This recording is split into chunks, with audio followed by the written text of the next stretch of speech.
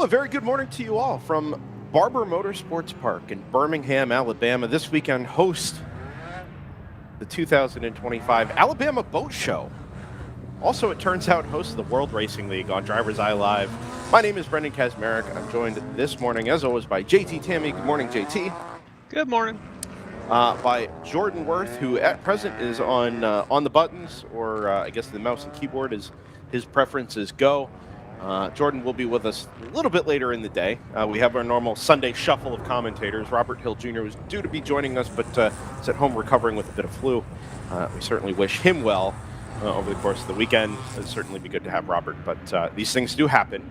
So it'll be the trio of us carrying you through Sunday's 7-hour finale from what I reckon to be one of the country's finest road racing venues. It's tricky, it's technical. We've got 60 cars, nearly 60 cars that are filling the grid for our second race of the weekend. We saw an absolute banger yesterday up at the front of the GTU field in particular. 0.4 of a second, 47 thousandths of a second, the margin of victory between the two Stratus Sebeco, as we learned yesterday, NP01s. Really, really exciting stuff. GTO yesterday was won by the number 70 Porsche 991.2 Cup. It was from round 3 racing, and pretty commanding win in GTO yesterday, given the circumstances. Nearly 20 cars in that class. We'll get to how that all shook out yesterday and what we're likely to see today.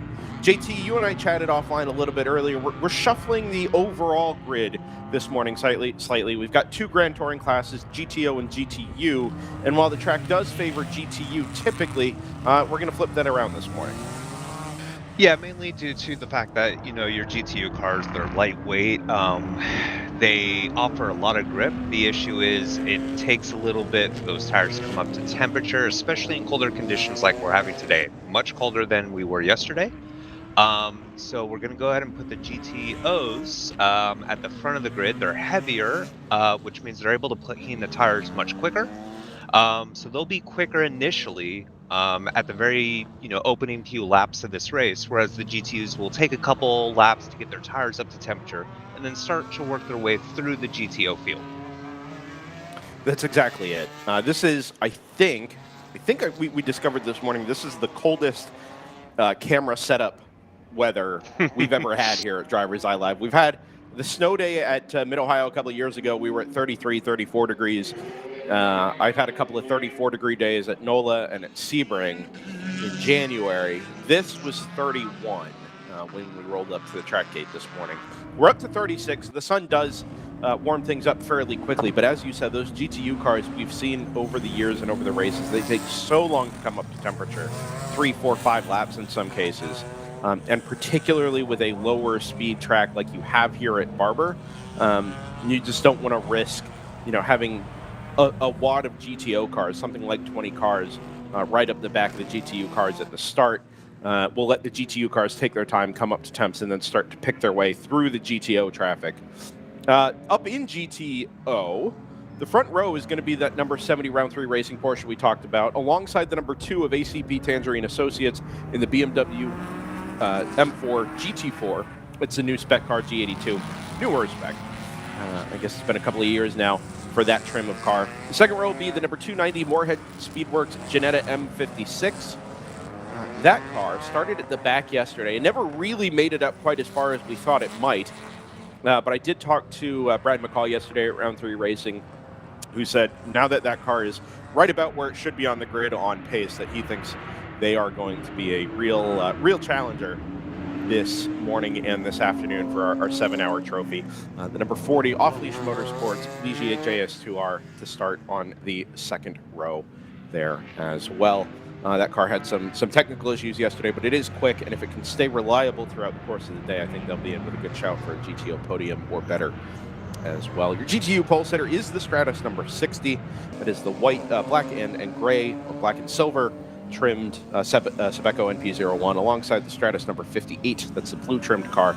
Second row will be the number 1 from Round 3 Racing alongside the number 7 of Capstone Motorsports. We did not talk about much yesterday, but did set the 4th quickest best lap time in that GTU field, and we'll start on the 2nd row there. Roberts Motorsports, number 185, looking for a more reliable run today, alongside the number 10 of round 3 racing. Also of note, this is 739 racing by Rapscallion, Ligier JS P4 there in 7th place. It's the only non-Stakal NP01 in the field. Your GP1 pole sitter is going to be the 150 ASM Honda S2000 that kind of took hold of that class yesterday, alongside the 94 Motorsports Corvette, Screaming Goat Racing, PC Racing, Palomar Racing, all in that top 5, which fought so dramatically throughout our 8-hour enduro yesterday. JT, we watched that. A lot of fun all the way through the day. Your GP2 pole sitter, Palomar, number 83, alongside number 76 of Boulder. I think they've got that car repaired and back on the grid today after a late incident. Rebel Racing, number 222, to start on the 2nd row, alongside the number 418 of Fawn Group Motorsports. We come past start-finish again. Yep, extra pace lap. Yeah. Yeah, this is a little pace bit lap more number temp. 3, correct? Yes. Yeah, I thought so. I timed everything to finish up that GP2 grid as we were coming to green, and all of a sudden, I saw the pace car come by first. Unexpected. Yeah, it looks like they've actually picked up the pacing speed a little bit here on this extra pace lap. Presumably, as we were just talking about, to help combat these cold temperatures, as we said, 36 degrees. It's not going to help the GTO cars quite as much, but those GTU cars, I think, are going to take every degree they can get on these first couple of pace laps. It's also worth noting here that the best race lap pace from yesterday does not necessarily reflect the starting pace for all of these cars at the green flag this morning. We do, I think, enforce the qualifying driver from Friday to start on Saturday, but I don't believe the best lap driver from Saturday has to start Sunday. I believe that's correct. Yes, so we may see a little bit of jumbling here as well, and because that's the case, I think what the goal here is going to be is to allow everybody to have as close to operating temperature in their tires as we can get, hence the extra pace lap. Same thing goes for the GP1 and 2 fields. They picked up the pace substantially here, headed down into the braking zone at turn number 5. You see the weaving there from those Stakal NP01s. Again, just trying to generate whatever couple of degrees extra they can in the core of those tires. They'll slow it down towards the end of the pace lap. Lights do appear to be out on the safety cars. They head down through turns 11 and 12, and they'll form back up 2 by 2 over the crossover bridge here at the exit of turn 12, up over the rise where the cars get light, and again through that right-hand kink that starts the long right-hander that brings you around to pit entry. Nearly 20 cars in the GTO field, nearly a dozen cars. I think we're at a dozen cars in the GTU field this weekend, and it's a Porsche and BMW front row. 7 hours are on the clock. We've just crested over that 8 o'clock start time. We're aiming for 4 o'clock this afternoon. We'll talk about the quiet hour to come, but for the first 3 hours today, we approach the green flag. Porsche, BMW, Ginetta, Ligier. The green flag waves. It's a late green flag, but we are racing at Barber Motorsports Park for the GTO and GTU field. 3 wide on the way down into turn number 1. And we'll pick them up here on corner exit. Maybe a little bit of contact there just at the apex. The Forza Motorsport number 144 goes a little bit wide there, about 7th or 8th place in the GTO field. Immediately the GTU cars onto the back of that GTO field. There was a late start from the number 460 Porsche Boxster, and the GTO field with a full head of steam is going to come upon that GP3 Boxster here pretty much immediately off the green flag. Everybody's got to have their wits about them, still racing 2 wide, deeper into that GTO field through that turn 5 hairpin, but the Boxster will stay far to driver's left and allow those high horsepower, high weight GTO cars, to work their way through that car. Back on the, go ahead, JT. That was a great start by Capstone and GTU to the lead. A fantastic start from Screaming Goat, who gets the jump in the GP1 field as the green flag waves as we pick him up at turn number 1. It is going to be the orange and white number 29 ahead of the 44 from PC Racing, who also got a mega start from the 2nd to 3rd row of the grid. Swamped the pole-sitting Honda S2000 of ASM. That's the number 150, who has slipped all the way now to 6th, 7th place It's Screaming Goat, PC Racing, 9-4, and Palomar side by side into the braking zone at turn number 5 with a little lockup on the way in. All-Star Racing to the outside, and it's Blaze Racing in that lightweight BMW 3 Series, number 118, just ahead of the pole-sitting Honda S2000. A tremendous start by Screaming Goat and PC Racing there, right as the green flag waved to take the advantage down into turn 1. Palomar as well with a really, really good initial start there to jump. Now the 9-4 Corvette as well. So it's going to be a BMW 1, 2, and 3. Corvette down to 4th, Honda down to I think 1, 2, 3, 4, 5, 6, 7th place before we get to the halfway point of lap number 1. What a start. It was chaotic, and it was more chaotic than I think we even expected with that number 460 kind of throwing itself into the mix. It's already back into the pit lane, I think having some early troubles.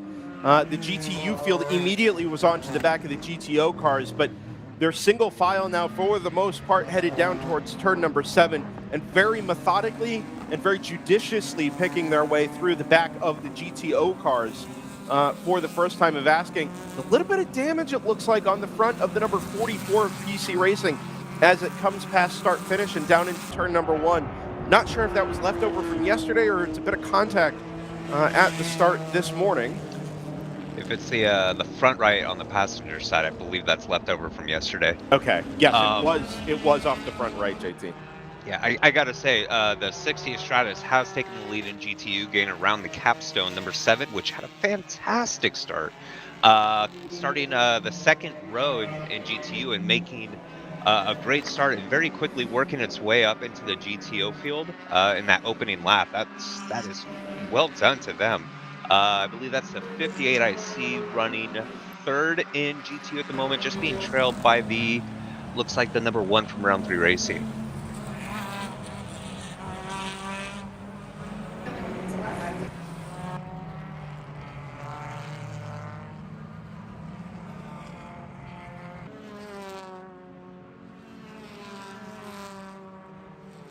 Yeah, you can see the GT is just starting to really, really come alive, working their way just about halfway through the GTO field at the moment. I want to say the 60 is now up to 10th overall.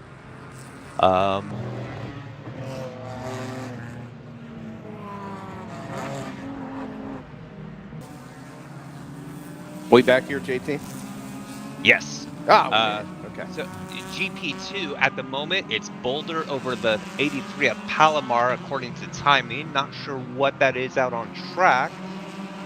They were very close across the line. You're talking about 44 and 38 or the 83 car in GP2? Yeah, 76 and 83. Got it. 83 just came past start finish. Ahead of them. Yeah, 83 is just past start. Where is the 76? It's falling down the order. Yeah. Club of Motorsports. It's in the pits. Second. 76 is in the pit lane, JT. Ooh, that's unfortunate. Car looks like it's in one piece after its issues yesterday. Late contact with the Toyota Supra and GTO down at the exit of turn number 3, but that car now has come to the attention of the Boulder crew, and immediately the hood pins come off and the hood goes up. So this appears to not be related to anything that happened yesterday and maybe a little bit more on the drivetrain side of things. Oh, battle for second in GTO. Number 2 defends to the inside of the number 40 Ligier on the run down into turn number 6, and number 7. And I think it's going to just box that Ligier in behind some general production traffic. They'll come up over the rise there to the left side of the shot anyway. There's the 2 and the 40 multicolored BMW versus the black and green Ligier JS2R. So much general production traffic here. Very, very densely packed here in the first 6-7 minutes of racing at Barber Motorsports Park. It's been a good escape for that number 70 round 3 racing Porsche to kind of separate itself from the slightly more heated battle that's going on for second place at the moment. Really good start as well for the number 188 Lupe Tortilla Fast Track Racing BMW to slot there into 4th place in GTO. Thunder Bunny Racing's Toyota Supra in 5th. The Moorhead Speedworks Janetta slipping ever so slightly down to 6. Not sure who's starting that car, but I do know it is not Johann Schwartz. I did see him walking around on the grid in his civvies this morning. How dare he not drive that car during all 7 hours? Well, so it's interesting you say that, JT. One of the things we're going to kind of watch through this early portion of the race, we know we have the operational red flag for the locally mandated quiet hour coming at 11 o'clock, or just before 11 o'clock Central Time. The timer in the upper left-hand corner of the screen is reflective of race time. Normally it counts down to the finish time of the race, but we're going to do some manual adjustment on that to have it reflect the actual race time remaining. In particular, one of the things that was discussed in the drivers' meeting on Friday night was the fact that if for some reason we don't have the cars in pit lane, as we have a quick off and on for the number 10 round 3 racing Sebeco NP01 down at turn 5. It's got braked itself a little bit. One of the things that, if we don't have the cars stopped by 11 o'clock local time, that would push the drive time up over 3 hours. Right, which is the limit in the World Racing League. No driver can drive the car for more than 3 hours, and a break of at least 1 hour must be taken in between stints. The thought is we're just going to standardize this first 3 hour period as able to be driven by one driver. So even if we go past 11 o'clock for some reason, that is an acceptable amount of time for any one driver to be behind the wheel of the car. So it is possible we may see no driver changes this morning, even to try and protect against that 3 hour time limit. Standing yellow flag down at the entrance to turn 11. I don't know if we have anything on camera, producer Jordan Worth. No, we don't see anything. Race control log. 118 and 44 had contact at turn 12, caused the 44 to spin. Which I assume has now continued based on the fact that we didn't pick anything up on camera, but that would have been a battle for position in GP1 for probably 5th place between the 118 and the 44. Yeah, or around there. I believe that's where Blaze Racing was at the time. It's where Blaze Racing is now, and the 44 would have been up into 2nd, but possibly slipping back through the field. Yeah.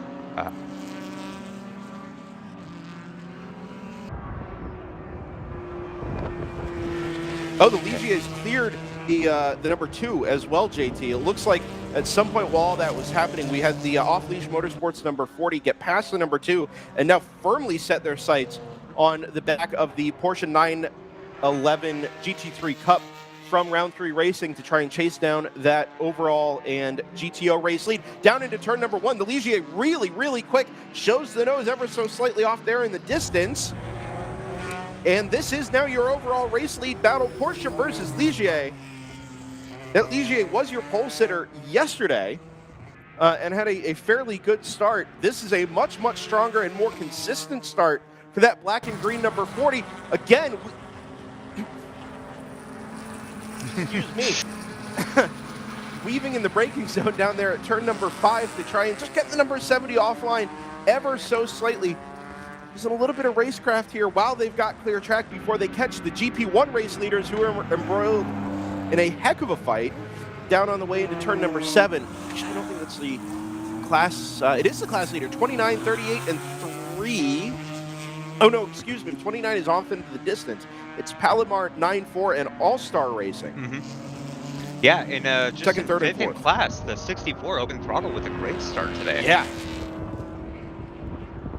Yeah, fantastic work from Open Throttle. We didn't see them feature particularly well in GP1 yesterday. 64 had an incident down at turn number 5 with a faster class car that set it back quite a ways, but it did make it back out on track.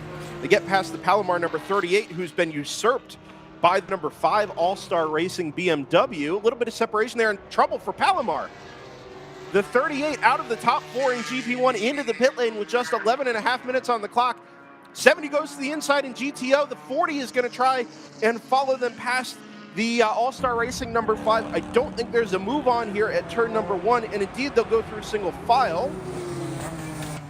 Just the Corvette to clear, and then I think the Ligier is going to have a little bit of space here to try and make something work on that number 70. They come up over the rise. Good punch up the hill for the Ligier onto the back of the Porsche. The Porsche is going to defend into the braking zone. Goes to driver's left. Ligier round the outside will try and diamond the corner off. Back to the throttle early and up the inside, up over the curb. Really, really good launch for the Ligier, but will be on the wrong side of the road down into the little mini chicane here at turn 7 and 8.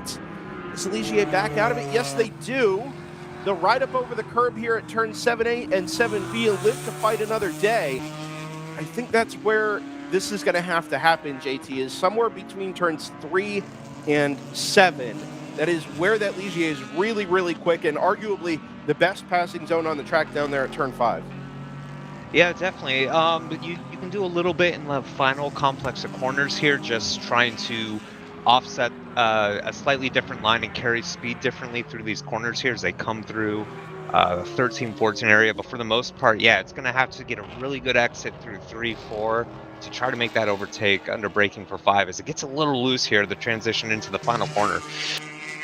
Yeah, you kind of have to catch somebody napping if you're going to make a move there at the last corner. We've seen it done, but everybody, I think, kind of understands that there is an obvious preferred line there, and anybody who opens the door, I say with air quotes, is likely going to be diving back to the apex there. So you're kind of taking a risk of initiating some contact there if you're not very careful, if you try and make that move into turn number 15.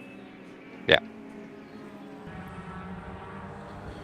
So we resume the GTO lead battle here. Best battle on the circuit at the moment. Up to the back of the GP1 race leading Screaming Goat Racing number 29 BMW with the 4.8 liter V8. Chevrolet motive power in that Beamer because of course it is. Good scrap on, a little deeper in the GTO field as well. If I find them on live timing, it's the number 2 Tangerine Associates ACP BMW. Stratus number 60 is in there. Now your GT race leader into 4th overall. Lupe Tortilla car, Thunder Bunny Racing. Oh, no, I think my timing's falling behind is what's happened there. Yeah, ACP. What on?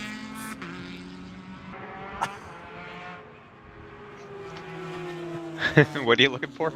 I'm trying to figure out who is in this sort of mid fight or let's say top pack fight in GTO. Tangerine Associates, Stratus number 60, Lupe Tortilla, Thunder Bunny, and Moorhead are all there in a little bit of a group. Oh, there's that dive I was talking about just a minute ago, JT. That Thunder number Bunny 4. And, yep, and All Star Racing in the number 5.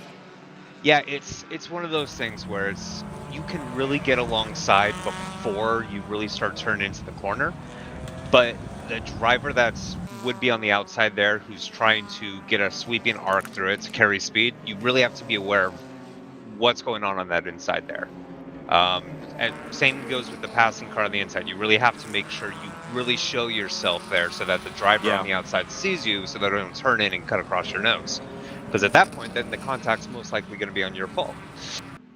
Yeah, and now reports of contact there at turn 15 between the 83 Palomar GP2 car and the number 1, which is going to be the first of the, actually I think it's going to be the second Stakal NP01 from round 3 racing. Where is that? It's tumbled way down the order. Long lap for that number 1. I wonder if they did pick up damage there in the contact. I don't see it in the pit lane, but it's possible. It's even possible it went back to the paddock. Look for it out on circuit.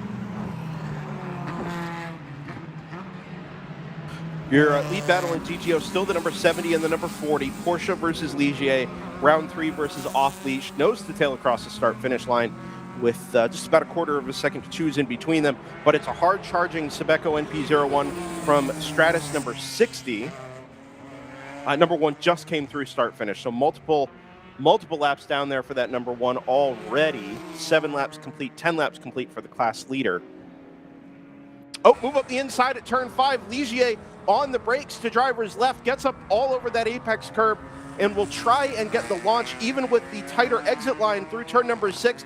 By the time they clear the rise at the hill, the number 40 has cleared that 70 Porsche. We have a new overall and GTO race leader, Ligier ahead of Porsche.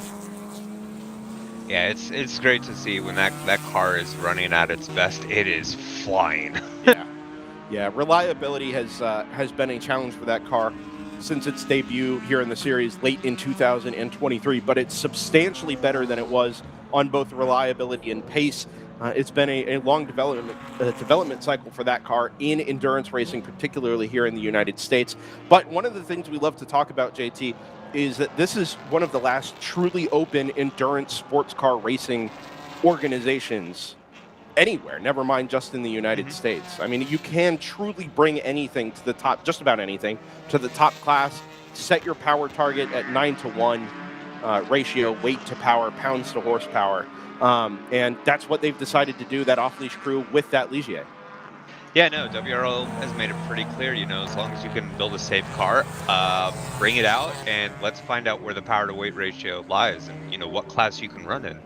So it's great to see a car like that being able to, you know, fit into the rule set of WRL and come out here and race, and as you see, race competitively. Yeah, we've got two examples of that Ligier JS2R. The other one is the number 669. Yep, which just is passed it there on the inside. Rapscallion. We've got a third Ligier in the field. It's the number, it's a 739 Racing by Rapscallion Ligier JSP4. Second race for that car. We've seen it on a number of entry lists over the years, but this is really kind of its first go in racing conditions. It was quick early on yesterday, maybe not quite right on the pace of those Stakal and V01s, but very close. And I think once they get that car a little bit more dialed in, and maybe when we get to some of the more power-dependent tracks later in the season, Road America, Daytona come to mind, rounds 4 and 5 respectively this year, I think we're going to see that Ligier feature even better than it is here at Barber. Yeah, I'd say so, but it was running right in the mid-pack competitively yesterday. And I mean, it's up to 4th today. If you were to look at some of the times yesterday, it was smack dab in the middle of the field. It started, I want to say 7th this morning, and it's worked its way up to 4th. I'd also note, speaking of Rapscallion, their 469 yesterday. Ooh. Yeah, it's smoking down the front straightaway. It's a 460, excuse me, Porsche Boxster. It's our only GP3 representative this weekend. Did not complete, I don't think it got to half distance yesterday in terms of laps completed, but it's also not got any competitors. So it's a matter of clicking off laps and just making sure the car is running. Unfortunately, this morning, early trouble, it seems, for that car with a good-sized trail of smoke down the front straightaway here. Yeah, they were trying to solve some issues yesterday. They kept coming back out and then ducking back into the pits, especially in the later stages of the race. I think they're just trying to get that car out there running laps consistently and in a safe manner.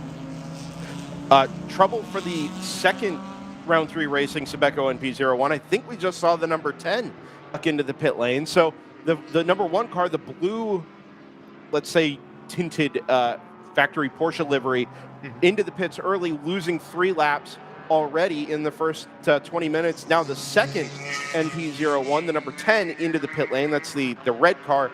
Looks almost exactly like the Porsche factory liveries, Penske Porsche Motorsports.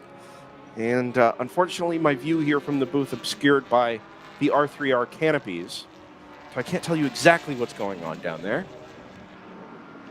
Yeah, what Round 3 Racing has done is they've taken the Penske Porsche livery and messed around with the colors a bit. So the 10 looks a bit like the factory 963 livery that Penske ran, and the 1 is just the same but with the blue color, which really makes it pop. It does. I think I'm a fan. I'd love to see one of those cars in the 75th anniversary livery they did in 2023 at Le Mans. Really colorful car, very unique, kind of eye-popping. Oh, inside. Yeah, the Lupe Tortilla is just squeezing the Rapscallion Ligier there under the braking zone. Or I should say the other way around. The triple the 669 Rapscallion running that middle lane there, just really pinching the BMW.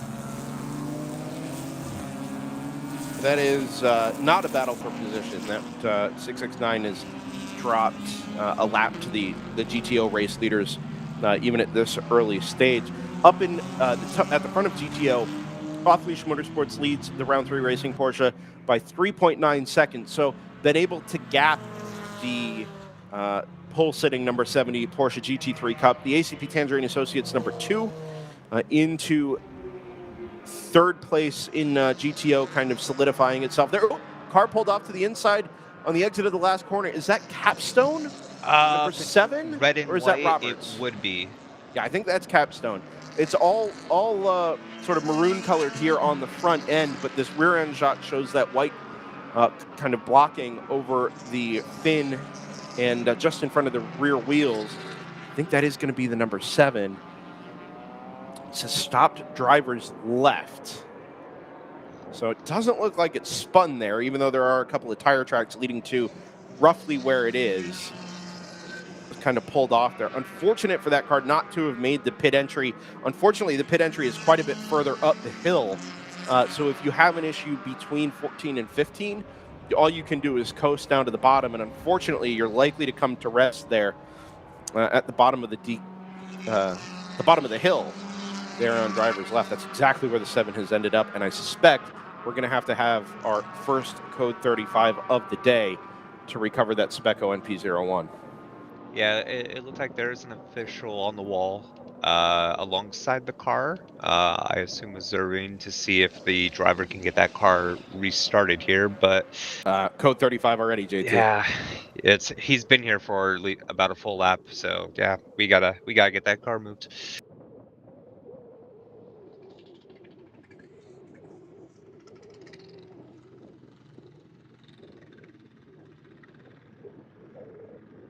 So 6 hours, 36 minutes remaining of race time on the clock. We've completed just about 24 minutes here at Barber Motorsports Park outside of Birmingham, Alabama. Brendan Kazmarek and JT Tammy on the mics this morning. Jordan Worth is on the ones and the twos. Layla Kazmarek, hard at work at World Racing League on social media. Also at DriversEye Live, I believe. Yep. Are we back, JT? Yep, you're good. Okay. Yeah, at DriversEye Live. As well. Give us a like and a follow over there on Instagram. Some really cool shots this morning from both the grid split and out the back of Pace Car 2, leading the Honda S2000 from ASM around on the formation laps we had this morning. Also, like and subscribe over here on YouTube. Smash the like button, I think is what the kids say. Smash! Hulk smash. Yeah, it's we had fantastic engagement yesterday in the chat from just about everybody, and it really had kind of a fun time to get our way through our Saturday 8-hour enduro. Looking for another good one today. I think we're about to add a guest to the mix here as well.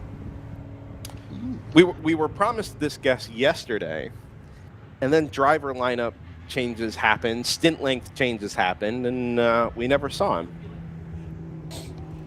Give this just a moment here. Yeah. Grab my little cheat sheet, which he very kindly delivered yesterday, with the cars in the wrong number order. Yeah, yeah, that's fair. Here you go. I guess if you type it, you get to put your car number first, right? Yeah. No, you did that for us. Thank you. No, grab yourself a headset. Oh, go ahead. We don't mind breaking the fourth wall here a little bit. Nope. There we go. Good? All right. Welcome to the booth for the first time this week season. 2025, Yeah, first time. 2025. It's Stakal Khalsa. Not fresh out of anything, but driver of the number 77 Cargo Shorts Racing, Kingpin Racing. That's right. Toyota Super GT4. We had a discussion off the air this morning, Stakal, before things got started. We've seen you associated with various team names. RWR, Rob Walker Racing. Kingpin now. Yeah. Cargo Shorts is a new one. But Stakal? have you seen Spacey racing? No. Check the socks, bruh. Oh my gosh, is that Kevin Spacey? Yeah. Why? Well, Why? so yes. Also, you're the first guest who's taking their shoes off in the booth. Thank you for that. Oh, I was walking around at the drivers' meeting, shoes off. Because of the Kevin Spacey socks? I don't know. Okay. Okay, so fun story with the crew. So the 77 guys are a whole bunch of dudes from San Diego. Not a whole bunch. Okay. We're 4 drivers from San Diego. Okay. We all met through autocross at the parking lot where the Chargers used to play. Qualcomm. Yes. At the Commie. I've done that autocross. Yeah. So COVID ended up, so I was a big BMW club guy. Like, I'm wearing my yellow BMW club fleece like everywhere I go. Very visible. Yeah. Highly visible. It is my intent to be seen because I like to wander off and talk to like randos all the time. Sure. So if I'm gonna be a wander offy kind of guy, I need to be highly visible so that if I'm needed or like if I need to get slapped in the back of the head, people can find me and see me. Sure. But yeah, from the parking lot, Murray's in the car now. We got Chad, we got Rob, and we got me doing Porsche Club and BMW Club Autocross in San Diego. That's where we all met. In 2017, as Rob likes to say, I instigated the building of a Lemons car. And so that Lemons car was a Astromech BB-8 themed car.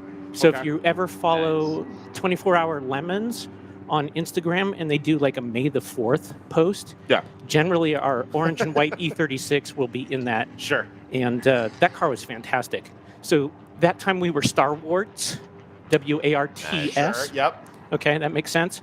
That car died, and then we built another E36. And then for whatever reason, we swapped over to Spacey Racing, hence the socks. Yeah. Yep. Sure. Yeah. And then you might find like random Spacey stickers here and there. And then I think Cargo Shorts is now our 3rd iteration. But CSR, Coffee Shit Race, Chad Murray, Stakal Rob, Cargo Shorts Racing. So Yeah, CSR is okay. just kind of fun. Like it works for things. Are you all Cargo Shorts enthusiasts independent of the team name, or are you doing this for the bit? I think it's that white men of a certain vintage, you just will never be able to pry the Cargo Shorts off of their hips. Absolutely. I want to be very clear. I'm in support of Cargo Shorts. I think they serve a great purpose, generally. Mm-hmm. Not everywhere, but, places like the racetrack. Think of all the things Utility, you can fit into absolutely. Cargo Shorts. Yeah, they're important. I get it. Dude, I mean, But for some people, it's a bit, yeah. So now that I have like the fleece on, like I always got my koozies, but it's like it's where the koozie just goes. Like if Sure. you're always just like automatic, like this is like my 10mm socket pocket, and this is my koozie pocket. You're Sure. golden. Yes. It's a great way not to lose your 10mm socket. That's right. That's right. Yeah. We have gone back to green here now that we've recovered the number 7 capstone, Speco NP01. Things fast and furious at the moment. Stakal.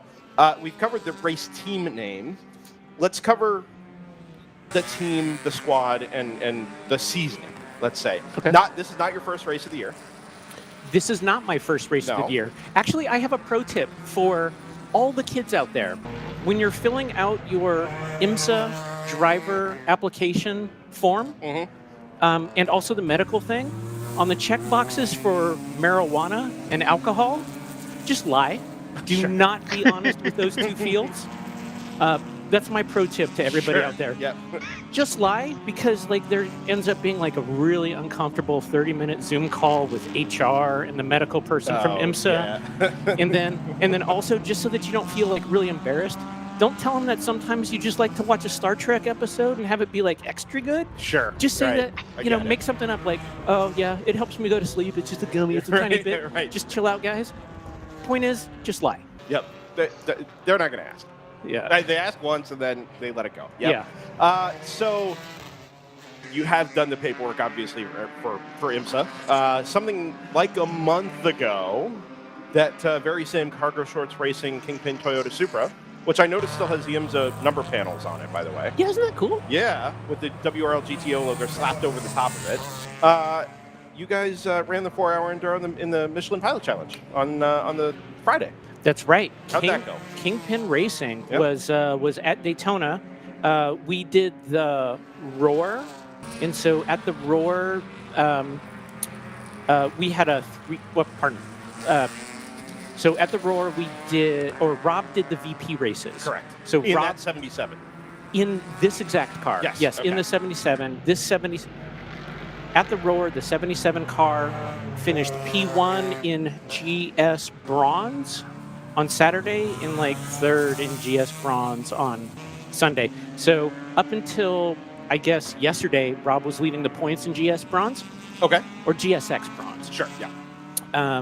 And then so that time, so Rob spent all of the Roar time in the current 77 car, and fellow Kingpin guy, driver of the 11 car, David Hodge, the young, handsome, fit, long-haired guy, was the third guy in the car, and so me and David were handing off the car that was the actual GS car. Right. And then our 4-hour race, the following weekend, the weekend with the 24, it went great, except that I screwed up qualifying.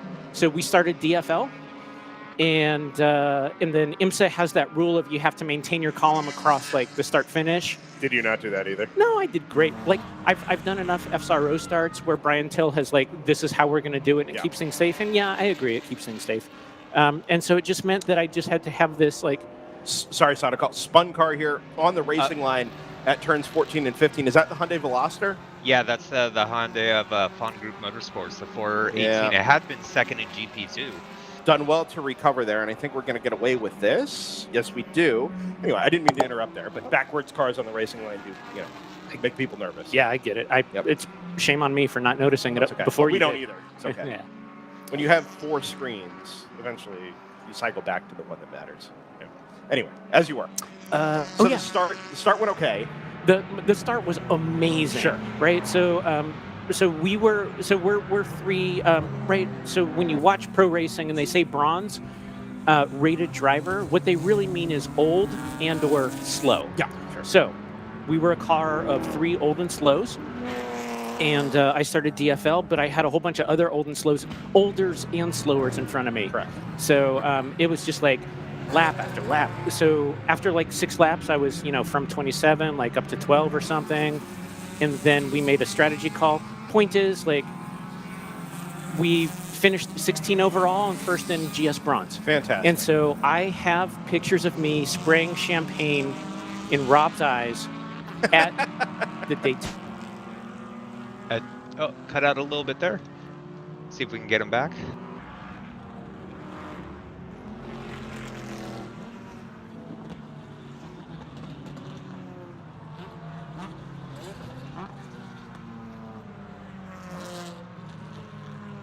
Unfortunately, as the issue yesterday, the internet connection at Barber Motorsports Park, not the greatest due to the sharing of the boat show. So just 1 second here and we can get them reconnected.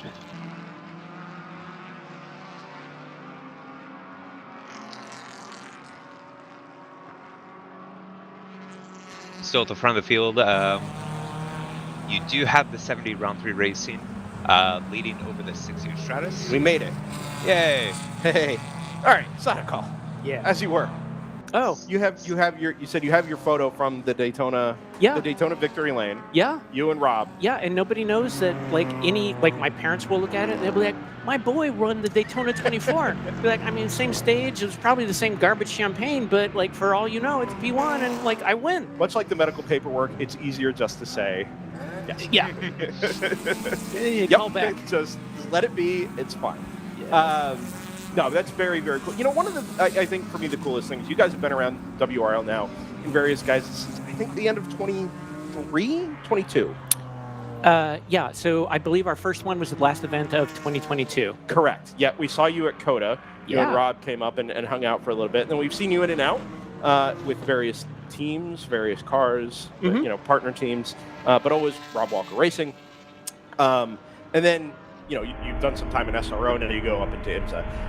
The thing that always gets me is we see these teams come out of WRL every so often, where they're getting I think it's fair to say, the bulk of your seat time, competitive seat time, is coming in World Racing League. Yeah. Just by our count, right? Yeah. And you say, okay, we're going to go try this semi-professional series, this professionally promoted series.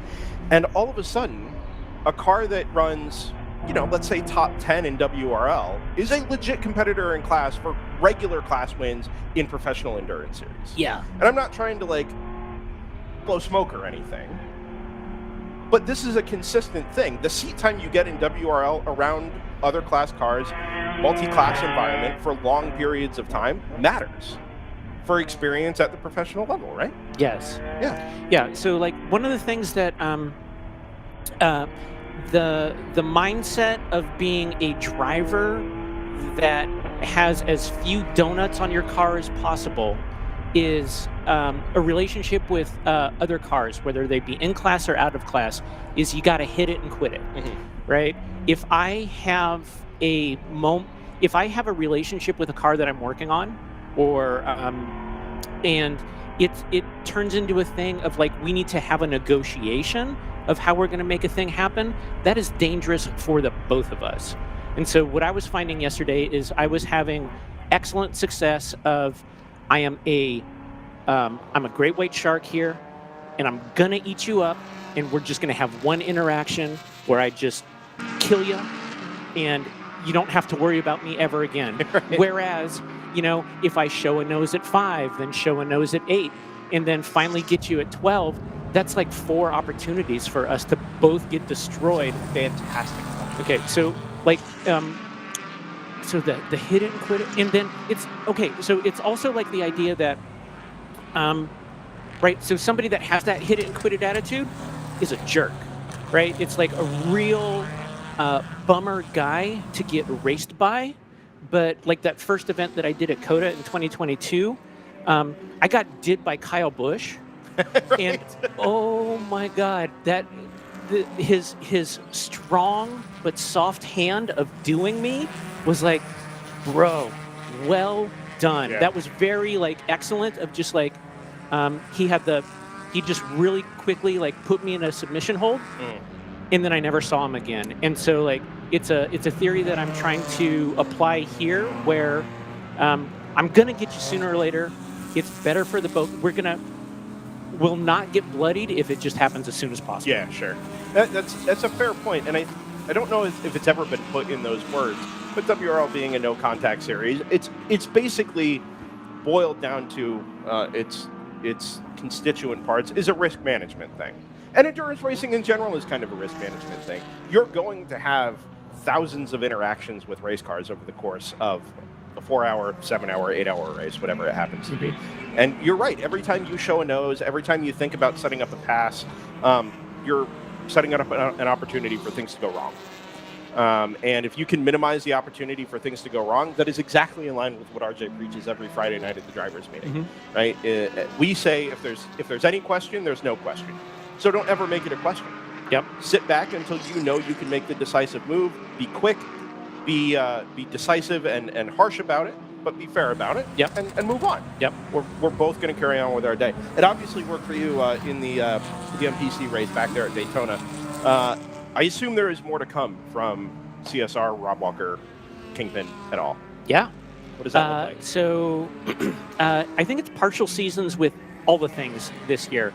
So there's nothing like a season-long commitment. IMSA Michelin Pilot Challenge GS, Rob and I are going to do Laguna. We're going to do the 4-hour Mid-Ohio, and we will probably do VIR.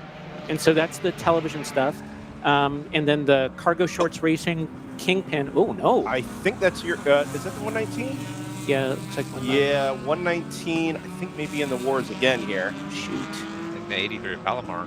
Yeah, that's not the first time that 83's been in trouble today either. I think that 119's got big problems here. Damn it. Yeah, struggling to keep the car straight in on the circuit here, headed between turns 8 and 9. That car also was in the wars yesterday in the final 2 hours or so of the race, down at the bottom of turn 3, and it's not even gonna make it back to the pits. Come to a stop there on the run up into 9, and I think, unfortunately, one of your Toyota stablemates there, not teammate, but one of the remaining Supras in the wars here early this morning. Oh, I was falling. Go ahead. Oh, I was just going to say that I was falling asleep to the replay of the broadcast last night, and Sarah Montgomery, Yeah. rock star up in this booth, man. If I could be like 50% of like what she is up in here. I would. Sarah Montgomery is aspirational, booth, human. Yeah. So Layla was very impressed with Sarah as well yesterday. And one of the things we talked about is I think one of the things Sarah does exceptionally well is she takes what she does seriously, her involvement in motorsports, helping promote women in motorsports, give women opportunities in motorsports through what AE Victory is doing with their Toyota Supra this year. But she doesn't take herself too seriously. And you can get that in racing, actually more often than not sometimes. I'm sure you've come across that in IMSA paddocks and SRO paddocks, people who just think they're the most important person in the world and make them feel important. No, that's not true. You're wearing Kevin Spacey socks and cargo shorts. It's not possible. but I think that matters. We're fun dudes. Oh Effing dudes. That wasn't a team name at any point, was it? Spacey Racing was. Sure, yeah, but not the fun dudes. Yeah. I'm gonna get you a fondue kit. It's gonna be the fondudes. But it helps to take a relaxed attitude. Don't take yourself too seriously. I've actually maybe said 10 words to Rob ever because you brought him up to the booth, but he's never actually jumped on the mic. He just refuses, which I think is very funny. But okay, it's his preference. But he also doesn't seem like the kind of guy that takes himself too seriously. And all of a sudden, you guys have come out of the World Racing League, out of your Lemons background, out of your autocross Qualcomm background, and your BMW background, to be race winners on the podium at Daytona. And the attitude matters, the approach matters, and making sure that racing is still fun and enjoyable eventually pays dividends when you finally find yourself with the skill set to go win races, right? Yeah. It's very, very cool. You've also sent us a number of guests over the course of the weekend. Talked to Tyler and Pedro yesterday out of the number 11. Kingpin team. Yeah. We've seen you run with other teams before, but you guys seem to have settled into a nice relationship with the Kingpin guys, Tyler and the guys. We sure have.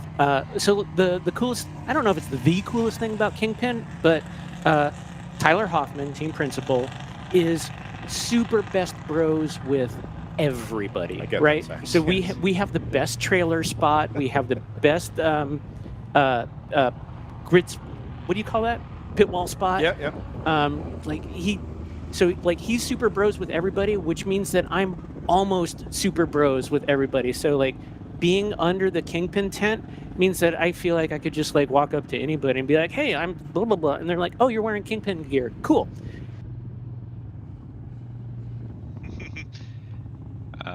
Give 1 second, they shall rejoin us.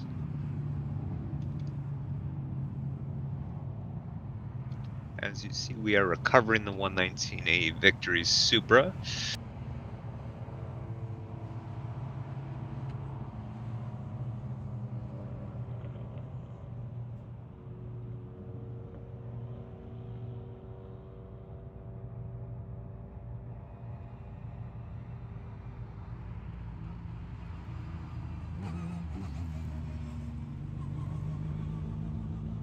We back? Yep. Hey, we made it. Anyway, as you were saying, go. Oh yeah.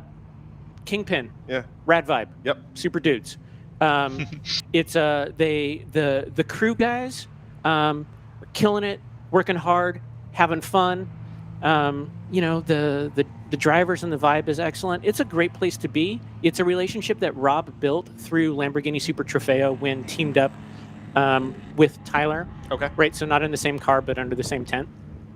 And I think really quickly, Rob was kind of like enamored with Tyler. And like, oh, you do WRL? I've done WRL. What if we get a second car and we buy it all out with it being just like my San Diego bros? So it'll be a sister car thing. Yeah. And then that worked out really good to the point where, like, I don't know, but like maybe Tyler tricked Rob into like going to VP racing or IMPC racing. Right. So that's how all the gentleman driver things work out. I'm going to ask you one more question, and I'll let you go back to your teammates. I assume we're going to see you fourth in the driver lineup again today. Oh yeah. So like the reason that I brought you a bunch of Kingpin guys. Yes. Yesterday. Yeah. Okay. So like our driver lineup was I was going to be the fourth guy. Yeah. Every other time that we've done this, we've done tank of fuel, driver swap, tank of fuel, driver swap, and so that's how I thought it was going to be. And we're back to green. We are. Well caught. So that's the way. But with this Code 35 thing, we were just always like splashing and whatnot. And so like my first guy went like more than 2 hours, and then my second guy went more than 2 hours. And so like there was no mayhem in my day, so I just had to bring you guys, like just like throw guys in here. Because, man, Tyler, the look on his face when I just shut the door and walked away yesterday, that kid, man, he was scared. We saw it. We could see it in his eyes. Yeah, and I'm thinking just like, I mean, if I can't get that mayhem early in the day, I'm going to make it somewhere else. Right. Well, you succeeded. All right, last question. You don't have to speak on Kingpin's behalf here if you don't want to, but I am genuinely intrigued because I haven't heard from Tyler since I think Charlotte last year. It's been a minute. We saw Kingpin Racing show up in the VP Racing Series last year at Michelin Raceway Road, Atlanta. Petite. I don't remember if Tyler ended up winning, Yeah. but he was in like that fight. 3 and then 1. Or Yeah, something, so he was in the fight both days. Yep. I watched it with great interest. It was very, very cool to see the same car, the same livery, same driver on track here in WRL as obviously in IMSA. You guys have an IMSA win to your name in GS Bronze. There are victories in other IMSA Pro Series, obviously the VP Racing Challenge. When we show up to WRL, you guys generally tend to run in the top 10. But I don't think we've seen that real punch through yet for either the 77 or the 11. And if I were a PR guru, and if I were a WRL employee, I would say, well, look at the level of competition in WRL. IMSA race winners run 10th here, right? Mm-hmm. And that's oversimplifying things a little bit, but it is also reflective a little bit of fact, right? So is that a level of competition thing when it comes to WRL? Is it a compromise in the car because the cars are going back and forth between IMSA spec and WRL spec? Is it a tire thing? Where does that kind of differential come from that allows you guys to have the pace, experience, and mindset to go win IMSA races, and then you come back to WRL in a field of 20-ish GT4 cars and struggle? And not struggle, but you know what I'm getting at. Yeah. Yeah. But what's we're that about? We're not out here dropping elbows, right? We're Sure. just we're you know, down in the shit. You know, we're doing the work instead of like being at the pointy end. So what's that about? So the premise that the level of competition here at WRL in GTO is incredibly high and potentially higher than things that are on NBC broadcast or whatever it is. I don't disagree with any bit of that. We are working our butts off just to stay 2 laps down, to stay 3 laps down. We're working so hard. We're flawless pit stopping. We're doing it, or we're doing our best. And the reality is, this is what our best looks like. Our best looks like a P6 yesterday in GTO, 3 laps down. Well, obviously, if your best is good enough to win IMSA races, then your best, you're not going to do less than your best in WRL or anywhere else for that matter. You're going to give the same effort, right? Yes. Yeah. There's no amount of not giving it our best. Yeah. Okay, so from the standpoint of Kingpin, like, what's worth, like, I don't know. Okay, so I was a complete jerk. So I drove the last 2 hours yesterday. Okay. And man, that hit it and quit it attitude, I didn't make any friends. I also didn't hit anybody, so that's cool. But that every lap, I just need to get this done. I think I'm unique on the team in terms of like the rate that I cut through traffic. Okay. And I think that would have helped our team yesterday. I also think it's a problem like when we go up against like the ACP number 2 team. Yeah. And then, you know, Billy Johnson starts and closes. I mean, like, what the heck are we going to do? Okay, so that you know? is fair, right? You don't have the equivalent driver lineups. Right, You or do like have 70, pros like with 70 we got Cole Loftsgard. Like, what are we going to do against that guy? Yeah. So there's like a whole bunch of guys that we just have no answer for. Oh, I had this thought again when I was like falling asleep. You know how when you're like doing an RPG and you like have a set of skill points and you're like setting up your, you know, your rogue or your warlock or your barbarian. Sure. And you're like, okay, so the way that I think about it is I've got like 2 skill trees that I could put points into. Like 10 points in race strategy or 10 points in speed. Sure. Okay. But I only have 14 skill points to like put into those. I think a lot of people are just like 7 in speed and 7 in like racecraft. Sure. Okay.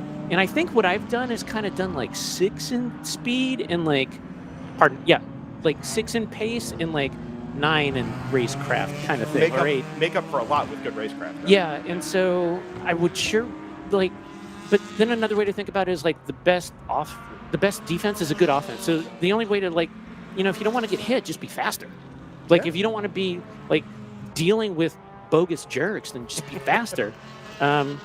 So I would like to be faster, but I think I'm okay in traffic. Maybe you should consider iRacing to help you be faster. Thank you. I hate iRacing so much. I know. God damn it. I did notice you had been using a lot of iRacing and Garage 61 to find pace. I don't know what Garage 61 is, but it's not iRacing. Oh, can I do a commercial for Garage 61? Yep, please do. We're some racing people here. Okay, so Garage 61 is like this free web app that installs like an itty-bitty client on your machine, and it gives you, what do you call that? Like instant telemetry web uploaded, and you can have teams and you can share it. And that's where I find NASCAR setups. Like if I want like a qualifying setup for a place, I go to Garage 61, see who's the fastest lap.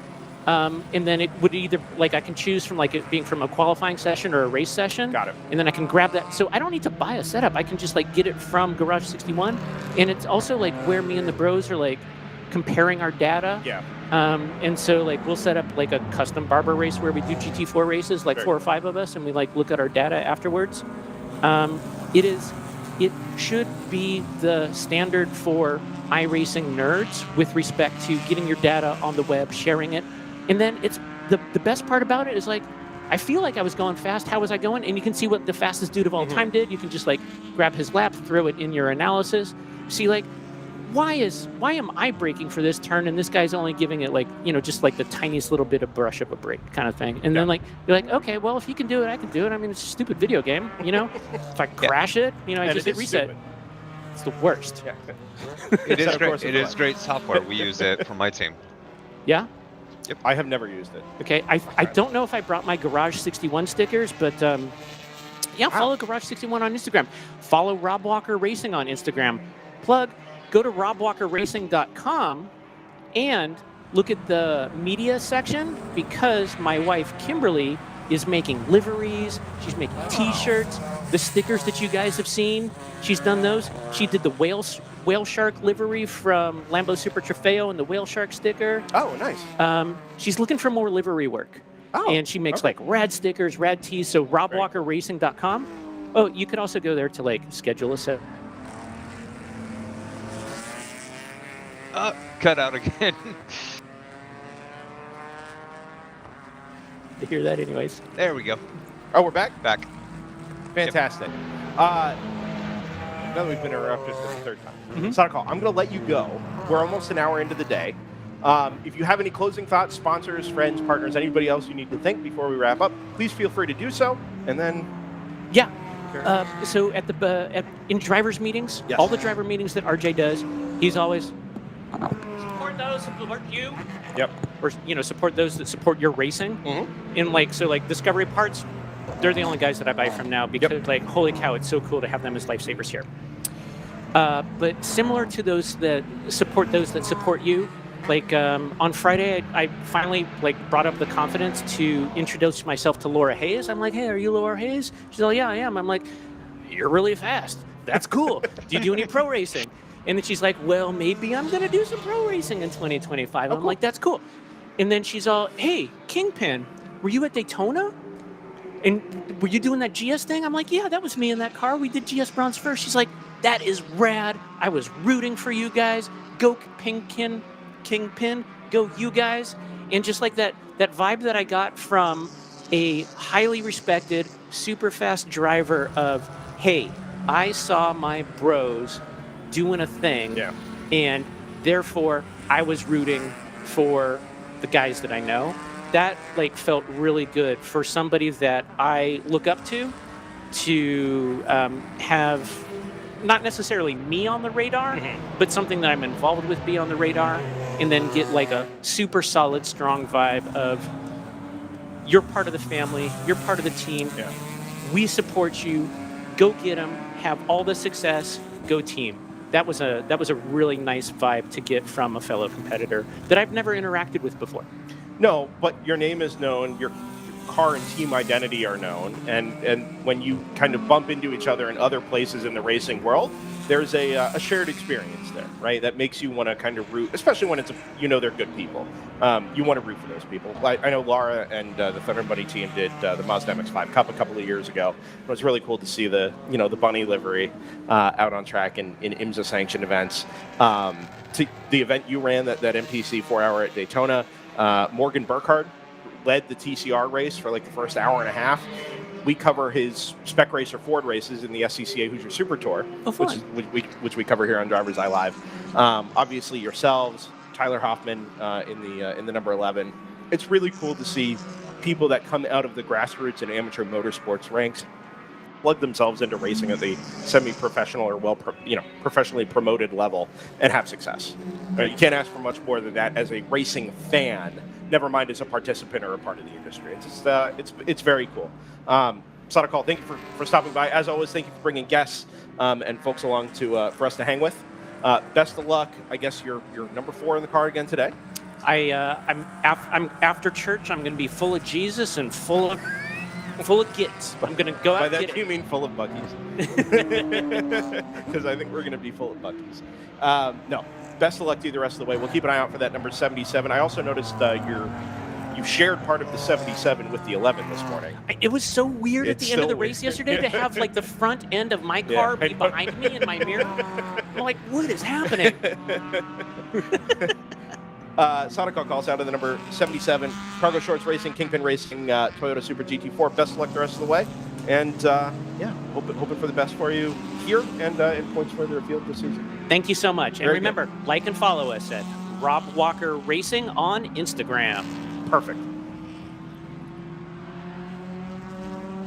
This is Stakal for joining us there.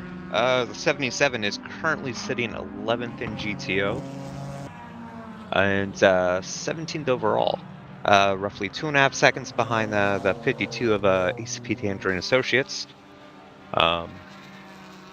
That car, right at the restart, going through turn 1, had a little bit of an off-track excursion, throwing up quite a bit of sand, but otherwise okay, and continues on. You see them go through a shot here. Just real quick rundown of where we are. Currently leading overall and in GTUs, the 60 from Stratus Racing. They've got a little bit of a gap to the 739 Rapscallion that Ligier we were talking about earlier. That's up to 2nd in GTU at the moment, about 50 seconds out of the lead. The 58 from Stratus rounding out 3rd in GTU. GTO, it's been a good battle between Off-Leash Motorsports Ligier and the 70 Round 3 Racing, the Porsche Cup. Those cars have swapped lead in GTO a couple times over the this first hour Sunday at Barber. I think things went the other way in the pit stops during the last code 35, JT, and now the number 40 is back out. Back out, and has the pace draw away a little bit from that number 70, at least at this point. Yeah, it's roughly almost about a 7-second gap at the moment. Running just slightly quicker last time through. 3rd place in GTO is the 82 Random Vandals Racing. Good to see them after a very difficult start yesterday. They're really on it as of this moment. That older BMW you see coming through shot here, holding off a newer BMW, the bright yellow car from Lupe Tortilla and Fast Track Racing. That is your battle for 3rd on shot on your screen, as you see working through traffic here heading into turn 1. A little bit further behind in shot, you can see the should be the number 2 sister car and the Thunder Bunny Racing Supra.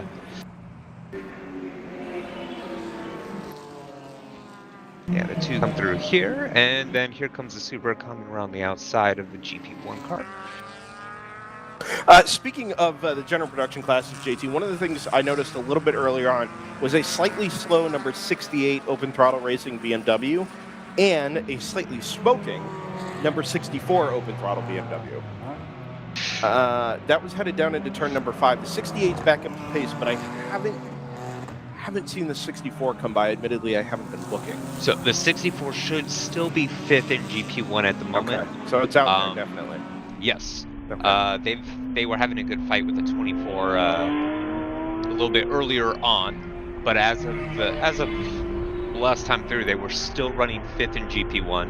Unfortunately, that class did see some trouble. PC Racing getting in contact with the Blaze Racing, who have come through pit lane a couple times. Palomar, the 38, ran into a couple issues.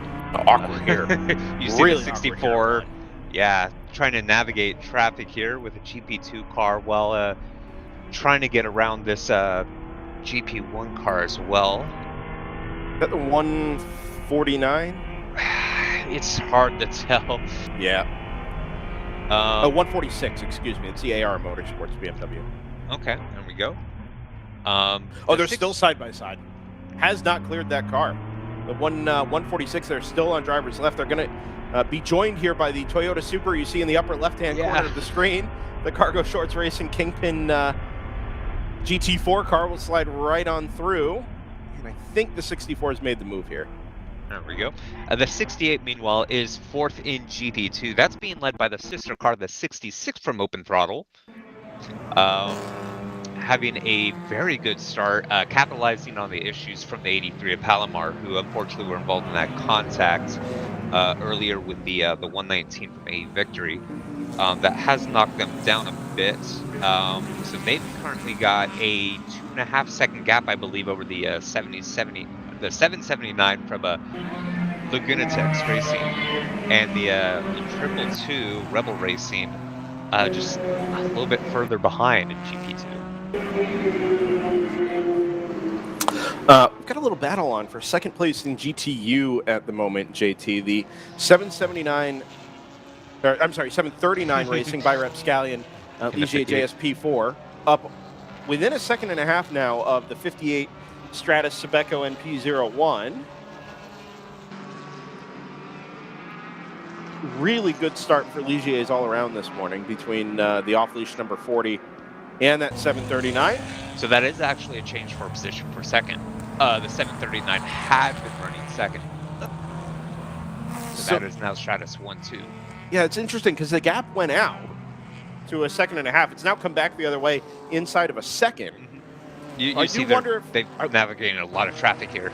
Yeah, I was just going to say, I wonder if this is mostly just a little bit of ebb and flow in traffic. We do know from yesterday that, if anything, that 739 Ligier has a little bit of advantage in traffic. It can punch out of the corners a little bit better. It's maybe not quite so quick through the medium. Medium speed corners, I believe, is what Brendan was going to say before cutting out there. Yeah, it just seems like it has just a little bit more torque. It's able to really get out of the corners just a little bit better than the Sebecos. So Brendan comes back. Are we back? Yep. Thank you. You can call me back there, JT. I'd appreciate it. I'm sure you can hear the mic pick up noise in the background. Yeah. So you're exactly right. That without having quite so many high-speed corners here at Barber, and the ones that you do have can be pretty heavily impacted by traffic. I think the move's been made. I think the 739 has scooted back through into second place. They worked through some GP traffic. The 188 is in there as well. Indeed, 739 ahead of 58, but it's not done. If the 58 can get a good launch out of turn 15 down the front straightaway, it may be able to take the fight down here into turn number 1. I don't think that's going to be the case. However, and indeed, just as you were saying, JT, that punch from the number 739 Ligier is enough in traffic to get up alongside into some of these braking zones and get the move done. More traffic out of turns 2 and 3. That's the number 2 ACP Tangerine Associates BMW. And yeah, much more work to do here. Well, for the next 5 hours and 54 minutes, certainly, by these second and third place cars in GTU. Yeah, back to GP2, we do have a new leader, the Lagunatex. I believe that is the silver BRZ that we have out there, getting around the Open Throttle 3 Series, the 66. I don't. Yeah, this would have been just now. Contact. Oh. Sorry, Little- the 64, the 63, one of them running a bit wide on exit here. We saw it on screen just a minute ago. The 739 working through the 149 along with the number 58 Stakal NP01. Reports of contact just before what's reported as turn 16 will be station 16, which is just here in the final sequence of corners. So at some point there in that awkward little bit of traffic, I do wonder if that 739 made a little side-to-side contact with the number 149. That'll go under investigation now with Race Control, who, it has to be said, has had their work cut out for them even at this early stage. Yeah, no, WRL is no contact sport in the racing industry, and unfortunately we've seen a bit this morning, a bit more than we usually would, which is a bit unpleasant. Yeah. So RJ Till, Series Vice President, yesterday at the podium ceremony last night, actually made a note to say, you know, for as many cars as we have here and some of the races we've had here in the past, today was really clean. Thank you, everybody, for your discretion and your efforts. We were able to have a really good day. I wonder if maybe everybody's let their hair down here a little bit on Sunday, and we're just seeing a little bit more of that incidental contact, which by its nature is incidental, but you have to actively work to avoid. You have to. Being a no-contact sport, everybody knows the rules. Everybody knows the game, the rules by which the game is played, and it's going to be the same for everybody. Around the outside for the 58 at turn 13. That's a good read of traffic. It is. Well done. And the 739 gets boxed in not just by the 68 Speed Syndicate Aston Martin, but by the number 188 Fast Track Racing Lupe Tortilla BMW. Goes up the inside back again at turn number 1, owing to a good launch off the final corner, but that Stakal number 58 is able to dive that much deeper on the racing line at turn 1, and the BMW backs out. This is a battle for overall position as well. 5th place overall, as a matter of fact. Am I reading this right? Random Vandals number 82, 4th place overall? Yeah. In that old spec BMW F82. That was the point I was making 5 minutes ago, when they were literally just a couple tenths ahead of the 188. That's just been a great run for the 82 today, running that older BMW against the newer BMW Fast Track, who we saw running very competitively yesterday at the front of the GTO field and overall. And it's great to see what that 82 is doing today. That just goes to show, you know, in WRL, just how level the playing field can be here. Yeah. Contact reported again at turn 15 for the 739. My assumption is that that's going to be with the number 68 Speed Syndicate Aston Martin. And it did look to me like the Rapscallion car was very fairly alongside there at the apex. But it was kind of a hornet's nest of 4 or 5 cars right in a 2-car space there at the final corner. Big slide for the Aston Martin headed through turn 13. Again, the 739 gets boxed in at the final sequence. Is going to have to slide back in behind that G82 BMW down the front straightaway. And now the gap has really opened up between the number 58 and that Ligier. So we got to be careful here. It is the 168 Speed Syndicate. Sorry, 168. Very good. Yeah, thank you. The 68 is one of the many open throttle BMWs here. Yeah, this is what happens when you assume, JT. You get used to a certain car number and a certain look, and the Speed Syndicate is usually the 68 car. However, it is not this weekend. Yeah, and it is reported now as the 168. So, kind of what we saw there. Be interesting to see how that one's called. Normally, we don't get to see these things just because they don't happen live on camera. But that one we did catch, and it's a tough situation there. Yeah, look, it's you know, as RJ was pointing out, it's great to see how well this series is able to race here. This is a very fun, fast, and at times difficult track. Sorry, trouble here on the run into turn number 5. I think the Bruce Innovations number 444 has been involved in something of a disagreement with the number 64. Is that the 64 open throttle BMW headed out to turn number 5? Yeah, I believe so. The E92 is what it is, I believe. Not sure. It's headed out of my vision here. We'll get the number when it comes back there. It was a very awkward moment with the Bruce Innovations 444 there going very slowly between 4 and 5, and the open throttle BMW going even slower. It's reported as the 63. Yeah, both those cars running at turn today. 4. I wonder if maybe the 444 maybe elbowed that 63 into a 4 off headed down the straightaway, or if the 444 was just trying to avoid the long 4 off there for that BMW. But anyway, no contact reported, and it doesn't look like the 63 made contact with a barrier or anything like that. So all's fair here. Busy race control log this morning. Yeah, been unfortunate to see, but as we go 3 wide here. Oh! Lost it on the throttle. That's the number 1 Stakal NP01 from round 3 racing. Don't high side it there on the apex curb. Very, very careful. Get the car restarted. Maybe better off trying to go backwards here away from the curb so as to not center the car on the floor. It might be beached. Looks like they're trying to restart it, getting it fired up. Unfortunately, the one had not fully cleared the 60. I think that was the 63. When it came across the nose, made light contact, and that just helped rotate the one around. The professor, Jordan Worth, doing an amazing job there to catch that Right. one in real time. Sports Emmy nomination for the bottom split CEO. I think you're right, JT. I think that car may be stuck there. The grass is very dry this morning, so I wouldn't expect wheels to be spinning in the Bermuda grass there offline. But between the curb there at the front end, the potential for high siding, and just that awkward position of the car there, I do wonder if you're right, and that car is not going to be able to continue under its own power.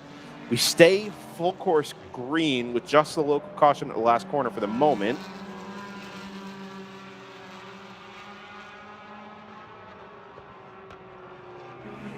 Although I anticipate that's going to change here in a couple of moments' time, because I think that car is going to need some assistance. Yeah, you can see the headlights on the one that keeps flashing on and off as they try to recycle the car. Fully on now, so should be able to start, but the question is whether or not it's going to have grip as... Oh, purple flag comes out just as it gets refired and out, so this should be a very quick full course yellow.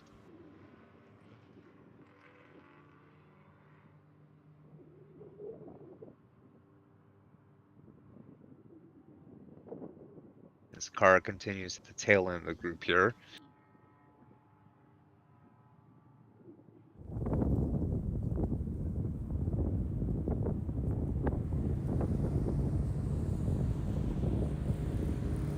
This is the third full course yellow today. Luckily with Barber, it's one of the tracks where we're able to do code 35s. The entire field is neutralized, comes down to the 35 miles an hour. There is hopefully no safety car.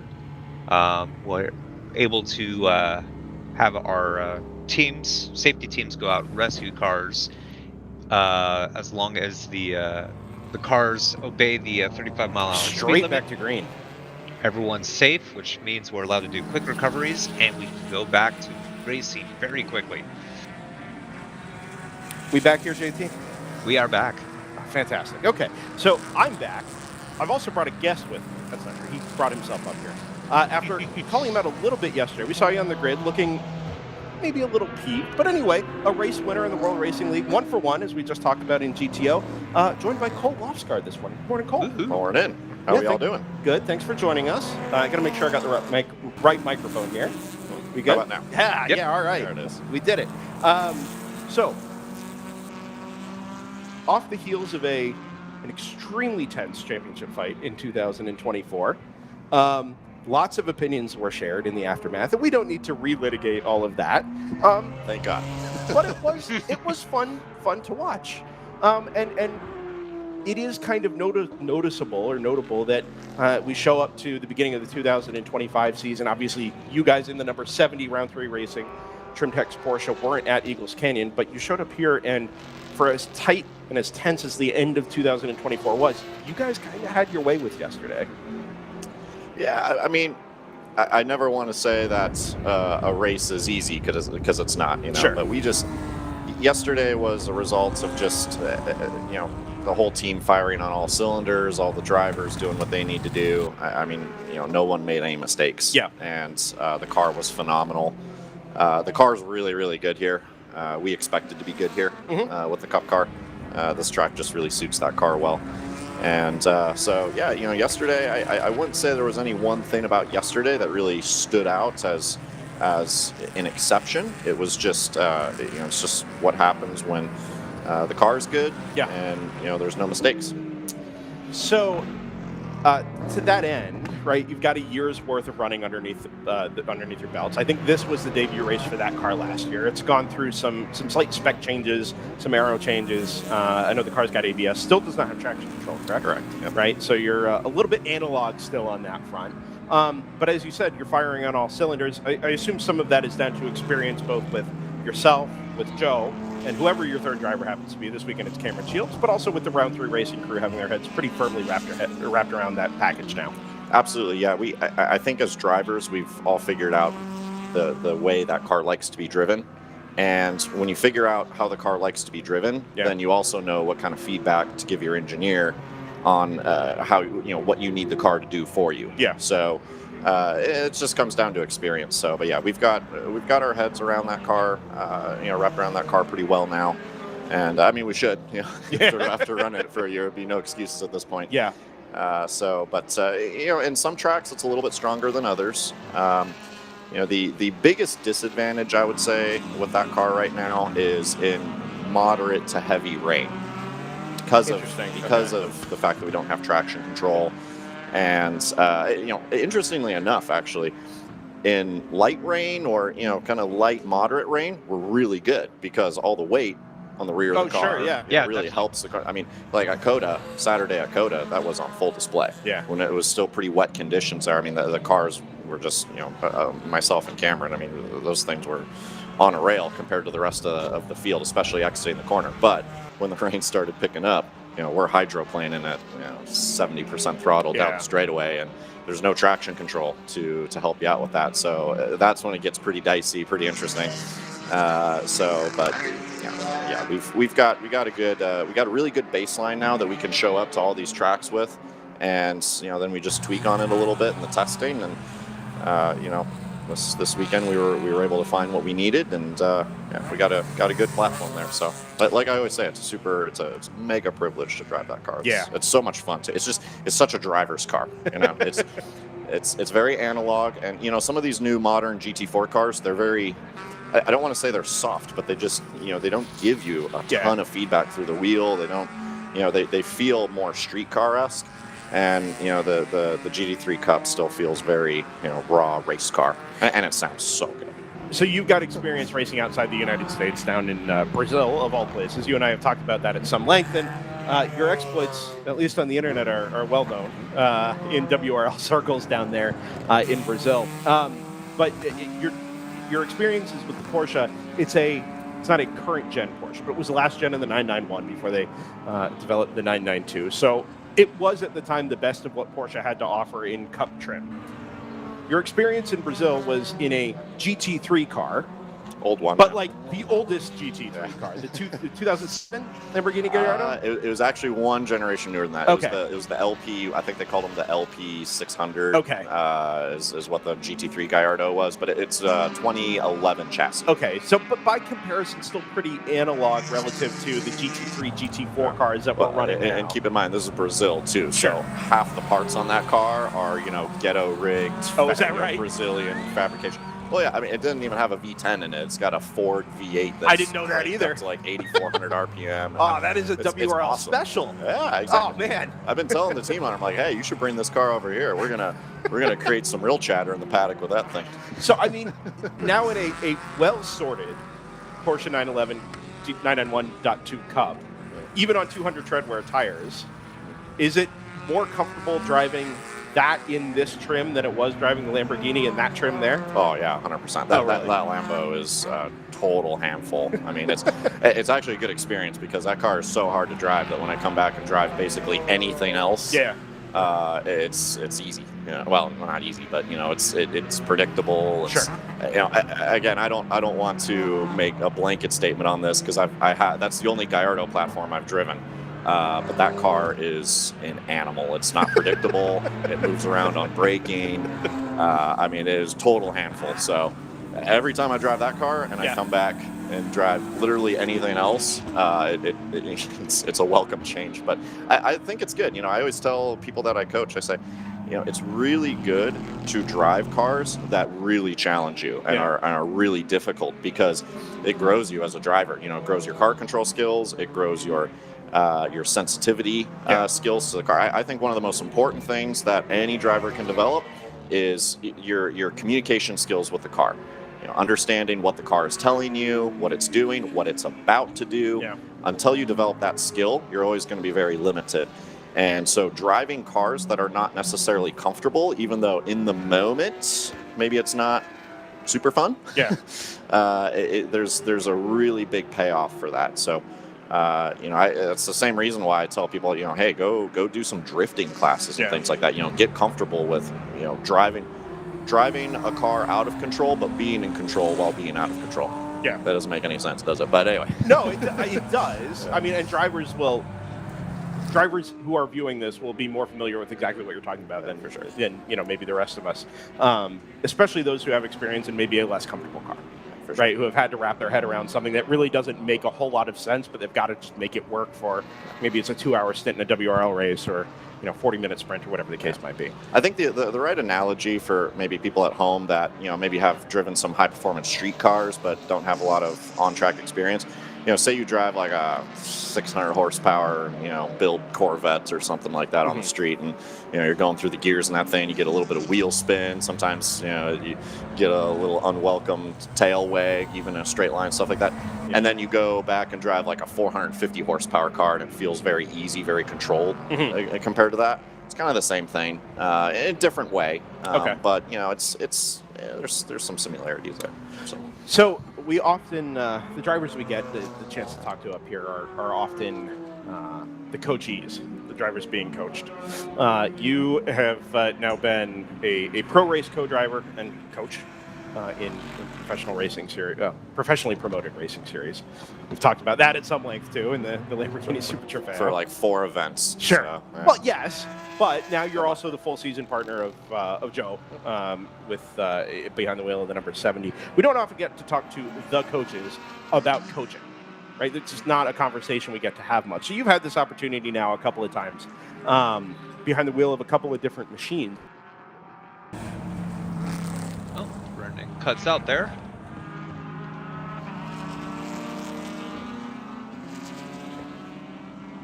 Currently interviewing Loftsgard, the number 70 Round 3 Racing Porsche Cup. Currently running second in GTO at the moment. Leaving the building. Oh, and he's back. Oh, we made it. What is that process like, wrapping your head around a new piece of machinery, right? Jumping between cars and saying, okay, this is what I understand about the car. This is what I expect it to do. Now I'm going to communicate that to a driver who maybe doesn't have any understanding of any of that. That's a really good question. So from the coaching side of it, it's all about figuring out the learning style, or you know, what I like to say sometimes the reception style of the person you're working with, because everyone's different. You know, I have a different learning style, and you know, pretty much every driver I've ever worked with has a different learning style. So and you know, different things work for different people. You know, sometimes if I just tell somebody, you know, like, hey, this is what you need to do, and I don't illustrate it, they don't have a concept of that in their head. So it's, you know, especially if they're not a very experienced driver. You know, someone like Joe, he's been racing longer than I have, actually. So, you know, someone like Joe, you know, it's easier for me to just say things. But someone who's a little bit newer to the sport, you have to really illustrate, whether it's through video, whether it's, you know, drawing on a board like, hey, here's a corner, this is what you're looking for. So I would say the biggest thing on the coaching side of it. Oh, we got a. This is our the leader in GTO off the leash has I didn't see the initial start of it, but yeah, as you can see, major smoke pouring out the back here. It looks like something at the right rear there, JT. It's really tough to tell, but he's pulled up right next to the corner station at the entrance of turn number 7. That is relevant to you, Cole, to some degree. I hate that for them. I was looking forward to a great race with them today. I hate that. It started off tremendous. Really fun to watch. We also were hoping for good things. And that was actually going to be my next question for you, was talking about the battle with the number 40. They're out in front. Really good pace, but not the reliability yesterday. We'll come to that in a second, but I'll let you finish up your coaching chat here as we go to code 35. Yeah, so like I said, it's just, figuring out what works for the person you're working with for that day. And then, the second part of that too is understanding what they're doing in the car that is giving them the feedback that they're receiving. Yeah. And the way I can break that down a little bit is, sometimes if you go out and do a couple laps, you might be getting, some feedback from the car just from, your own driving style. And the feedback that the car could be giving your students who is maybe driving it a little bit differently. For instance, maybe they're trail braking harder into the corner, or, maybe their line could be a little bit different. They could be inducing things that you weren't experiencing in the car. Yeah. So, as a coach, you have to be mindful of that, you have to try to see it from their perspective and not just yours. And that's challenging. That's probably one of the more difficult aspects of coaching. So being really familiar with the platform is really helpful. It is difficult to coach when you're not super familiar with the platform. I mean, we do it. People do it all the time, actually. But it is a lot more difficult. So it's good to be familiar with the platform, and it's good to try to understand what they are experiencing in the car through their driving techniques. That makes sense. So no, it makes perfect sense, and I appreciate the insight. It's something, like I said, we don't get to have that conversation very often.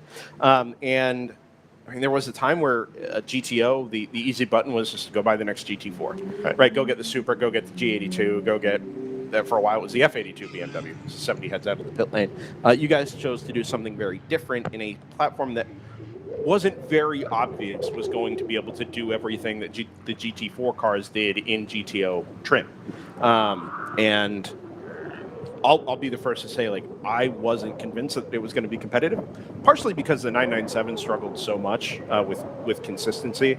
Reliability, namely, yeah. Yeah, right. But the newer gen Porsches obviously delivered on something that the 997 couldn't. And you guys were right in the thick of a championship fight last year with the NFC Motorsports guys, which is, I suppose, my next question. And maybe this is a Joe question or a round 3 question, but you guys are now into the second year of this 991.2. You're still competitive. Obviously, yesterday was a great day. But also, you were kind of getting walked away from just a little bit by that number 40. It's early in the race. We're one stint in, so it's not representative of a lot. But it's not very obviously the class of the field. You have other advantages in the round 3 crew, the driving lineup, the consistency, and the development of the car. But there will always be a next chapter, or a closing of this chapter. We don't have to talk about the end of this chapter just yet, but I do wonder a little bit, now that you guys are kind of, I think, being seen rightly as the top dog in GTO, where you see the program and yourselves and the team kind of heading throughout 2025 and maybe into the future as well. Yeah, we haven't really talked too much beyond 2025. Obviously we, just from Brad's perspective, he's got this NPO1 deal going on. He's got a lot he's juggling right now. So, understandably so, Brad can't look too far ahead in the future. Of course, and and Joe is very much an in the moment guy, which is something I really love about him. Sure. And that's something I try to be more of too, is in the moment. So we're committed to the 2025 season. Okay. I think we're going to do just about all the events. There might be 1 or 2 that we miss. Okay. But I think we're going to do just about all the events. Going to Utah?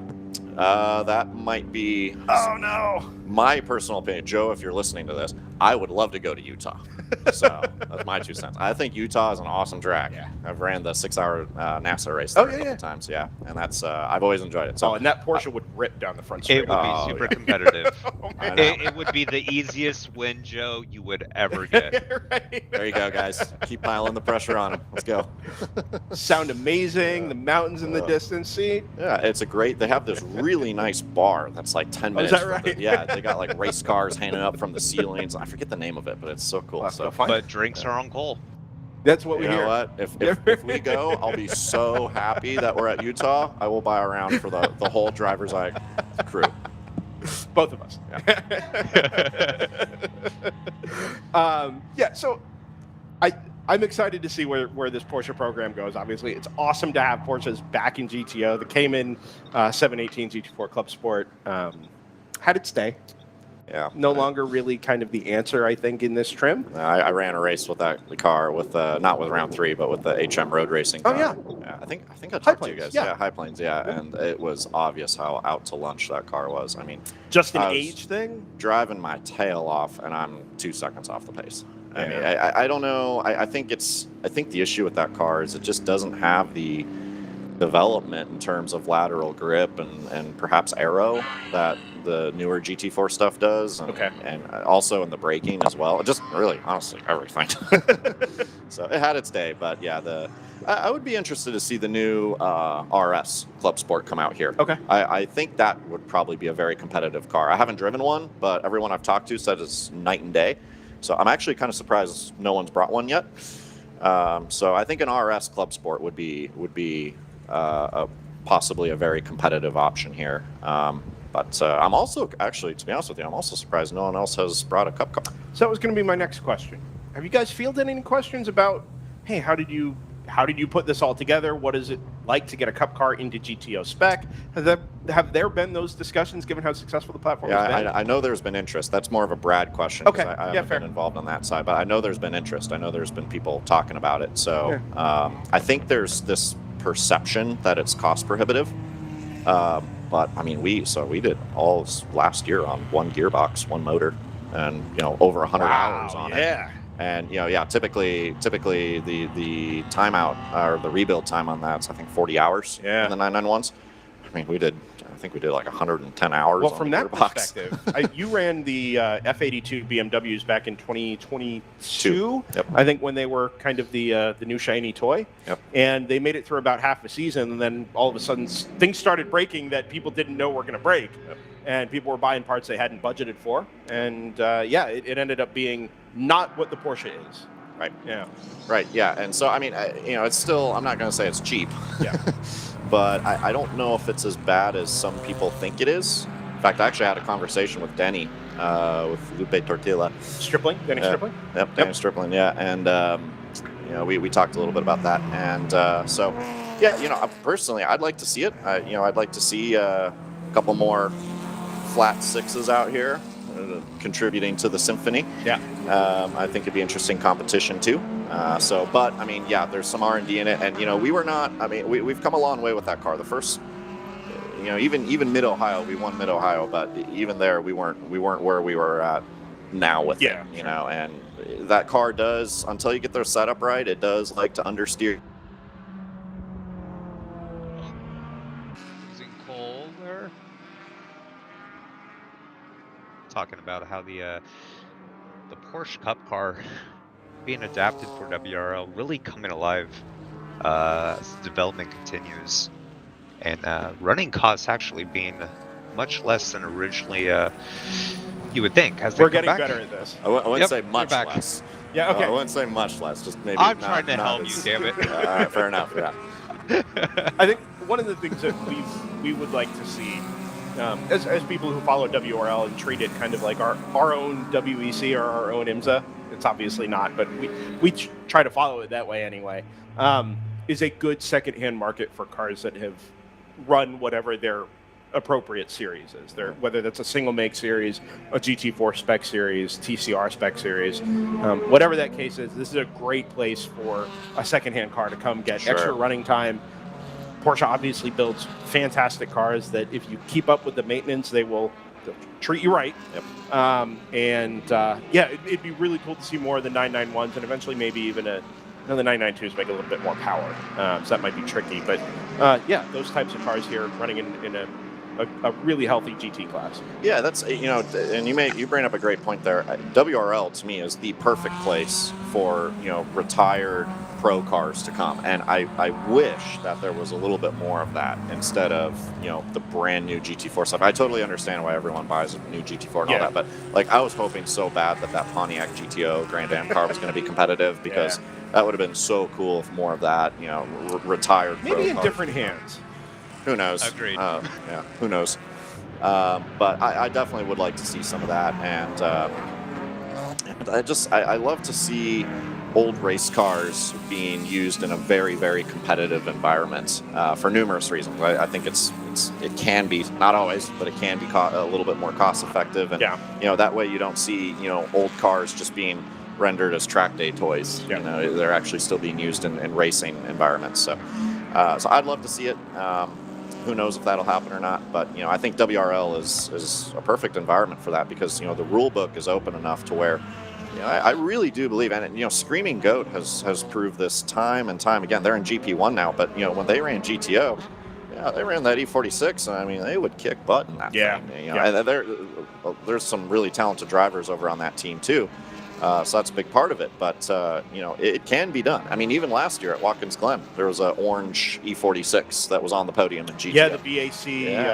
Yep. They were actually, I was behind that car on the start of Sunday's race, and they were leading it, and I mean, they had pace. So I firmly believe it can be done, but it's got to be in the right hands.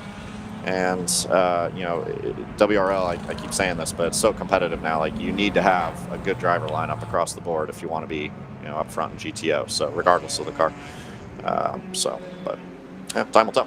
Last question for you before our internet drops out again. Personal 2025 plans. I think last time we talked, it was maybe we're going to do this and then we'll see. Is there still some we'll see there?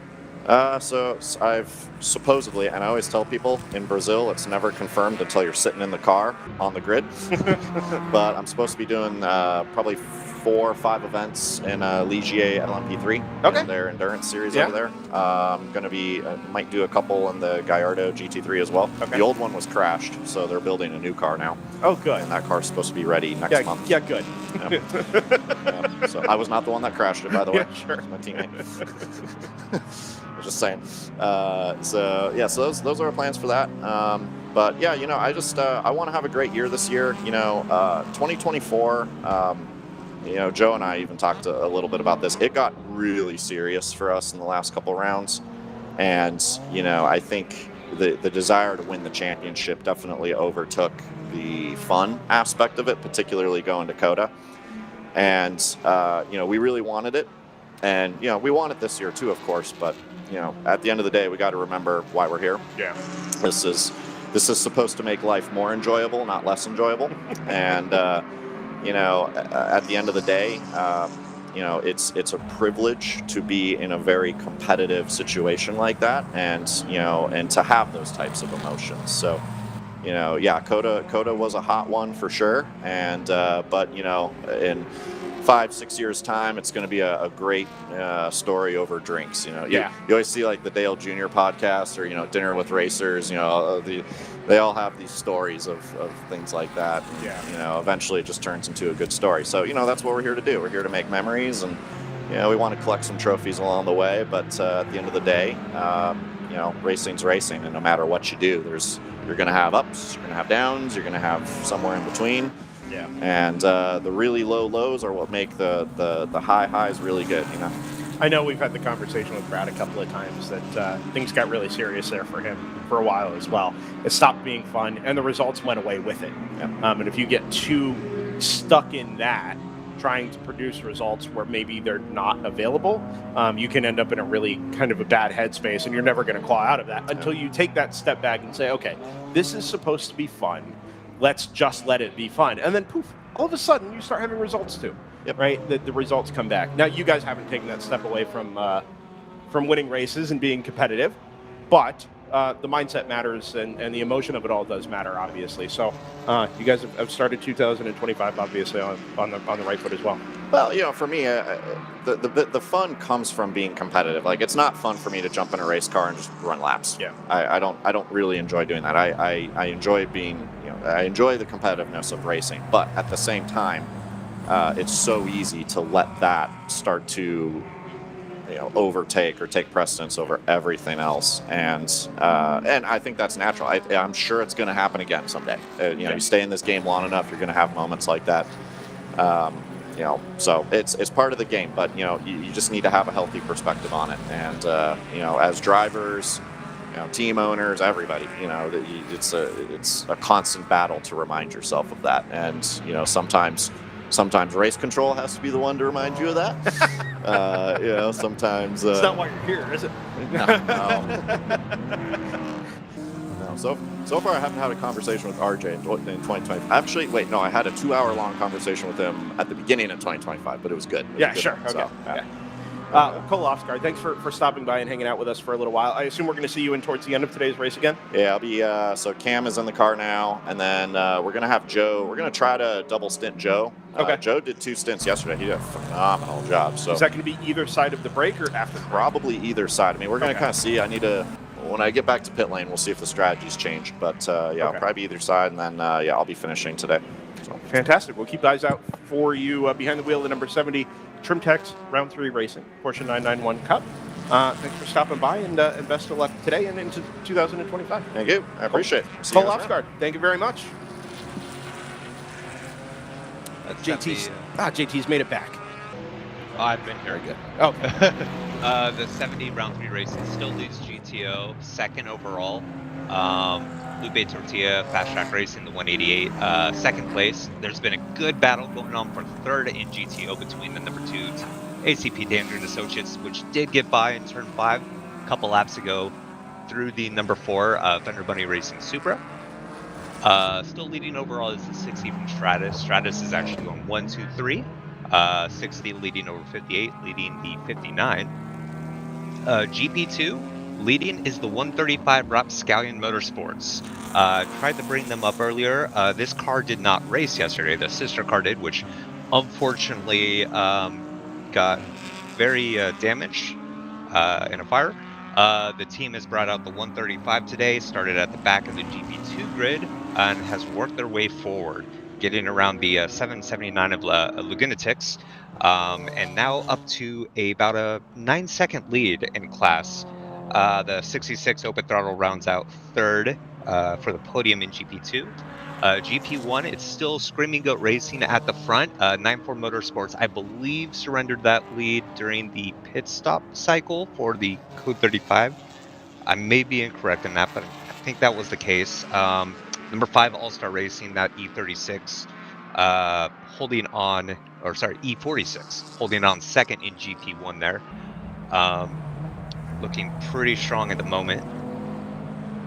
And GP3 continues to be led by the off-leash Motorsports Porsche Boxster. So just a quick rundown in the podium spots right now in your classes at the moment.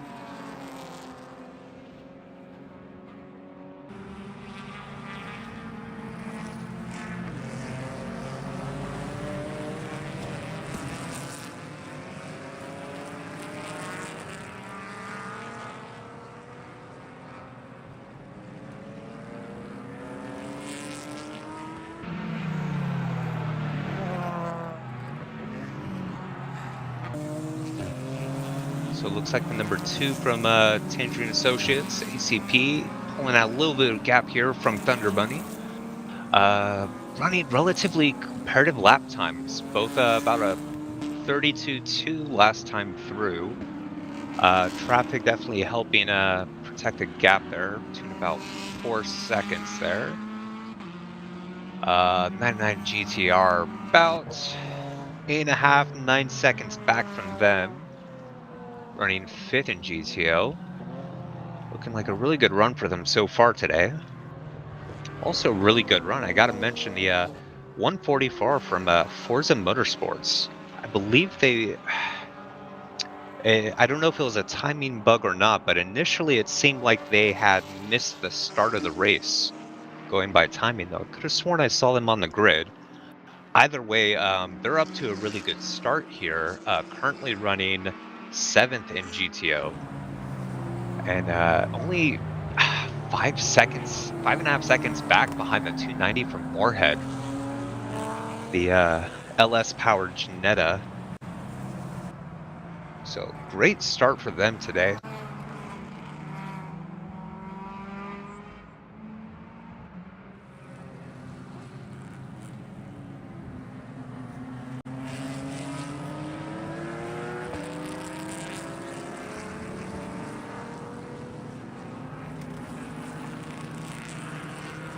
See the GP1 leader, Screaming Goat, coming through turn 5 here.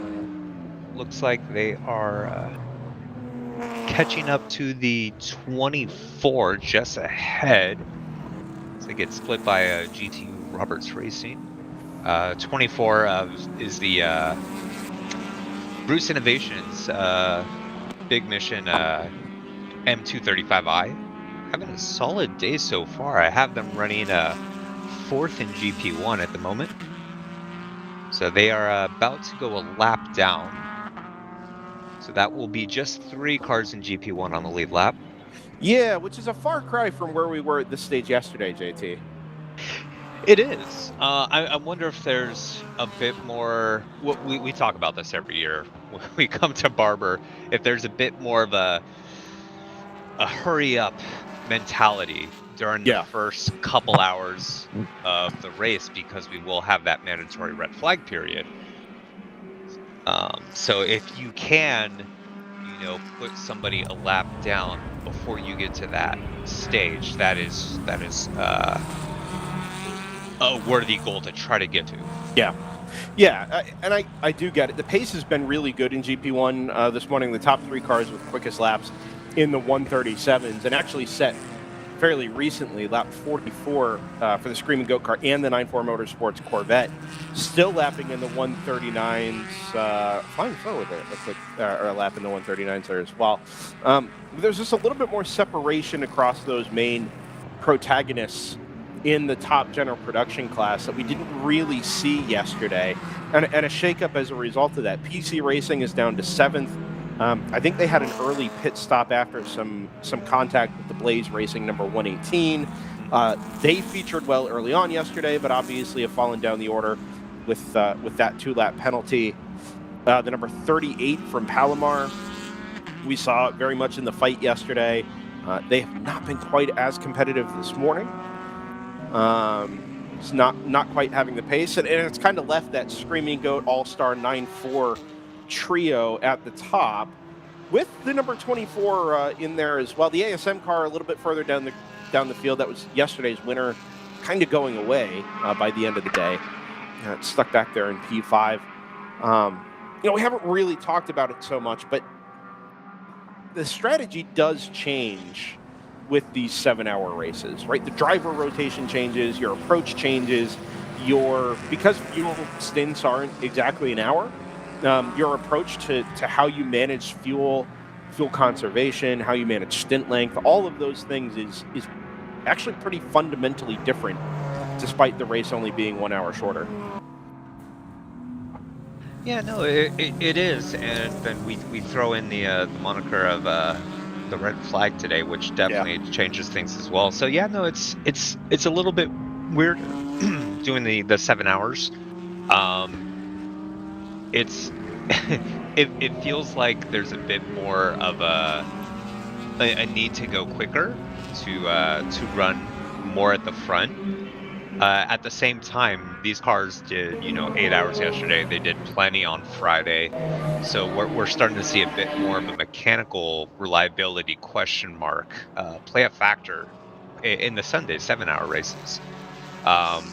Coupled with the need to run it more at the front end of the field, you definitely see these cars can be pushed just a bit more, unfortunately.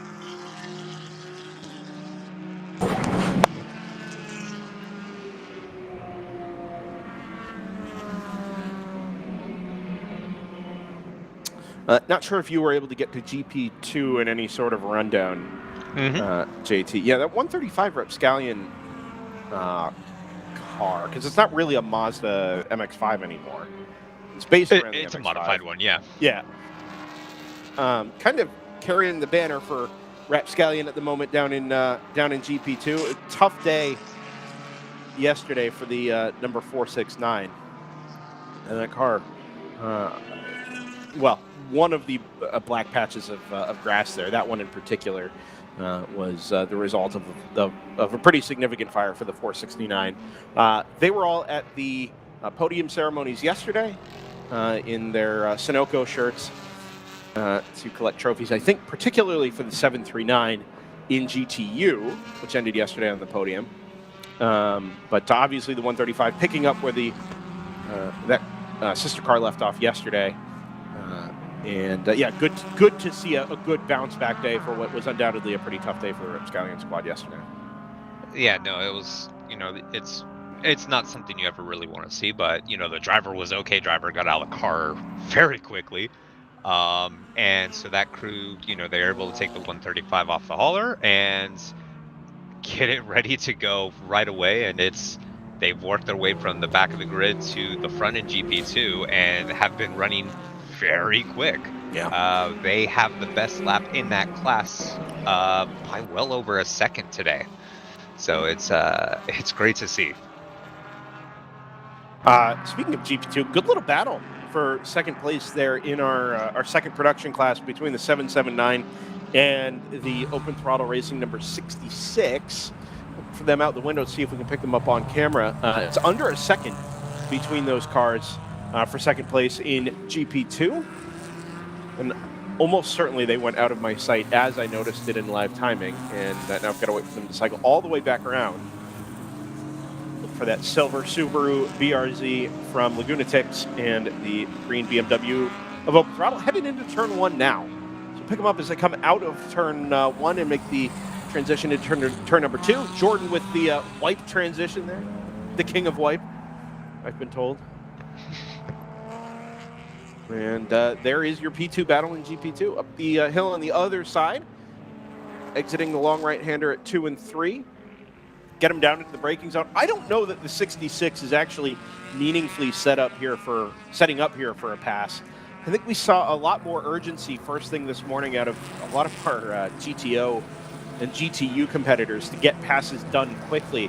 But particularly in a slightly smaller GP2 field this weekend, I do wonder if maybe these cars are content to just ride around together and let the door open up rather than to try and force something that isn't an easy or obvious passing situation.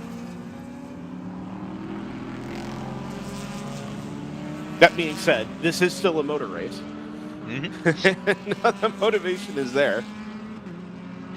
Yeah, at this stage, you don't want to induce any unnecessary risk. So you'll often see a lot of drivers just kind of pace behind someone else. Have a run close, but don't really force the issue too much because you've still got 5 hours left of racing. Yeah.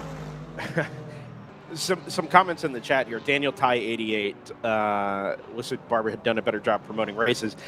Rightly being pointed out by Todd Robbins that this is not a spectator event. However, we used to be mowing the Alabama Boat Show that took place at this venue this weekend every year because it zapped the minimal cell bandwidth that was available. We've solved that problem, so we can now celebrate the Alabama Boat Show and utilize what I'm not officially calling anything, but might be referred to as a loophole. Just a bit of a loophole. Oh no, I think Brendan cut out. What Brendan is inferring is if you do go to the Alabama Boat Show today, you could of course go see some lovely boats, but you could also stroll to their outside pavilion and watch a fantastic auto race. As Brendan comes back. Hey! Yeah, exactly what I was going to say, JT. Once you're in the gates here, there is a credential check that doesn't allow you to go to the WRL paddock or anything like that. But you're on the property, and there is a little viewing spectator mound on the exit of turns 9 and 10, where we had, I don't know, probably 30 or 40 people parked up yesterday watching a little bit of racing before going in and taking in the boat show. There it is. Look at that. We don't have 30 or 40. We have like 4 at the moment.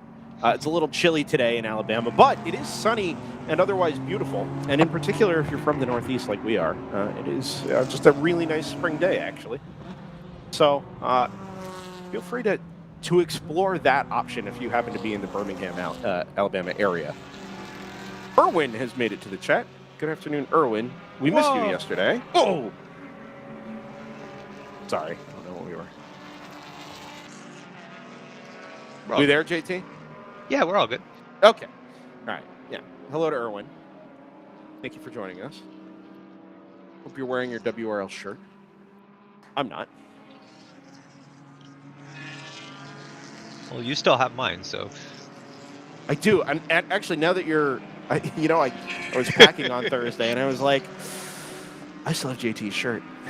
And JT's going to go represent DriversEye Live here in a couple of weeks, so I think it's time. Yeah, we'll get you your shirt, JT. I'm also planning on putting in a new DriversEye Live order. I think it's about time. So get you some extras here as well. Send them away. Updated. Maybe we'll do a special DriversEye Live 100th race or 100th event collection.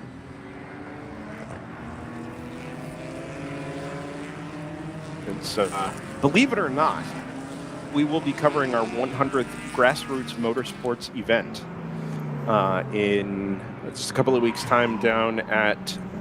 Well, it's a little weird. We've got a Super Tour race, an SCCA Super Tour race, on March 22nd and 23rd down at NOLA Motorsports Park. At the same time, we're also covering a Porsche Club race at VIR. So I'm not sure which exactly is our 100th, but I'm going to ride with the NOLA event. So it's kind of a cool little milestone there. JT has been around since just about the very beginning. I think probably event 4 for us would have been your first year at, out at the 25-hour at Thunderhill. Like that. Yeah. 2010, 2011. I started in 2011, so maybe 2014. 2014, I think, would have been it, which would have been event number 4 for us. So 96 events later. And still a core group of us here at DriversEye Live. We made some new friends along the way, both in the WRL paddock and outside of it. But yeah, in between now and our next WRL race at Mid-Ohio on April 4th, 5th, and 6th, we do get to celebrate event number 100 for DEL. So thank you, everybody, for your support and for being along for the ride. Some things to look forward to, by the way, out at Mid-Ohio is not just a slightly modified track, given the changes that were made to turn number 4 and the exit of China Beach, or the runoff at China Beach and the exit of that turn number 4. But also, is it the return of WRL Megapole? We believe the initial sort of trial run of the standalone qualifying sessions on Friday here at Barber Motorsports Park were a pretty big hit all around. It kind of compacted everything into a nice little digestible nugget. We weren't necessarily anticipating it, but we were able to get a few cameras up, and the most slapdash production solution you've ever seen, even by DriversEye Live standards. And myself and Ryan West sat through 2 really, really compelling half-hour qualifying sessions, one for GTO and GTU, the other for the general production cars, and we look forward to the return of that out at the Mid-Ohio Sports Car Course. Yeah, that was very good. And speaking of good, coming through shot here, you can see the 82 Random Vandals. Behind it is the 77 Kingpin Cargo Shorts Racing, and it's the number 11 Kingpin, and then the 72 of BMW Motorsports. Those cars are all in GTO and all fighting for position right here. Yeah, that 82 has fallen back a little bit. Wonder if they ended up having to make a green flag stop there, but they've dropped over 3 laps from where they had been at. Yeah, unfortunately, yeah, they did lose a couple laps there. They had been running very competitively, right there at the front end. They're running relatively competitive with where they are right now in this battle for this 3-way fight for 11th. So we'll see if they can work their way back up towards the front.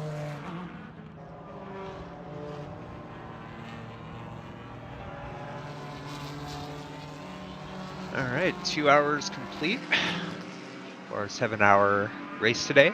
5 hours remaining.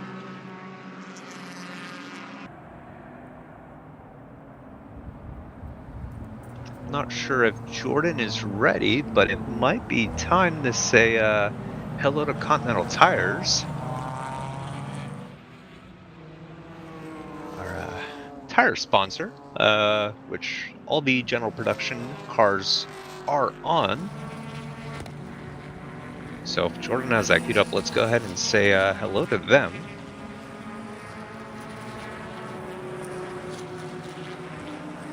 All right, take it away, Jordan.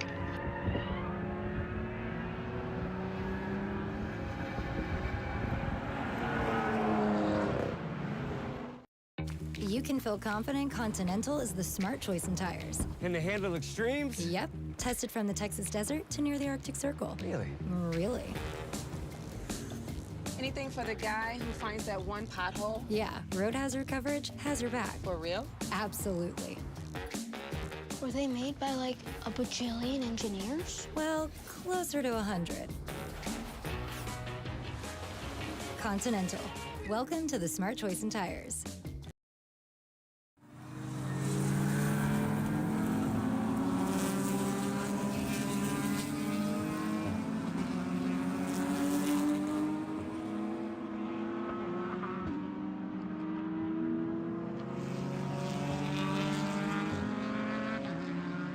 Alrighty, welcome back, viewers.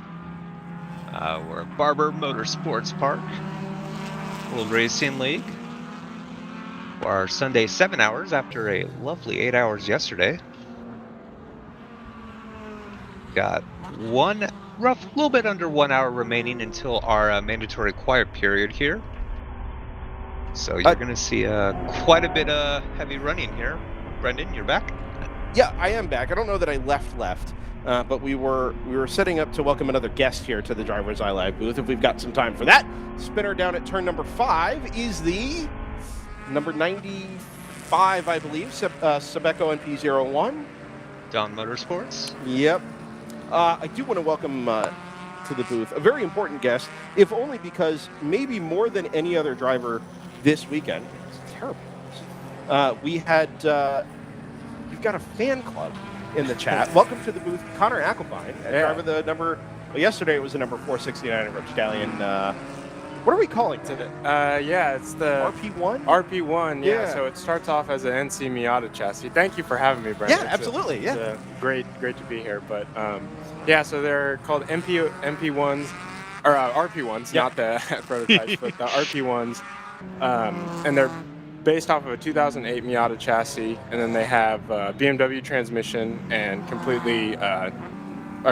race shocks, Penske shocks. Fascinating. So yeah, it's a ground up, but yeah, based off of a Miata shell, and yeah, they're tons of fun to drive, especially around here on Barber. It's a lot of fun. It's a very flowy course, especially with that car. You can really throw the car in and get rewarded for it. It's awesome. So we should clear one thing up just to make sure. Chat digs this racer. You were driving the number 469. We all saw what happened to it yesterday, kind of in real time. You were not behind the wheel when that occurred, right? Yeah. Driver is okay anyway, but that was not you. Yep, that was not me in the car yesterday. That was my co-driver, Alex, and yeah, he got out of the car all good, and he was fast. So that's good. Yeah, he's all good, and he's ready to get back in the car and crush it today, like we know he will. And yeah, so we were coming into the last few turns, and he had smelled smoke, and it just went from smoke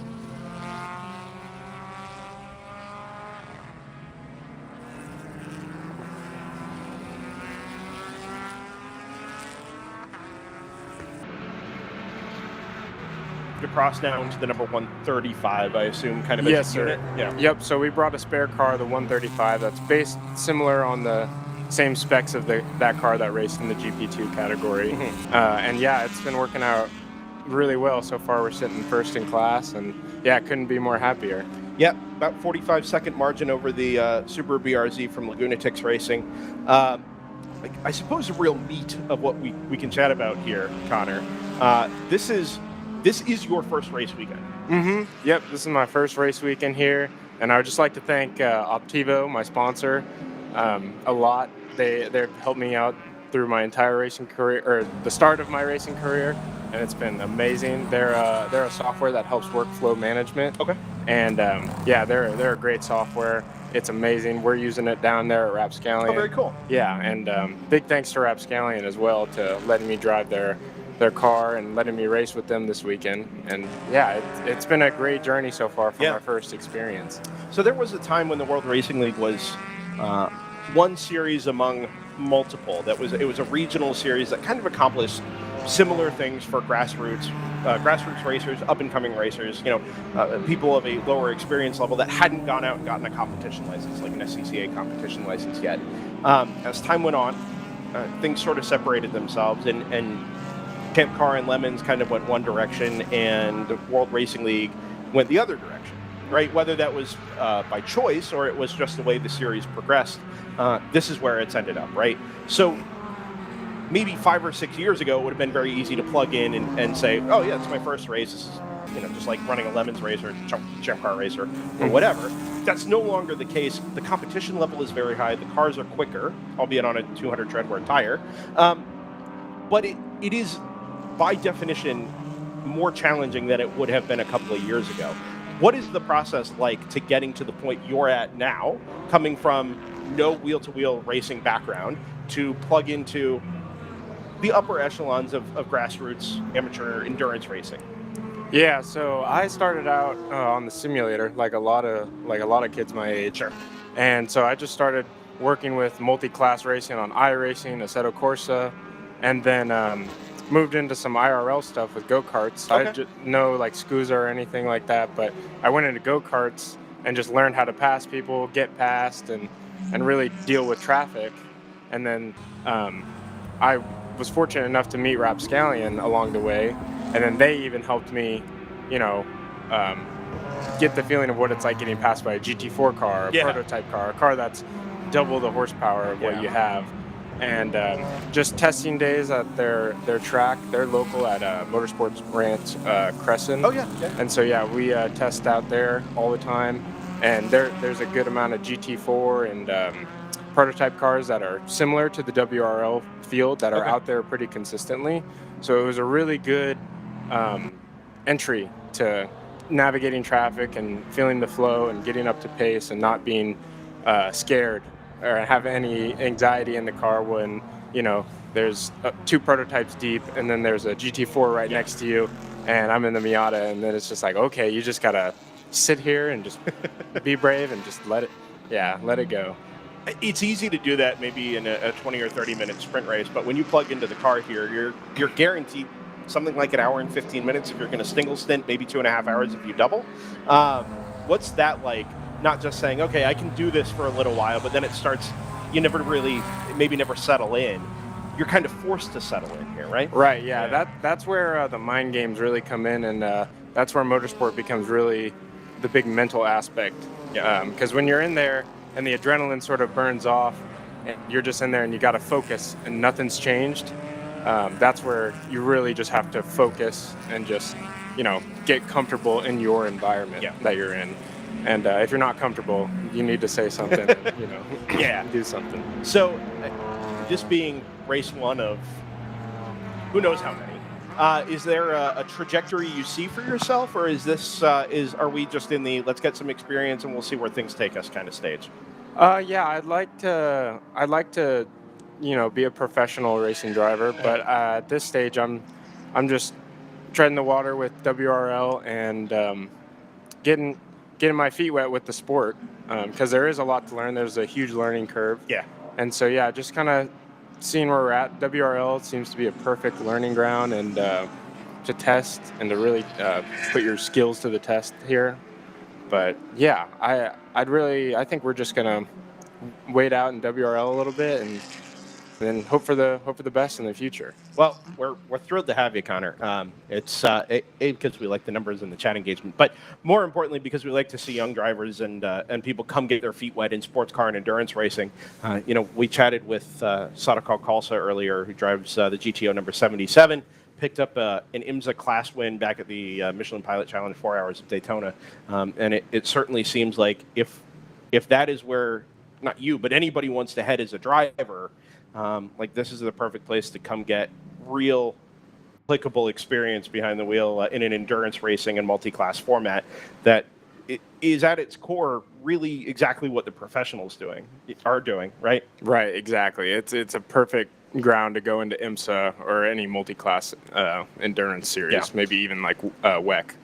Yeah, absolutely. So we kind of make this our own little personal World Endurance Championship. It's obviously not. You know, they'd never come to a place like Barber, and we kind of throw together our little DriversEye live production here. But we've been around long enough to see the progression of the series, the teams, the drivers. I mean, the RP1 you're racing this weekend is a pretty serious piece of kit. It's not just the 2008 NC Miata, you know. Right, yeah. I'm sure getting behind the wheel of that is eye-opening in its own right. And you guys are P1 at the moment, right? Down at GP1, yes, sir. Fantastic day. Yeah, the car's running really strong. Sheldon's in the car right now, kicking butt, and it's awesome. Yeah, we're going from 0 to hero today. Yeah. So when do we expect to see you behind the wheel of the 135? So I will be the last driver of the day. I'll probably finish this out. Fantastic. How much time do we have left? Probably in about three-ish hours, maybe. Okay. So yeah, when there's about 2 hours, an hour and a half left of the race, I should be in the car, and you'll see me driving out there. So no pressure, right? Yeah, no It's just pressure. easy. Just go drive a race car. Go drive a race car Very and go out there and finish and keep all fenders on the car. Very cool. Yep. We've gone code 35 here for what I believe, JT, is the number 7 Capstone Motorsports NP01. Is that correct? Yeah, correct. Once again, unfortunately, out of the final corner, Yeah. coming to a stop here, but did look like it managed to get going again. A little help, Oh. I think, with the safety. Oh, no. No, still parked Nope. there. Yeah, just hiding behind the safety vehicle, so it needs to be picked up here. Connor, we'll let you go. Thank you for stopping by and spending some time up here. If you need to do any last-minute plugs, we already talked about Optiva, your sponsor for the weekend. Optivo. Optivo. Sorry, excuse me. Yeah, misheard. Yep. It's okay. Yeah, Optivo. Optivo. And then my Instagram is Connor von Ackelbein, ConnerVon, Ackelbein, Ackelbein, and that's kind of where I'm based off for my socials. If you want to come check it out, I do go-karts. Layla's got you over WRL. here. Awesome. Well, yeah. Thank you so much for having me, Thank you. Brendan. And yeah, I appreciate all that you're doing for WRL. Absolutely. Best of luck today. Best of luck the rest of the way. And we love to see that 135 carrying the flag today. Thank you so much, Yep. Brendan. Take Have a care, good one. Connor.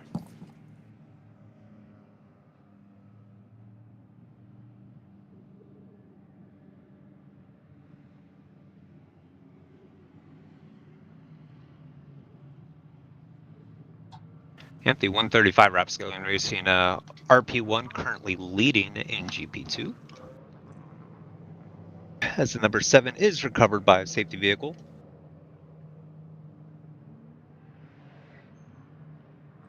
Team's taking this opportunity under the code 35 to top off on fuel, maybe do some driver changes. Quite beneficial to pit during the code 35 because you are doing the same speed on pit lane as cars are out on track. And you're basically, the only time you're losing to cars out on track is for what fuel you're putting into the car. So if you're able to get a 5-gallon can in the car relatively quick, you're only losing, however many seconds that is, compared to the cars out on track, which are not running at race speed. So it's a good time to top off, and you can lengthen your stint. JT? You. Yeah, the commentary booth is a revolving door at the moment. But instead of making introductions, this is the return of an old friend. Oh, what a tease. Brendan cuts out just at that moment, right when he's about to introduce an old friend. We do have a lot of old friends here at DriversEye Live. Big in part thanks to World Racing League for this excellent partnership we've had over these years. It's allowed us to meet some incredible people throughout the paddock.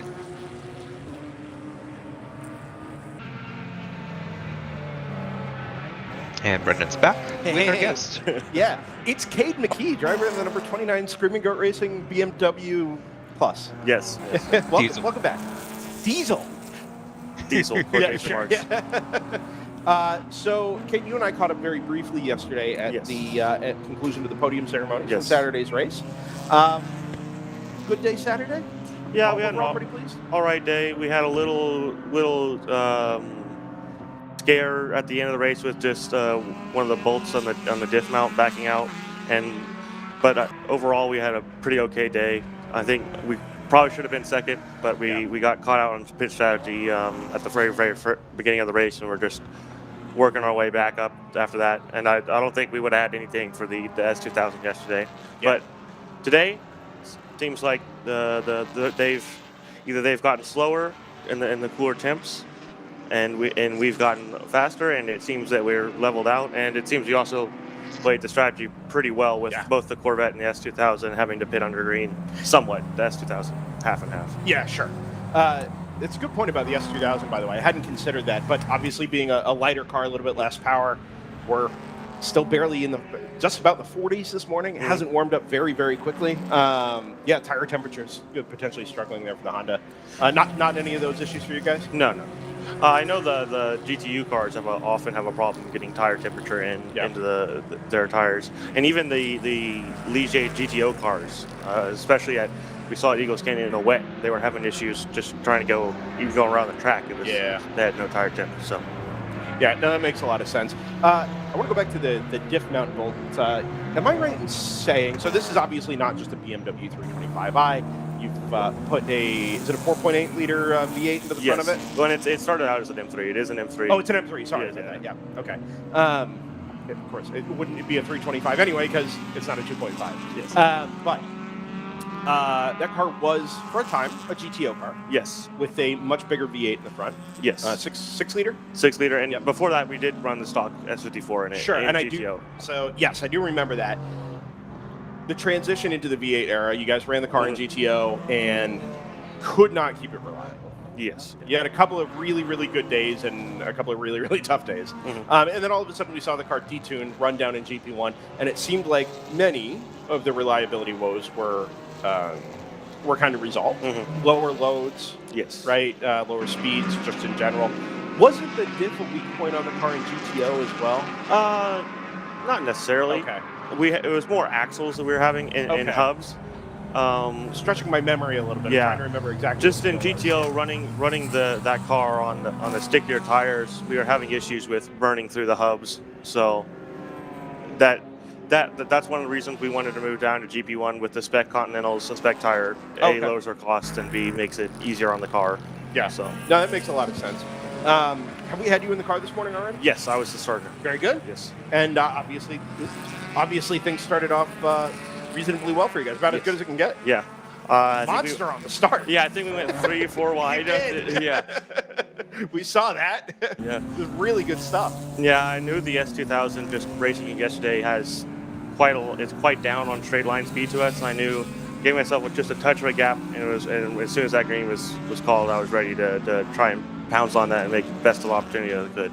Yeah. And then was it kind of smooth running out in front from there, or did you have to scrap through the first stint? No, pretty much smooth sailing, just dealing with traffic, a couple of cars, maybe not necessarily realizing that we're behind them, or a couple of GTO cars not realizing that they're getting passed by a GP1 car. Yeah.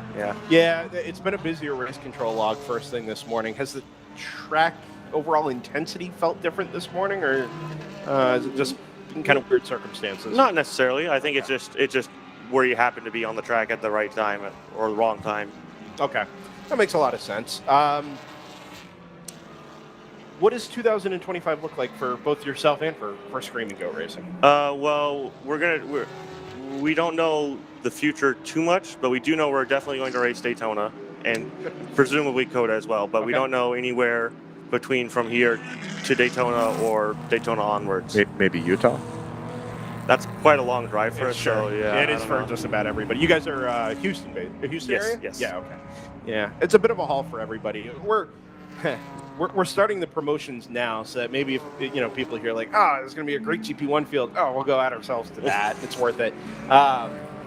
Anyway, it should be a great event, and we'd certainly love to see the orange and white BMW. Are you going to tell me that's red? It is red. That's orange. It's red.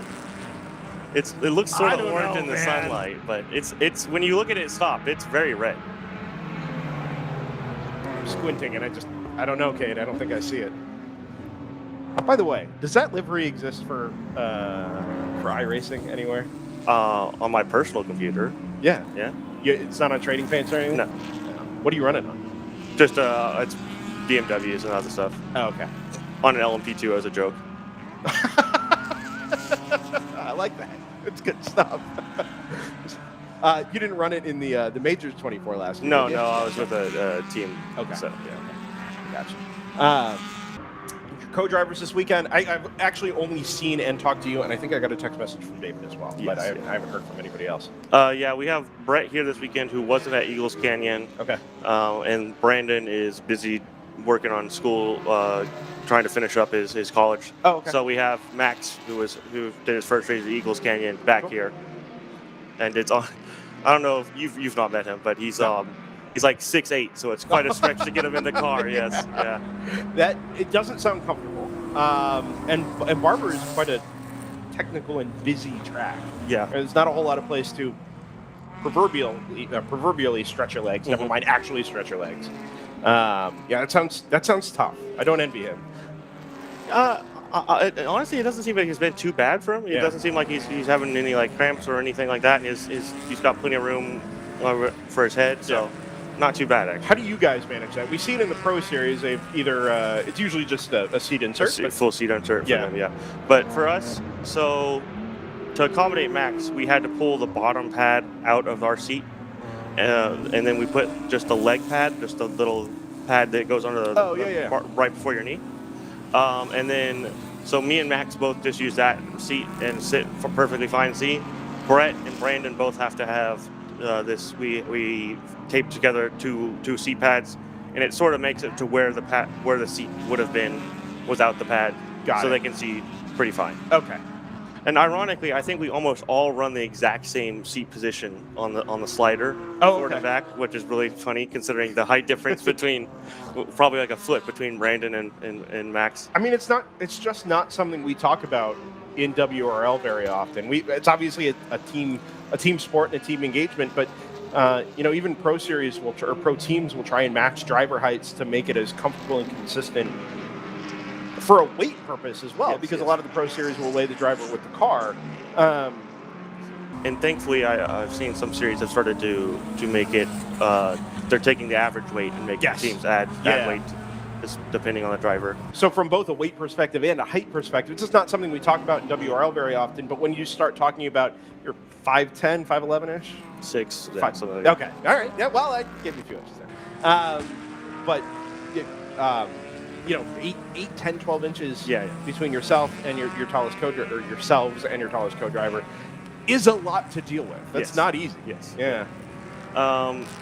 Honestly, the hardest part really is the driver change and getting the belts, because he has to have the belts all the way undone to be able to get him over his shoulders all the way. So that's the hardest part. Just taking it. It takes him a little bit longer to get in and out of the car more than anything. Yeah. Yeah, no, that makes sense. You guys, as Screaming Goat, before we kind of let you go here and get back to Screaming Goat things, happy to keep developing the M3 plus V8, or are there other things on the horizon for you guys as a team and as a squad? We're looking at other options. We like the car as it is, but we know it's got some weak points, particularly with the weight balance of the car and how it's not necessarily the greatest on particularly the latter half of the corner, both traction-wise and turn-wise. Interesting. So we're looking at other what else we could put. And there goes Brendan in. Oh, they're back. Oh, okay. Hey, yeah, the internet poked in and out. You're back. Hey, thanks. Something that ticks all the boxes for us. Any hints as to what that might be? Maybe something tube frame. Okay. GTO? Maybe. All right.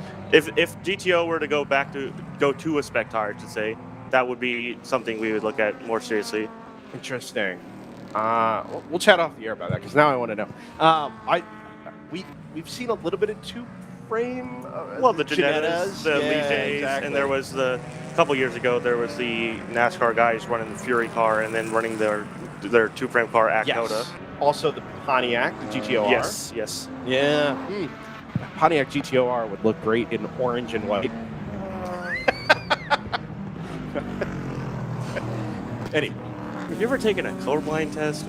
Many, actually. Oh, okay. Yeah, my last job, I had to prove I wasn't colorblind on many, many occasions. And I haven't taken one in a while because I don't do that anymore. But there is a small chance maybe things have gone the other way. And that's red. That round 3 car is red.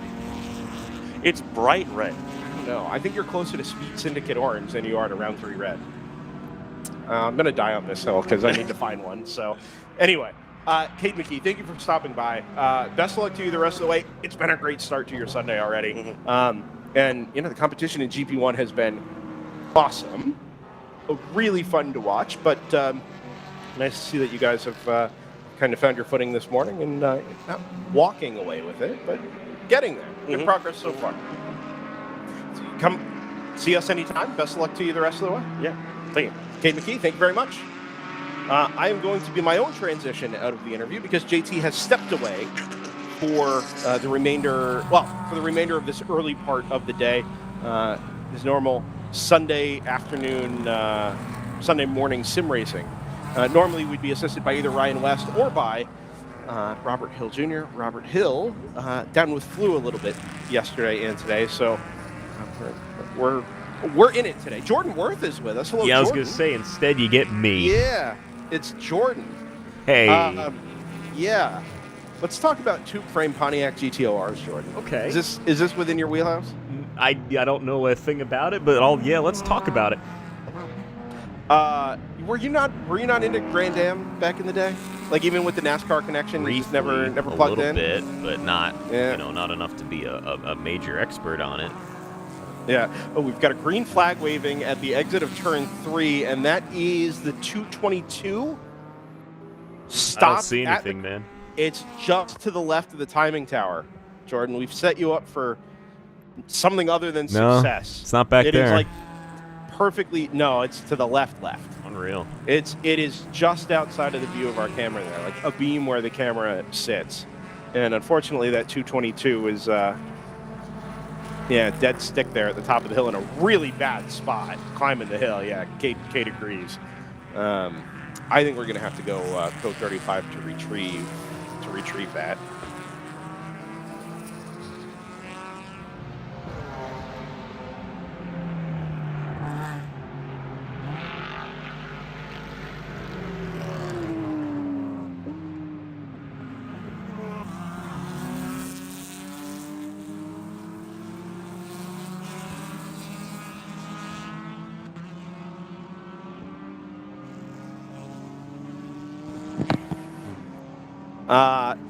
Kelly Hatcher over there on the. Sorry, I'm being told that the BMW is red. That's a picture. It's not the same. You are closer to. No, Cade, listen. You're closer to that than you are to round 3 red. Trust me. Well, yeah, sure. It's like safety orange. Not all oranges are day glow. Would you like me to be the tie-break vote on this? You're not going to side with me, are you, Jordan? That car is absolutely red. Oh my gosh. You guys are... Look at it. How is that not red? There it is, right in the middle of the screen. It's red. The cameras changed this. No, it's red. It just doesn't look the same. What's it called? The fishing bobber. Oh, yeah. Yeah. Well, you can get orange fishing bobbers, I'm sure. Just paint it up, throw an Iron Rock logo on it. No, that's red. You're right. That's pretty close. That shade of red is pretty close. But yours is still more orange. Jordan, you got to help me out, man. It's red, man. You can't leave me hanging. Leave me hanging here. We had this debate years ago with the Continental Tire yellow versus orange on the Random Vandals car, the old '82 car. Ryan was insistent that it was orange, and it was actually yellow, but it was kind of like a goldenrod color. Cadillac what gold? They call their yellow Cadillac prototype gold. Oh, the Jota one? Yeah. No, the previous. Oh, yeah, okay. Yeah, that's not gold. Yeah, it's yellow. That's yellow. Unlike Screaming Goat Orange. Like the Pantone color chart for you to look at. That's, you know what? No. Again, hill, I'm dying on this hill. I'm dying on this hill. And anyway, it's content. It's content. This is the most important thing. It's actually not the 222. It's a 242 from Blitzkrieg. I don't know why. I thought it was a 222 there because I didn't see the logo up top of the onboard, but I do apologize for that misidentification. Where I wanted to go next, track day video, Kelly Hatcher asked us for more info about what is listed as the NP01, the Sebeco NP01. Curious minds need more info. So if you go back to yesterday, we had an interview with the on-site service representative for Sebeco, Cal Denise, thank you. Or Cal Denise. Layla did the social media post on behalf of DriversEye Live and World Racing League yesterday when we had him up in the dying minutes of Saturday's 8-hour enduro. It started life as, in his words, NASA's answer to the Spec Racer Ford.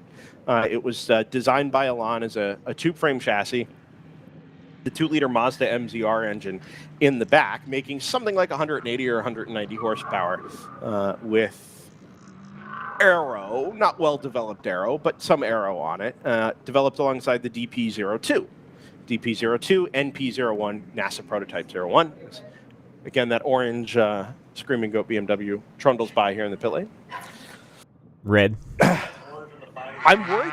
Cade stuck around here, and I'm just worried, like, I'm going to say it for the 10th time, and he's just going to stab. He's going to pull a pen out of his pocket and right in the shoulder. So that NP01 has had, it's no longer an Elan product, right? Sebeco bought the rights to the intellectual property. Thanks, Cade. See ya. To the IP to that car and did a ton of development work on it. Electronics, aero, put a big old diffuser on the back, a bigger extended rear wing, a little bit more aero around the front, and all together made it a better, more developed package. Makes a little bit more power as well, still with the 2-liter Mazda engine. But it's all meant to go now endurance racing. There is still a sprint series. SVRA runs the PSSA, which is the Prototype Sprint Series Association for that and cars similar to it. But now in GTU, which is still an open class formula, of course. It is, I think it's 11 out of 12 entries this weekend in GTU. And a really now well-sorted piece of kit and kind of, I think it's fair to say, leading the lightweight, affordable development of prototype-like race cars. You know, it's not your factory GTPs or anything like it, but it is kind of the entry level to that career path, if you like, without necessarily having to go into full-bodied GT cars or production cars or things of that nature. So, kind of an alternative pathway that's being developed, and Sebeco is arguably at the forefront of that. Although being chased pretty well this weekend by the Rapscallion 739 Racing by Rapscallion Ligier JSP4. So that's the skinny on the Sebeco NP01, but do invite you to go back to the end of yesterday's broadcast and listen into that. It's about it's like 20 to 25 minutes before the end of yesterday. Jordan, have we run ads now that we're under this code 35 here? We've ran one today. We've run one. Can we run an ad? Yeah, we could run another one. Yeah, let's just do an ad quick here before we go back to green flag. They're still recovering that Blitzkrieg number 2.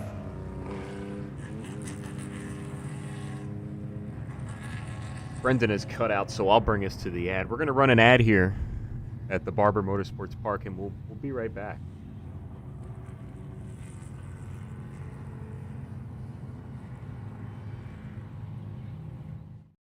You can feel confident Continental is the smart choice in tires. Can they handle extremes? Yep. Tested from the Texas desert to near the Arctic Circle. Really? Really. Anything for the guy who finds that one pothole? Yeah, road hazard coverage has your back. For real? Absolutely. Were they made by like a bajillion engineers? Well, closer to 100. Continental. Welcome to the smart choice in tires.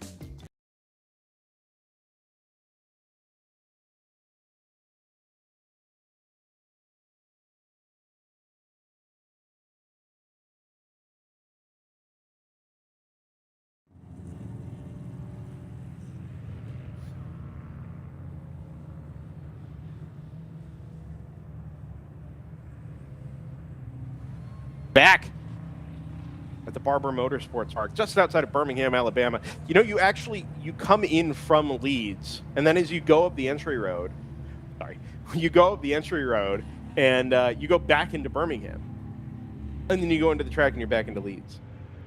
It's pretty wild stuff, actually.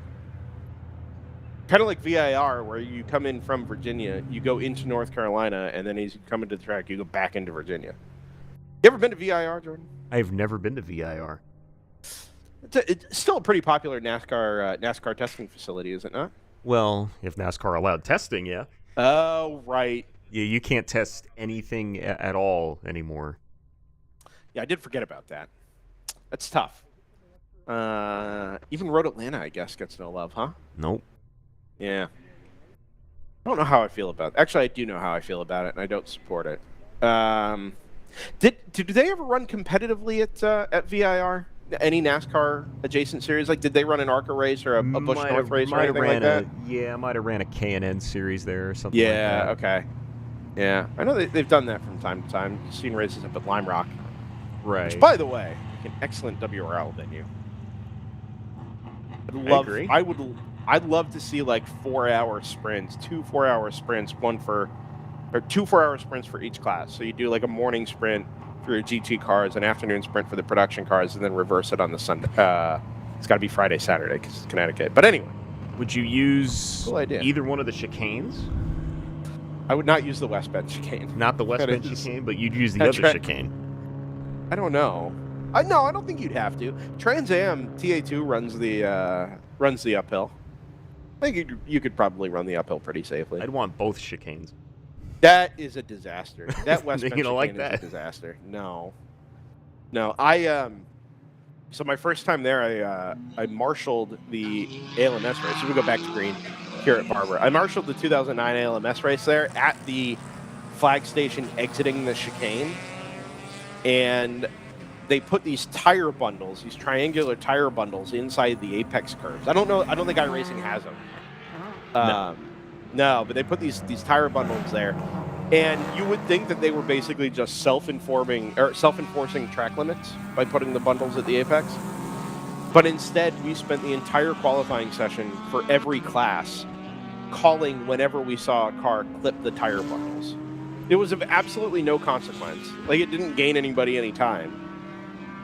But it was a miserable experience. You're just standing there watching, waiting for cars to just blip the end of a little tire triangle. It was very, very silly. That whole corner was just a waste. So this is like Sonoma Turn 11. But NASCAR goes there and, worse than that? Okay. Way worse. Oh, wait, 11. Oh, you're talking about the bundles on the inside of the hairpin? Right, the final corner, yeah. And they'll just constantly move not anymore. them. Well, maybe not anymore. Back in the day, yeah, sure. they would just move them as the race went on because they would just keep pushing them farther and farther in. Sure. Yeah. Well, that's how racing is. Right. Was Camera 9 compromised? Oh, yes. We just see that? Camera 9 went down hours ago. Oh. Well, guess we'll have to make a stop. That was... Turns 11 and 12. Yeah, okay. All right. Would you like the final shot that it gave us? Sure, yeah. We can see that for a moment. This is the final... Oh, that is hours ago. Yes. Sunlight is completely different. Yeah, all right. Final we'll moments. Make it over there on our way to and/or from Buc-ee's. Other giant gas stations with barbecue joints on the inside are actually not available. That is literally the only one. It's the only one you need. Yeah. Coming from a Sheetz and Wawa household, I mean, Buc-ee's is another level. So I've had to make that transition because, Florida has Wawa, but there's no Wawa here in North Carolina. But there's Sheetz.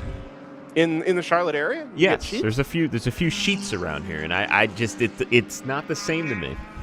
No, so that's interesting. This is a good parochial East Coast chat. I like this.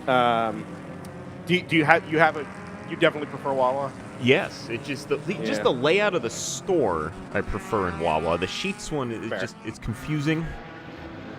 So we, in eastern central Pennsylvania, in the Allentown, Bethlehem, Easton area, we live at the intersection of Wawa and Sheetz, in that there is a Wawa and Sheetz on opposing corners at most intersections. The way you see it with like CVS and Walgreens? Right. Yeah, it's like that, catty corner from each other. You'll have your choice depending on which direction you're traveling as to which one you want to go to. But that being said, I had a moment when I was younger where I preferred Sheetz. I thought the food was generally better. The coffee was always way worse, but the selection was just generally better. And now I've gone the other way. I'm full Wawa. Full Wawa. Store just feels cleaner to me. Yeah, it does. Yeah, I will say the bathrooms at Sheetz are probably a little nicer, but it's about it. Well, neither one of their bathrooms are as good as Buc-ee's bathrooms. Buc-ee's. Yeah, sure. We are inside of the 1040 to 1050 window here for our full course yellow. It is a kind of a random draw as to when this gets declared, and this is going to lead us into our quiet hour. So we should do a quick rundown here and address the potential for pit stops. Your overall race leader, your GTO race leader is the Round 3 Racing number 70 Porsche 911 991.2 Cup, ahead of the Lupe Tortilla Fast Track Racing BMW and the Thunder Bunny Racing number 4 Toyota Supra. We've gone double yellow, and I am going to assume, unless you see something on camera here, Jordan. Don't see anything. Yeah, this is interesting. So the double yellows came out. Everybody jumped on the brakes assuming it was going to be code 35. It's not. It's not code 35. It's a full course yellow. So everybody, like half the field, has slowed it down. Yeah, this is very awkward. There are no purple flags here. This is straight up double yellow safety car, and we've got the GTO and GTU race leaders together on track, but separated by a lap.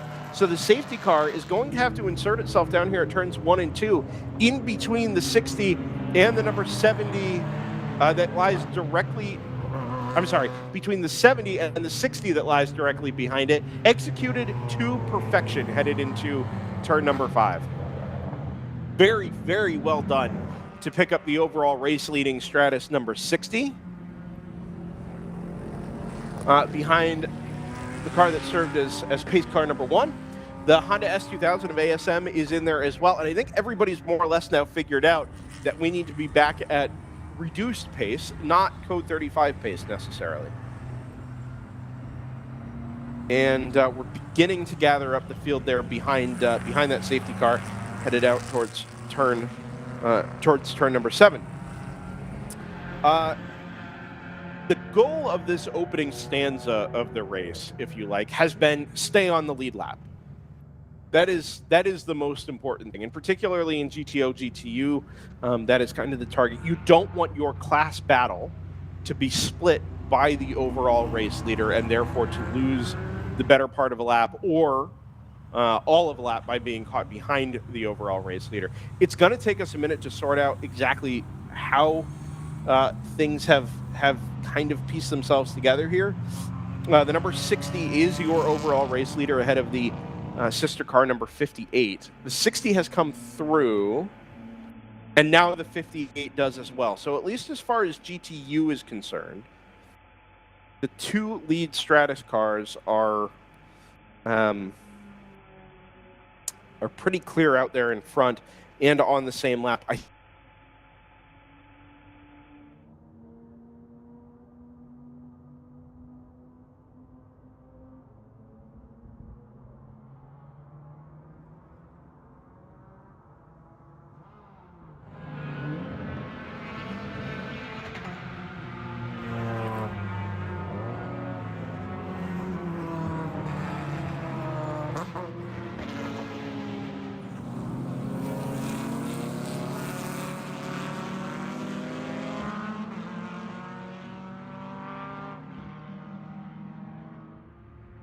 And we're back.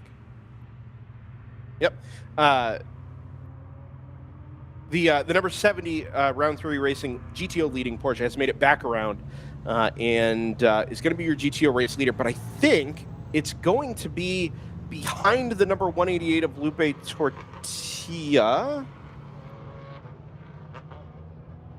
Oh, the 188 has pitted and started lap number 91, while the round 3 car has started lap number 92. So I think we've now got the round 3 car on its own on the lead lap in GTO by virtue of that pit stop from the 188. And that wouldn't have been the case except for the fact that the 70 was moving around at something like racing speed to catch the back of the queue while the number 188 was stationary in the pit lane. Now it's made it out into the fast lane at the the very, very far end near pit out, and the safety car will be behind it. But the damage has been done. If we think about this, when we go back to green, the 188 will continue its 91st lap. The round 3 car will be starting its 93rd lap. So we're going to have a number 70 Porsche that won yesterday pretty handily in GTO, already with, I think, upwards of a lap race lead on that number 188 Lupe Tortilla Fast Track Racing BMW. Thunder Bunny Racing is in there as well. We'll just have tripped the line to start lap number 91. So I think they're going to be even further back behind of the 188. Big gaps in GTO here when we go back to Green Flag Racing. GP1, Screaming Goat Racing, is in the main pace car queue with the 9-4 Motorsports Corvette also in that queue. Nobody has started a new lap, so I think the Screaming Goat car is going to have that one lap advantage over the 9-4 Motorsports Corvette. And then the All-Star Racing number 5 BMW. He scans the pit lane now for an answer. I think that number 5 is in the queue as well. So GP1, I don't think it's been split very badly by this, but nevertheless, that All-Star car is going to have some work to do to catch the 9-4 Motorsports Corvette. Down in GP2, we spoke with Connor out of the number 135 Rapscallion Racing RP1 a little bit earlier. Still a pretty healthy margin in hand over the number 66 Open Throttle Racing BMW, which is just ahead of the safety car, while the Rapscallion car is a little bit deeper in the main safety car queue. And I think they're going to resume on the same lap. So good fight to look forward to in GP2, I think, upon our resumption of racing. That is kind of how we'll set the stage for our final 4 hours of this Sunday 7-hour enduro. Jordan, if we can get a graphic put up with our resumption time. Coverage will resume pretty much right at noon. We can't have race engines before noon, which means our roll-off will be between 12 and 12:05 local time, about an hour and 15 minutes or so from right now. This is, of course, a county-mandated quiet hour, and it does feature every year on the Sunday 7-hour enduro at Barber Motorsports Park.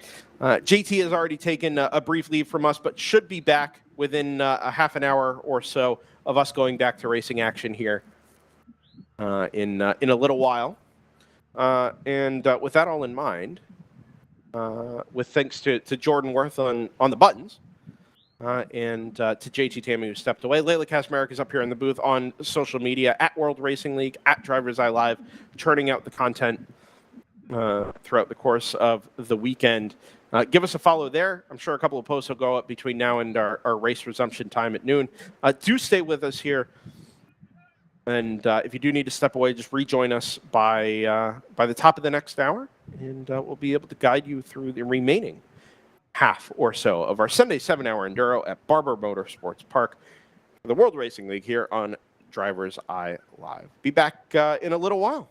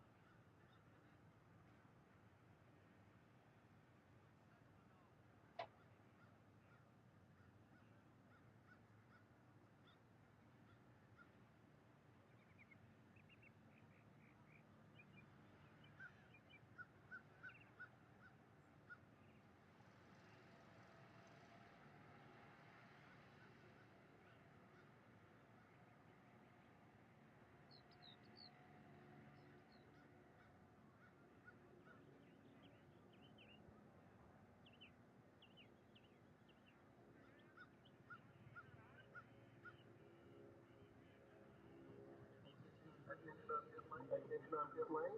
We need to get everybody off of pit lane for the park permitting procedures, please. Everybody clear off of pit lane, please. Thank you very much.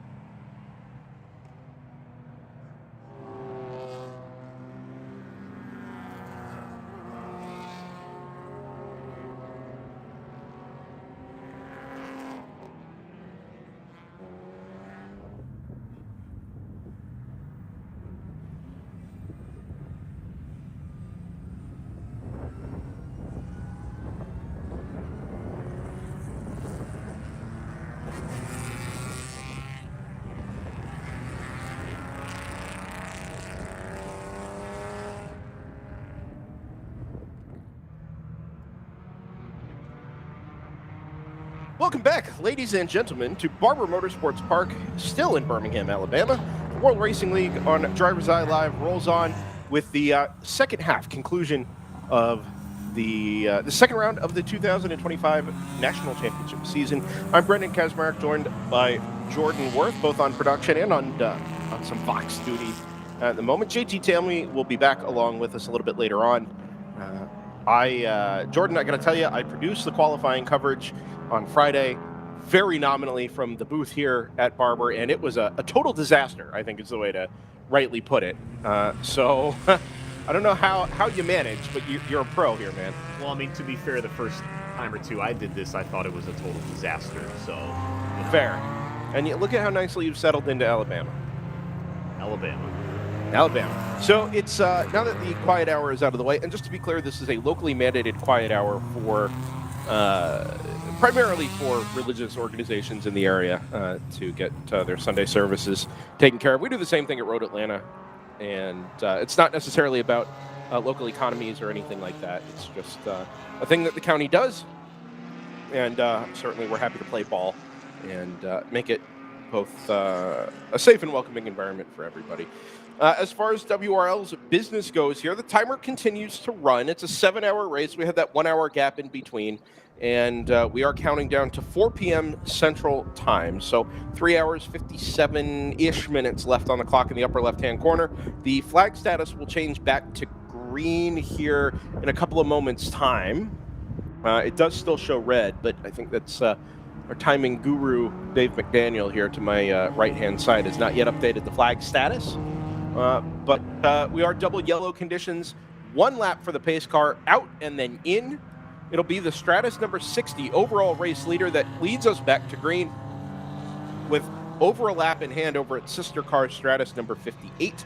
Your GTO race leader is the number 70 GTO Round 3 Racing GTO Porsche 911 Cup. We'll get through the production field as we get back to green here, but just about every class is separated by approximately a lap at the moment. The green flag waves and start and finish there off in the distance. And for just the second time this weekend, we have a restart at start and finish with a little more than 5 minutes gone past noon local time. A little bit of 2-wide action. Remember, we're fully jumbled up. It's meant to be one grid at the moment, with the exception of the cars that pitted just before the full course yellow at 10:45. Those cars are out trying to catch the back of the safety car, what was the safety car queue. So they'll end up something like half a lap down to the race lead.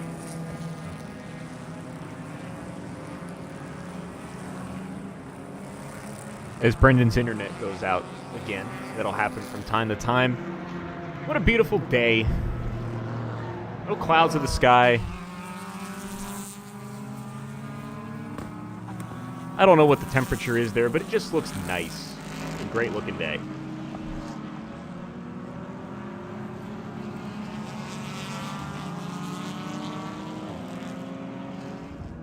I mean, look at that. That's just beautiful.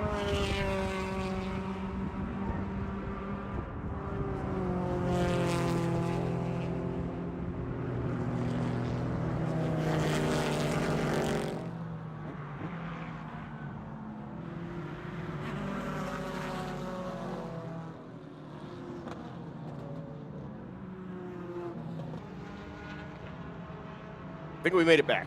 You're back.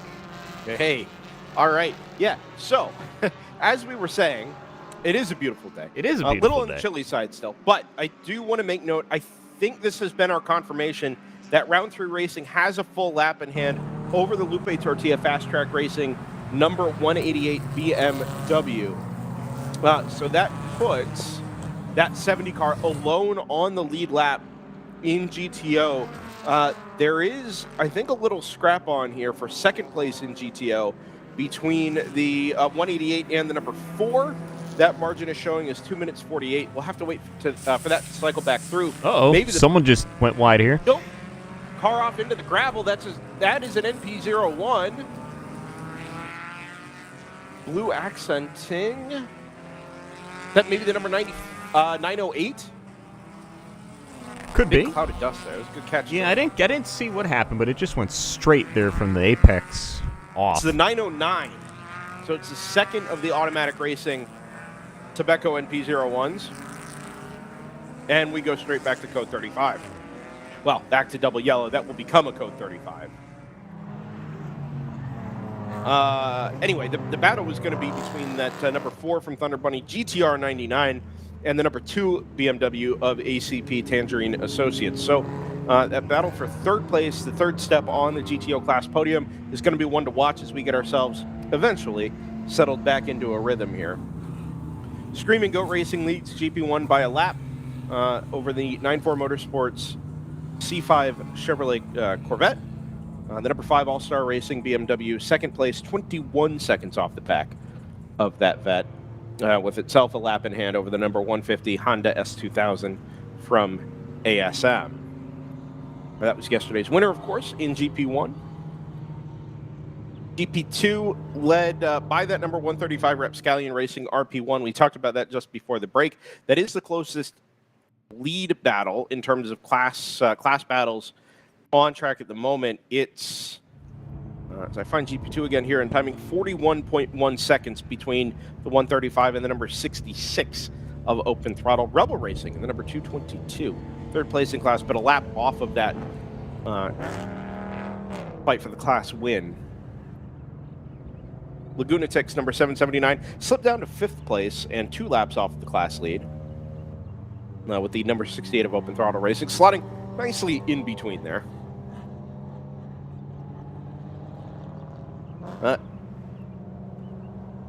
It is worth noting, it is still a pretty chilly day here for springtime in Alabama. I don't know that we've cleared 50 degrees yet, and if we have, we're just there. I was going to say, wondering how cold it was. 51 is the number. We started the day at 31. So, you know, we're plus 20 on the temperature reading, but I mean, we sat on pit lane with, you know, obviously no activity. Track taking a little bit of solar energy to pump some heat into it, but the ambient temperature still isn't very high. So I do wonder if that 909 automatic NP01 succumbed to cold tires there under braking. Very, very easy to lock a tire before you get the brakes and the tire itself up to temp. And certainly just looks like it outbraked itself. Tried to arc it through the corner and instead just way too much speed carried into there and out into the gravel. Actually might have been through to power through out to the other side. There is a pretty wide, I'd say 10 feet or so, grass strip behind the gravel trap from where that car came to rest. That would have allowed it to sneak back through the, say, short course cut. There really is no short course here, but anyway, it's a little paved cut there at the exit of turn 5, but wasn't able to get through the uphill section of the gravel trap there at turn number 5. Jordan, I'm right in saying you have 0 laps on virtual versions of Barber Motorsports Park. Is that right? I don't think I've ever loaded this track up on iRacing. I used to hate this place in sim racing. Back before the iRacing days, there was a really very rough around the edges R-Factor version that did most of the things that Barber actually does, but it was a pretty miserable driving experience, actually. I'm not good with the long corners, the blind crests, things of that nature. Yeah, me neither. I'm just not good at driving, really. That's fair. That's fair. Yeah.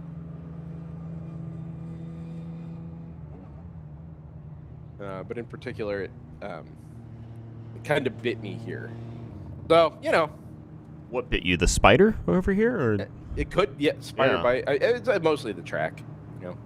And maybe that's the bit here. It is.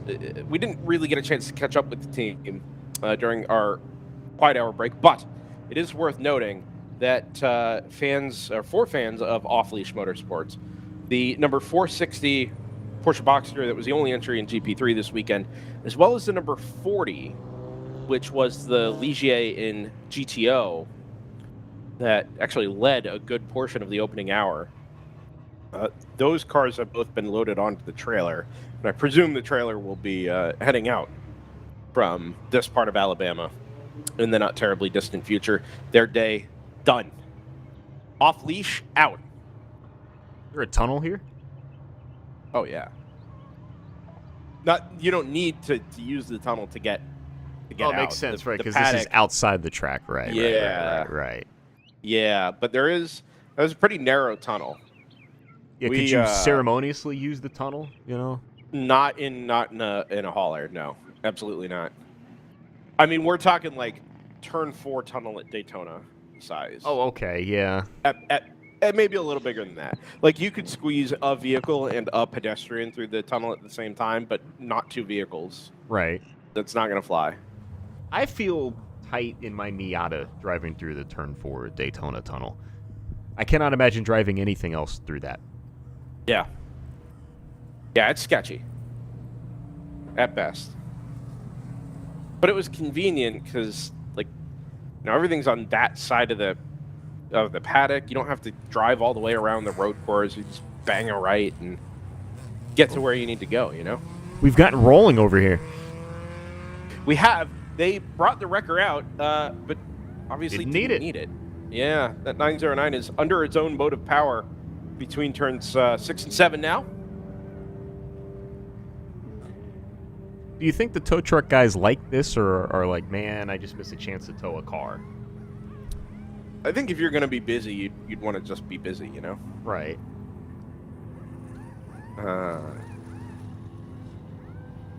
They did struggle with a couple of load-ups onto the flatbed yesterday. And that I don't think that was a personnel issue. I think that was just a very specifically where the car ended up and, you know, the circumstances of getting it loaded up, I think. Geometry of where it landed. Yeah, geometry, that's the word I'm looking for. It might even be trigonometry based on the tilt. That's too advanced triangle, for me, yeah.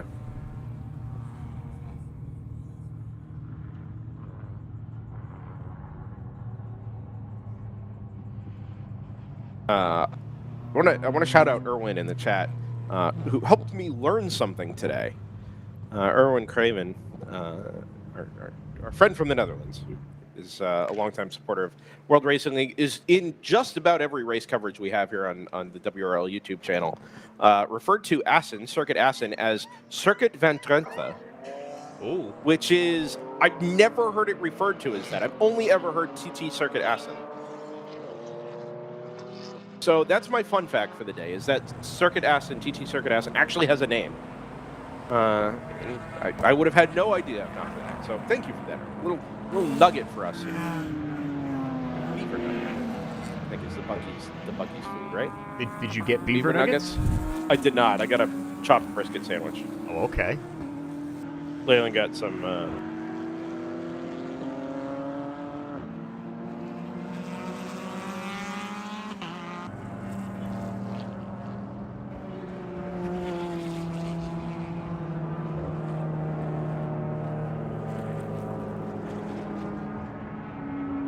I think we've lost Brendan again. Oh, We're back. we sure have. Oh, you're back. We're back green and you're back. Back. Everybody's back at the same time.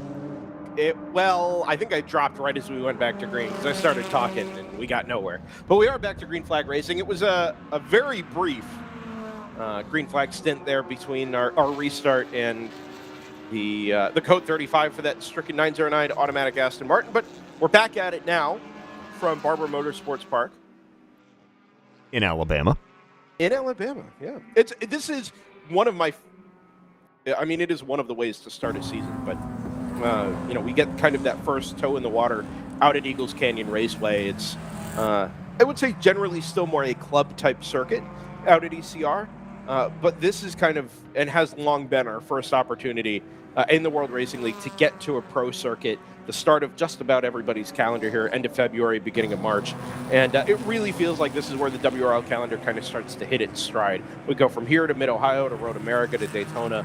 And it's just a really nice stretch of bucket list type racetracks that are interspersed with some of these, let's say, club venues, like a High Plains, for example. And we get fewer and fewer of them every year, but Barber is almost always annually a sellout, with 60 cars being our maximum here for traffic density purposes.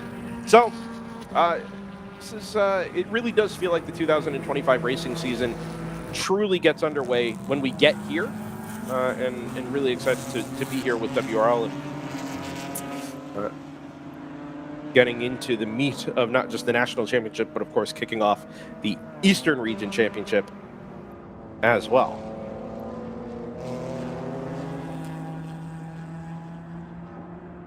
Thanks to all of you who have joined us today as well. 268 at the moment. It's a great day yesterday, both for engagement, viewership, fans, etc. It is called building a business, and it's what we're here to do, certainly at DriversEye Live. Thanks, everybody, for your support.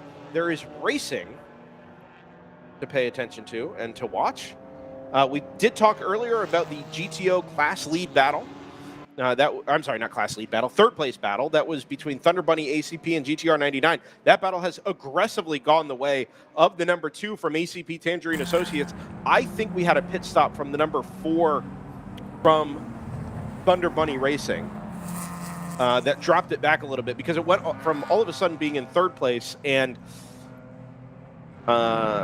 a couple of seconds, 7 or 8 seconds ahead of the pair of BMWs, to now being 38 seconds or 39 seconds, in fact, in arrears of that number 2 BMW M4. So my guess there, because we don't exactly have the pit stop history, is that the number 4 came in topped off underneath that code 35, as is quite right. Maybe even did some tires. I would not be shocked if we saw tires from that Thunder Bunny squad. Usually you want to get to about half race distance. The tires can handle a good 4, 4.5, 5 hours, even in pretty warm conditions. We're cooler than that. And remember, we're not, we did 3 hours before. We've only got 4 hours left. So it's a good time to knock out that stop if you can get it done and set yourself up for the end of the race.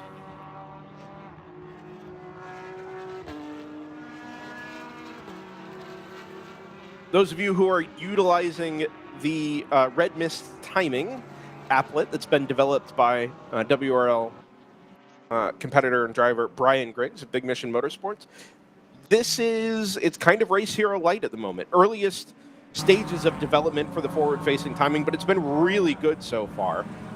Some quirks with the way it displays position numbers in class, but we're getting there. It's already better than it was yesterday, and it displays penalty info, which I've just learned.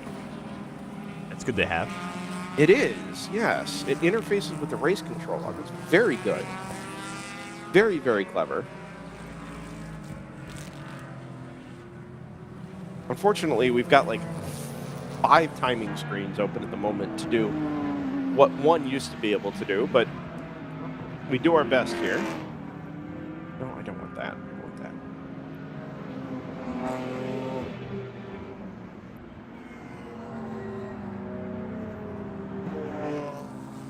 Number 2 actually beginning to stretch the gap here over the GTR 99. It was just 2 or 3 seconds at the resumption of racing. It's now 5.0. Oh, slow number 7 again on the way into turn number 11, way off in the distance, Jordan. I don't know if we're going to be able to pick it up, but very, very slowly, the maroon and you white could see capstone. it. Yep, behind the catch fence there on the right. Yep, that is the capstone Sebeco NP01. Twice already, it's come to a halt on the inside of the exit of the final corner and had to be recovered. It is once again dead stick, and unfortunately, it's also climbing a hill. And I think there's very little hesitation here as to whether or not we can do this under green. The double yellows are at the ready from the corner stations. Again, with just a few minutes of green flag running here. 7 minutes now since we went back to green. I think we're going to have to do this once again.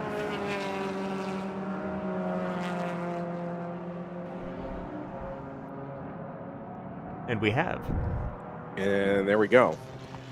I think I need to get with our timing display developer and get him to put together a purple shade for the upper left-hand corner. Oh, I like that. Yeah.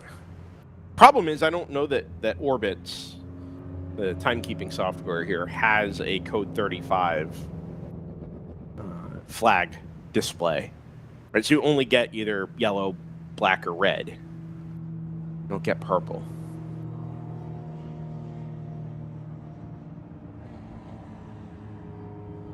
I think NASCAR should try code 35, Jordan. Would not work. I think people would riot. Yeah, it would not. Starting with the television networks. Yeah. I mean, you couldn't do it on ovals, obviously. It would have to be limited to the road courses. Exactly. But, yeah. It would be quite fun, actually. Well, they did remove the stage cautions on the road courses there for a year, and yeah, they're back to them, though, right? Because things got too spread out. Huh, weird. It's almost like that's what happens in racing. Yeah. I got a request. If the 64 pits right here, can we get a wipe down? That's tough. I would love to know where all of that oil came from. Yeah. I would have thought they would have had the opportunity to, or at least had the ability to ask to clean it during the red flag, but maybe the series looks at that as any sort of touching the car, modifying anything on the car is work. Because they are, at the moment, our only onboard. Yeah. That seems like an easy thing to do under code 35. Yeah, it's a quick wipe down. Right? Yeah. I mean, you're not losing any time by being in the pit lane. Already got the number 7 hooked up to a flat toe, by the way. So this quick repetition of recovering cars out on track has got the time down to basically nothing.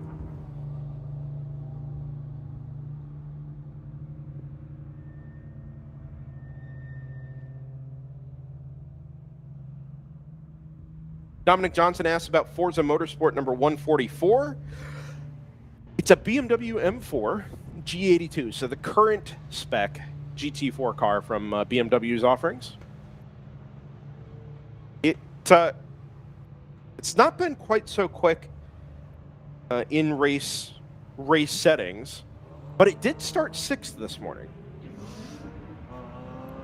Oh, pit stop from the number 70. The 188 has gotten away just parallel to the 70 out on the racetrack, and that is of significance because it puts the 188 back onto the race leader's lap, the class leader's lap, and barring another full course yellow, that it represents a real time game there for that number 188. Now the difference is that the 70 is going to be full tank of fuel, ready to go and pick up where they left off here, set off into the next hour and 10 minutes or so.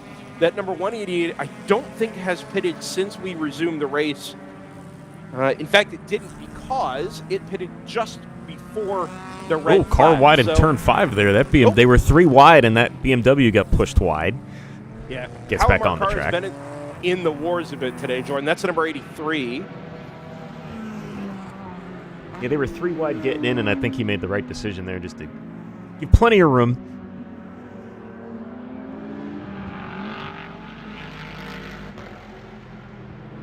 Is it me or look like the right front might be messed up there?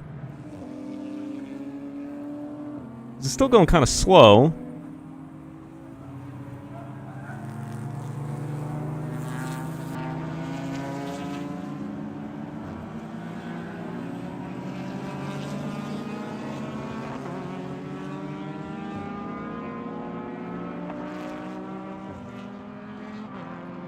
I think we've lost Brendan again, but yeah, that car's off the pace.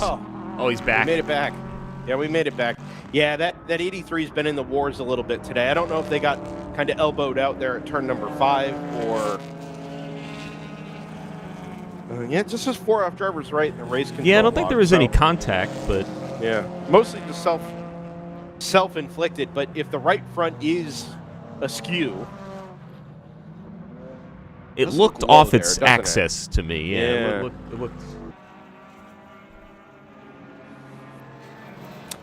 This has been. I And there don't they know how go. closely you. I don't know how closely you followed the race yesterday, Jordan. Obviously, we pressed buttons for 8 hours, so to some degree, you must have been aware of what was going on. But this feels altogether more jumbled and chaotic than we had really all day yesterday. I agree. Yeah. Are we going double yellow again? No. I don't think so. I saw the marshal here at turn number 5 with reach for a second flag, but we're all good.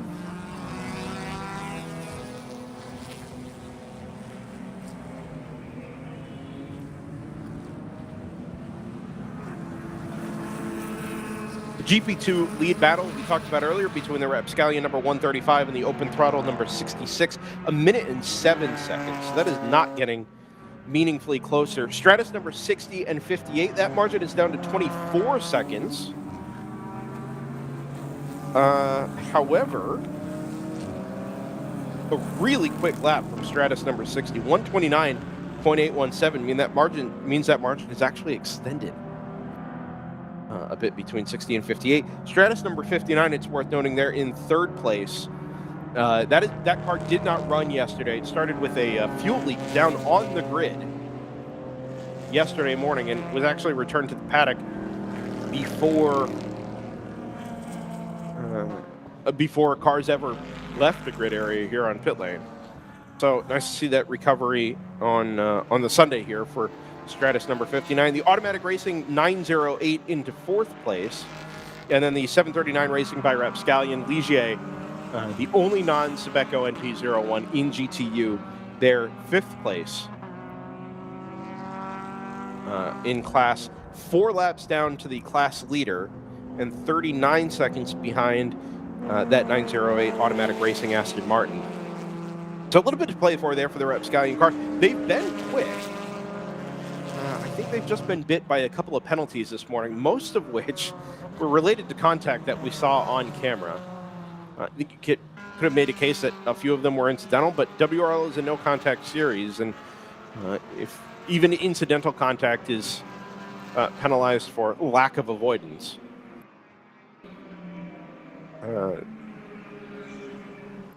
It is kind of something you've got to reset your mindset to.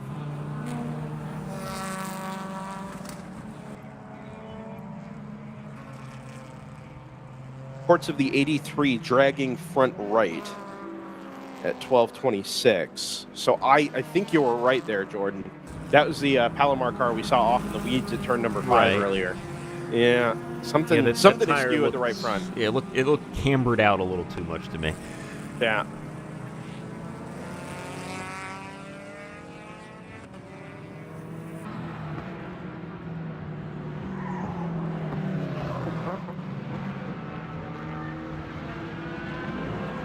The number 5 All-Star Racing BMW getting something of a wiggle on here, trying to chase down the C5 Corvette of 9.4 Motorsports, 18 seconds, and last time 9/10 quicker. So it's going to take them a while, but at that rate, they will eventually catch that number 3 Corvette. Good pace out of the All-Star number 5.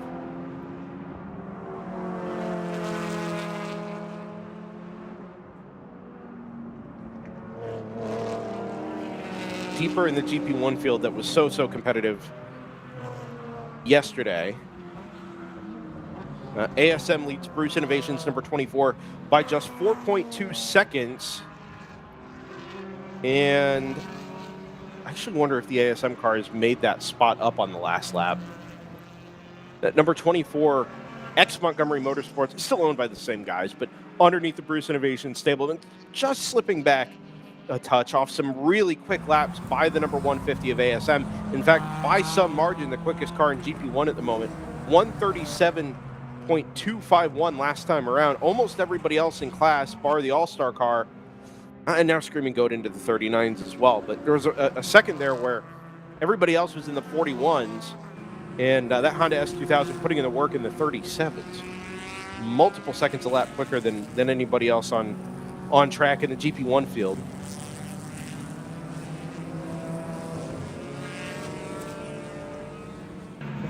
I think that ASM car's got some work to do to try and get itself up onto the class podium, but it is possible with 3.5 hours still left on the clock. You're joining us this fine afternoon while the IndyCar Grand Prix of St. Petersburg, for the first time on Network Fox television, kicks underway, and we all get the Fox experience with open wheel cars for the first time in a little while.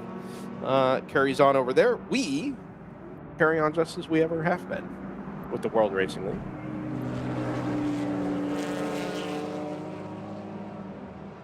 JT Tammy back later.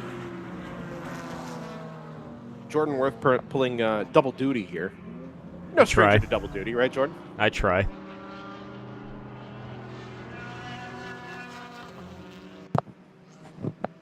Our new digital era beginning in the World Racing League with DriversEye Live in particular. If you haven't already been following at World Racing League and at DriversEye Live on social media, specifically over on Instagram, absolutely do that. My lovely wife, Layla, I haven't said that in a while. Layla Kazmarek. I'm having Thunderhill flashbacks because this is the first time we've done proper integrated social media in a long time, really since Thunderhill. And it just rolls right off the tongue. Having Thunderhill flashbacks. Layla Kazmarek is mashing the keyboard and the photo shutter. Yeah. So give us a like and a follow over on Instagram. Smash the like button, as she just said, here on YouTube as well. It does help our algorithm, our viewership, and our promotion levels as well. There is more to come from this promotional agreement we now have with the World Racing. It's not an agreement. It's very loosely based, but taking some of the social media and promotional responsibilities out of WRL's immediate hands and help spread the workload around a little bit. Some really cool things to come later in the season. But this was kind of a late load in for us here, so get all of the features put together in time for round number 2 here. Stay tuned. Stand by for Mid-Ohio on that front. I will be back at Mid-Ohio on site, as will Layla, joined that weekend by JT Tammy, probably Jordan Worth. We'll wait and see there. April 4th through the 6th. Yeah. It's a double duty weekend for us. We'll see what happens. Hopefully no snow. Having just reset the record for coldest setup morning here at 31 degrees. Our personal record, anyway. Yeah. I don't know that we need to drop that number even further, but you do play with fire a little bit this time of year. All-Star Racing to 9-4 Motorsports now 10.5 seconds. Another good lap from the number 5. GP1 battle.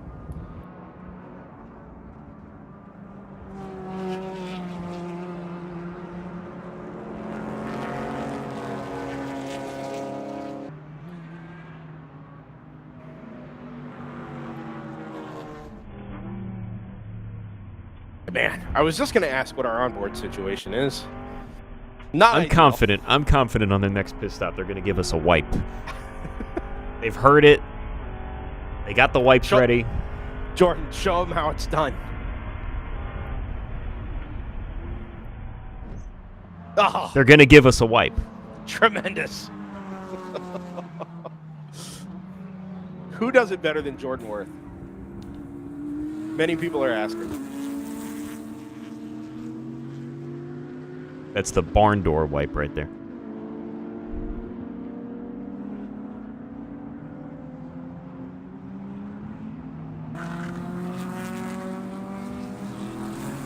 You got the slow fade.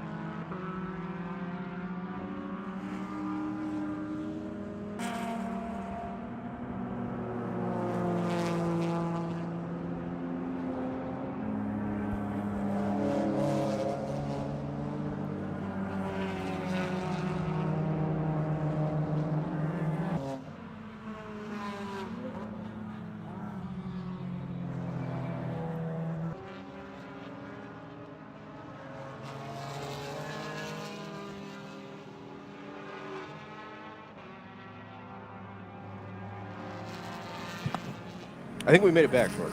Whoa. Yeah, extended break there. I like it. Yeah, I didn't. Just the sights and sounds of Barber. Yeah. I mean, there are worse ways to spend a Sunday, I suppose. Absolutely.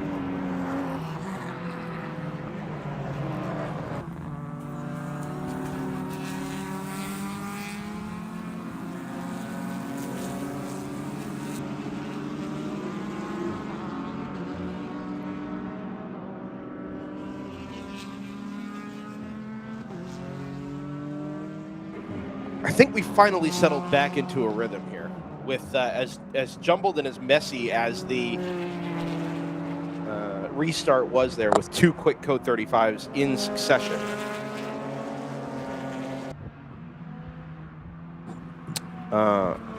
Finally settled in here to what should be a pretty good stint here, and oftentimes on these Sunday races is actually a pretty stable run through the late afternoon. It's the lowest traffic density we'll have all season. We've got a waving yellow at turn number 10. It's the stopped NP01.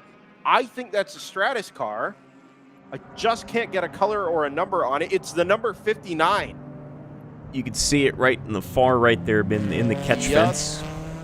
Well, not in the catch fence, but through. Well, through you know, the catch yeah, fence. through the catch fence, Yeah, it's on driver's right, almost. It's not quite exactly where the number 7 NP01 ended up a little while ago, but very, very close to it, maybe 50 yards upstream. Car also dead stick there. Does have power. The lights are on. You can still see that, but no drive for that car. Headed up the hill out of turn number 10. And just as I said, we were heading back into a little bit of a rhythm here for the afternoon. We go back to code 35. Unbelievable. Yeah, the flip side of the lower traffic density, fewer cars coin is that the cars are a little bit more tired. And you do tend to see the odd mechanical failure here. And whereas some places we can do hot poles and not have to just shut the course down or neutralize the whole course anyway. Here we don't really have that option.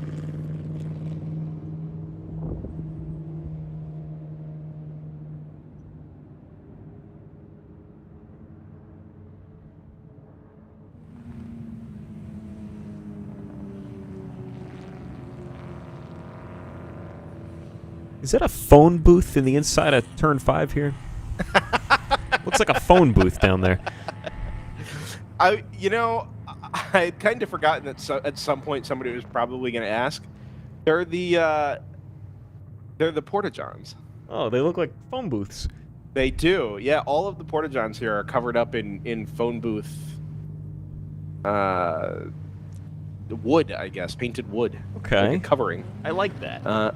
Yeah, so nope, that's the number 3 leaves the pit lane. You may have heard that there. The microphone picked that one up.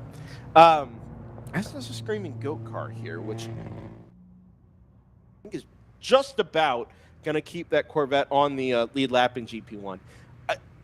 There was this push years ago when TV became HD and everything became that little bit more visible to not have the corner marshals, service stations, let's say, visible to television cameras. Right. Because it looks unprofessional and improper and weird, even though it's, necessary. Right, it is what it is, right. Yeah, so, like, at some places, they take them out of the marshals area and force the marshals to use the spectator facilities, which I think is a little bit dumb. But it is what it is. Here, because there's really no alternative, because of where the marshals posts are, they leave the Porta-Johns out there, and then they just cover them up to look like phone booths. English phone booths. Yeah, that's what I thought it was over there. Yep. I like that. That's good. Yeah, they're all like that, too. Even the ones inside the photo lanes, but nowhere near television cameras, they all look exactly like that. So it's like covering the cell tower would look like a tree. Yes, which is also terrible.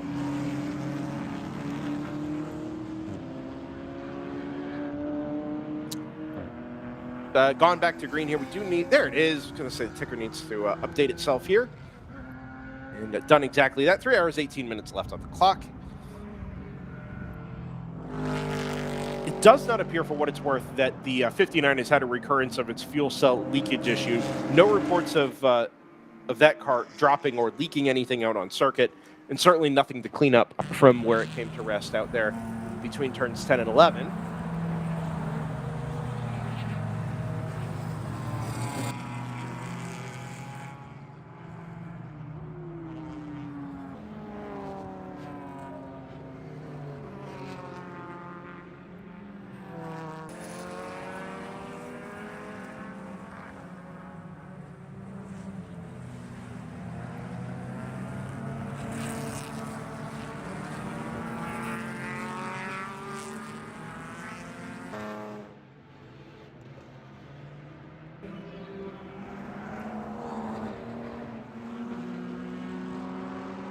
That looks like a great place to just watch some cars drive around up there on that bridge.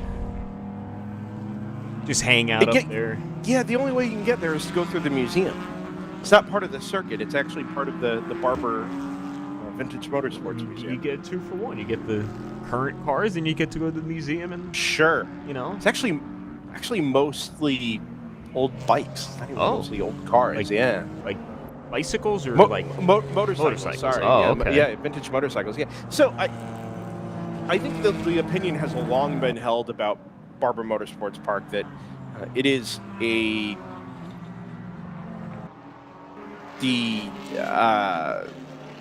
it's a better motorcycle racing track than it is a car racing track. I think I kind of get it, particularly with full-size cars, Indy cars. The straights aren't really long enough. The braking zones aren't really long enough to generate good passing. And in an aero-heavy era, the dirty air off a lot of these cars can make following through some of the medium and higher speed corners difficult. Right. Like passing into 5 is okay. Passing into 7 can be okay. But you can't really follow closely enough in a Formula car through 9 and 10 to make a move into a really short braking zone at 11. Can be done, but it's challenging. And I think we've seen over the years in IndyCar races here, while the attendance and local engagement has been awesome, and it does everything else right, the racing has been a little bit lackluster at times. Fortunately, in a multi-class environment, that issue kind of goes away.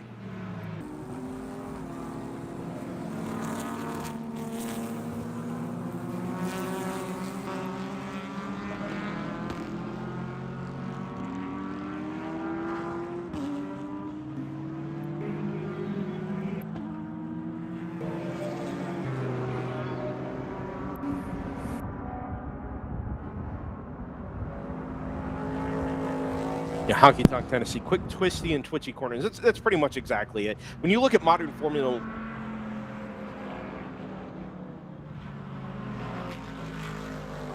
thing that Barber doesn't, right? Long straightaways, hard braking zones at the end of those long straightaways, slower S's sections that allow cars to follow a little bit more closely. It's not universally true, but it's generally true, especially if the circuit's been designed by Herman Tilke. And that's just not really how this track was designed. It's a little bit more compact. It doubled back on itself a couple of times, uses the elevation changes here reasonably well, I think. And in non-downforce cars, or grip-limited cars, let's say, mechanical grip-limited cars, it works really, really well. Hence, motorcycles.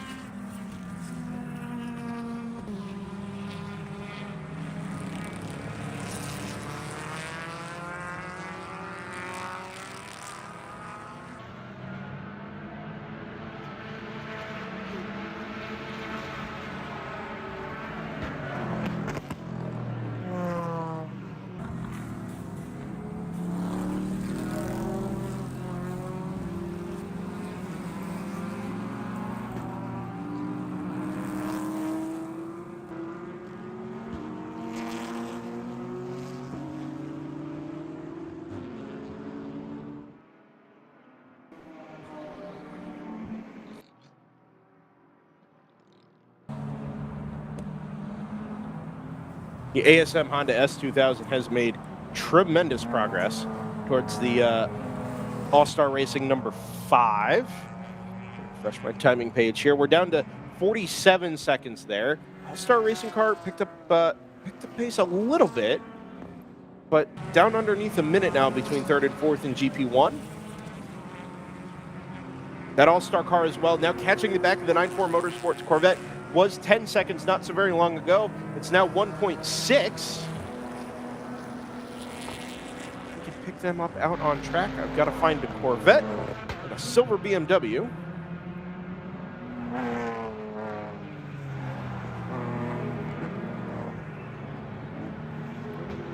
There they are, headed down the front straightaway towards turn number 1. It's less than a second now, I would think. 0.991 exactly. And there they are. There's your Corvette tucked in behind the last prototype, and the number 5 BMW through the long right-hander at turns 2 and 3. There will be some traffic for those GP1 cars to negotiate here. Definitely a handful of GP2 cars in this mix, and this is all happening with the Screaming Goat Racing BMW just ahead of them. So if the pace keeps up here for the second and third place cars, there is actually the opportunity for them to unlap themselves as well. Although my guess would be that the 5 is going to be able to overhaul the Corvette before it gets, before either of them get up to the back of the Screaming Goat Racing BMW.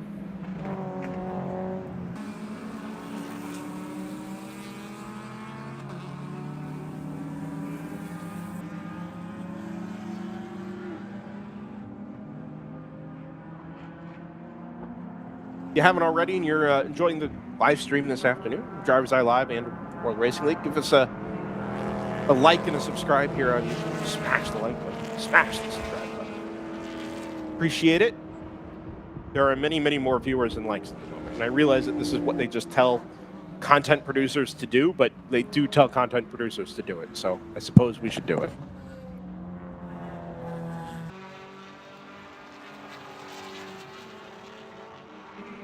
You ever just talk about algorithms, Jordan? Yeah, man, every day. You a big algorithm guy, or do you just let it ride? You know? Thinking about Do the you actually, NASCAR like- Cup Series race coming up in a couple hours. Is that moves the algorithm, doesn't it? That is the NASCAR Cup Series at Circuit of the Americas. Right. In Austin, Texas. Yes. We actually, I think you were producing for us back at Watkins Glen last year. We actually mentioned the United States Formula One Grand Prix, and within like a 5-minute window, we increased viewers by like 50. Remember that. It was wild. That was when I started to believe in the algorithm. Right. I really didn't think much of it before then, but man, it's always delivered listening for us on that day. Yeah, it really is. It's like an Echo Dot. Yeah. You think it's not listening? Always there. Yeah, you trust the closed caption guys to get it right. You know. Down a half a second here. Oh, the move's been done. Number 5 past number 3. The change for second place in GP1 has been made, and now that number 5 is going to set its sights on the number 29 of Screaming Goat Racing. Offline just a little bit headed in towards 9 and 10. Breathe of the throttle, maybe a dab of the brake to set the nose between the left and the right-handers.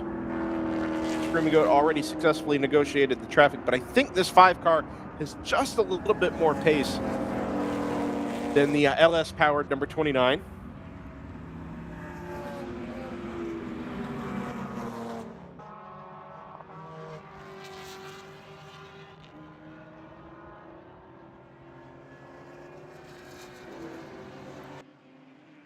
Good battle as well for 4th in GP2. If we can pick up the Lagunatics silver Subaru BRZ. Oh, trouble. Yep, we just caught it out the window here as well. Number 7. Again, that's the Capstone Motorsports Sebeco MP01. A couple of stoppages out on circuit. That one was not a stoppage. I mean, technically it was, but not mechanical related. Just a quick spin and continue over there at the exit of turn number 5. Let's see if we can find that BRZ from Lagunatics. Scanning the track looking. Oh, it's already changed. We've missed it. It was that and the Patchwork BMW. They're headed down into turn 5 now. But the 68 has got pretty good pace, certainly better than the 779 does at the moment.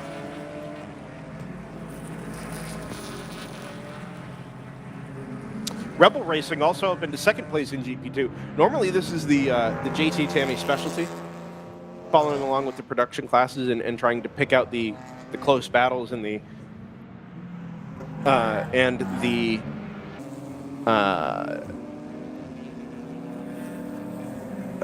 position changes that we missed while talking about other things. But we'll get there eventually without JT. Well, good We'll be back news is 6 minutes ago, JT said 5 minutes, so Well, he's coming back. That math absolutely does not math. Right, but Yeah. close enough. No, I'll take it. Plus or minus 5 minutes. On the 5 minutes.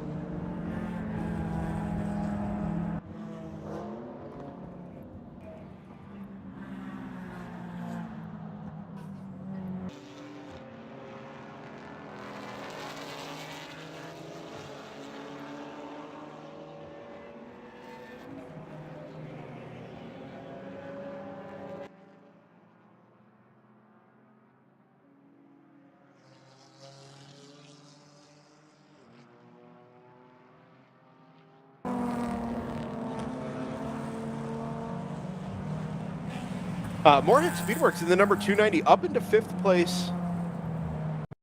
Now in GTO, overhauled the number 4 from Thunder Bunny Racing. Now is that either a penalty or a stop for that number 4? No, I don't think so.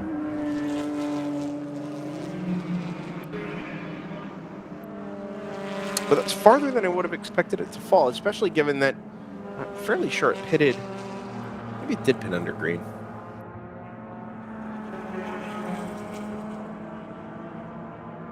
The number 77 going very quickly as well. 7th place in GTO at the moment, but catching the very similar car number 4 of Thunder Bunny Racing. At 1.6 seconds the last time around, and it's a 39-second margin between the two of them, which, again, one of the closest battles that's at least closing battles, let's say, that we've got at the moment. Oh, spun car on the inside of turn number 5. That is the 909 of Automatic Racing. That's the lower place of the two automatic Stakal and P01s. Longtime viewers of the World Racing League may also find it difficult to say Automatic Racing and Stakal in the same sentence, but gone are the days of the Automatic Racing Aston Martins in GTO.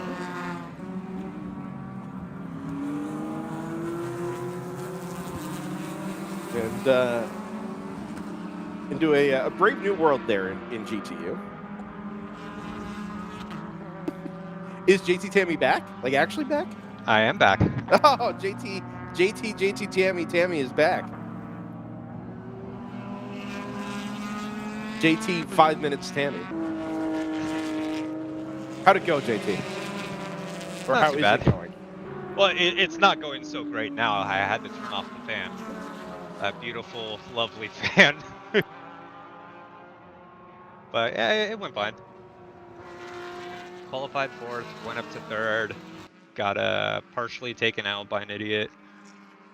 Worked my way back up, saved a lot of fuel, saved tires, and handed it off to a teammate. And he's in a good spot. He won't have to save fuel to make it to the end. Oh, I think Brendan disappeared. Oh well. Haha, I am now the lead commentator. Oh, we got trouble there. This blue car that spun. looks like a slow Dawn Motorsports NP01 had a spin, turn 2-ish. Yeah, lazy little 3. slide. Is that the 95? Yeah. Yeah, we're back. It's been a tough little stretch here for this GTU field. I think it's mostly just coincidence, but JT, while you were gone, we had another stoppage for the number 7. The 59 broke and stopped out on track. The 908's been off. The 909's been off. 95's had a spin. By any chance has... No, I'm not going to say that.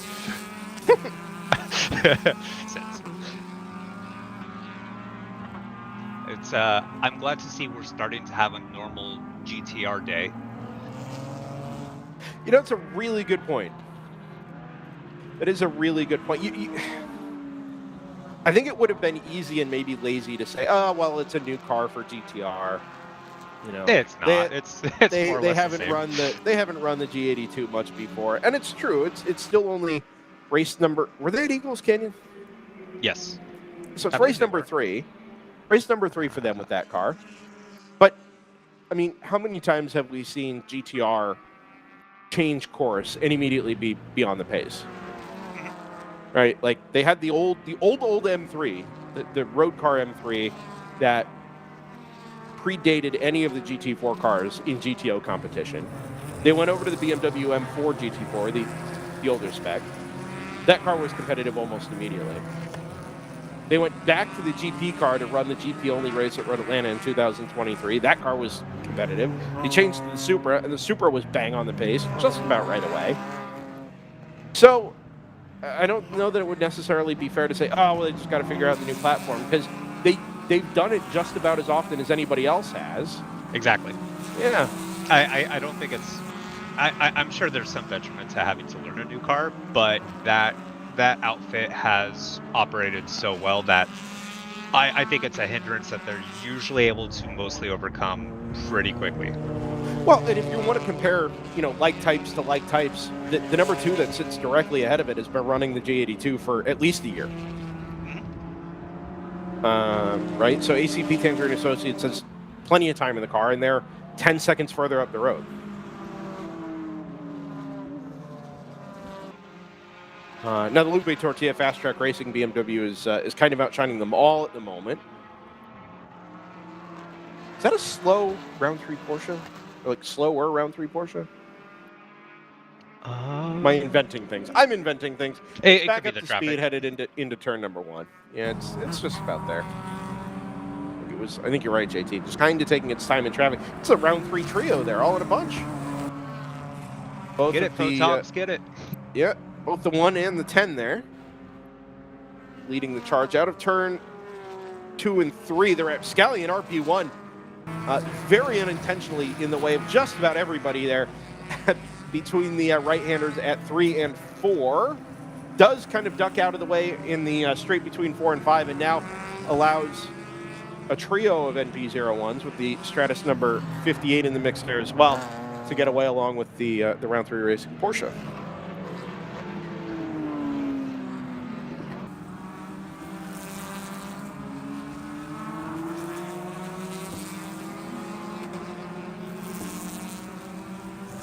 Interesting to me that I don't think it's necessarily fair to talk about a best of the rest trophy in GTU, but if we're going to talk about getting used to new platforms and new cars and that sort of thing in GTO, then I think the same could be afforded to GTU competitors like round 3 racing, like automatic racing, basically anybody other than Stratus, I think. Although Dawn and Capstone have been around for some time. And if you were to take those 2 main Stratus cars out of the mix, you'd be left with the 739 Racing by Rapscallion. Ligier. Yeah, definitely. Because that's definitely a much different platform. Far more of an unknown. Because, the Sebicos have had quite a bit of development. Round 3 and 9x9, or 9, the automatic. They have technical support with Stratus. Yeah. They're working together. They're giving setup tips, that sort of thing. They're helping them get up to speed in these MP01s, and I don't think Rapscallion has that with the Ligier. That might be true. I mean, the Ligier has been around for a couple of years now, but certainly in GTU trim. And you're absolutely right to say that round 3 racing does have the benefit of a little bit of technical alliance there with Stratus to help get the cars up to speed. But even if you take that into account, similar number of WRL races specifically under the belt between round 3 racing and the Rapscallion 739, and certainly the automatic team as well. 908 sitting there in 4th place, but ultimately it's kind of favoring that Rapscallion squad and the Ligier to be that sort of best of the rest outside of the arguably the most experienced team in GTU, maybe one of the most experienced teams in the field. To be fair. I would agree with you, with the exception of a new outlier that we have this weekend. Which I is? think it is phenomenal what Barber Motorsports has done this weekend. just getting that car literally like a week or two ago. Yeah. They went flying yesterday. They did have issues, reliability issues, and I think they had some minor ones today as well. But for the most part, it's been very quick. It's been running quite competitively in the field, and that's a big jump up for them because remember they were coming from I believe an NB Miata. Yep.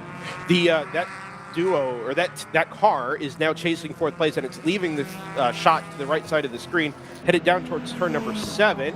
The white NP01 is the automatic racing number 908. The all maroon number 185 is that Roberts Motorsports NP01 that JT just talked about.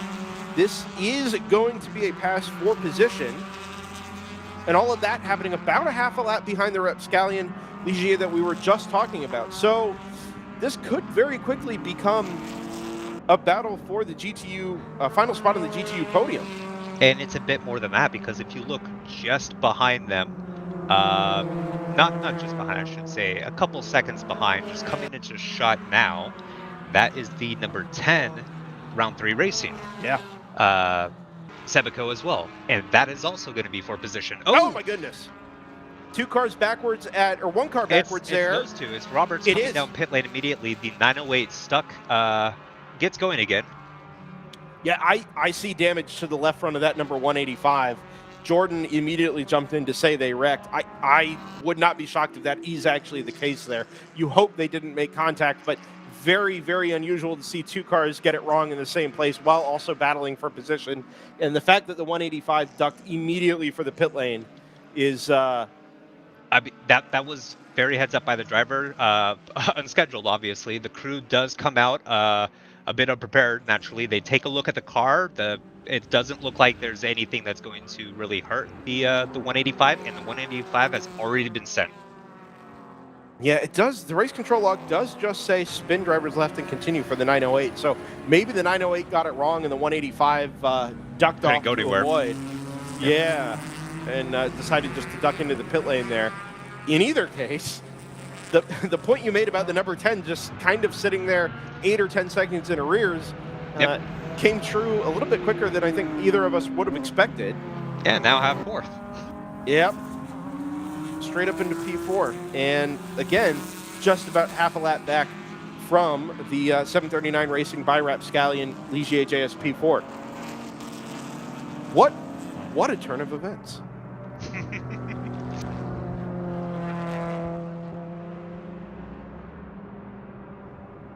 May have jumped the gun a little bit there on the contact.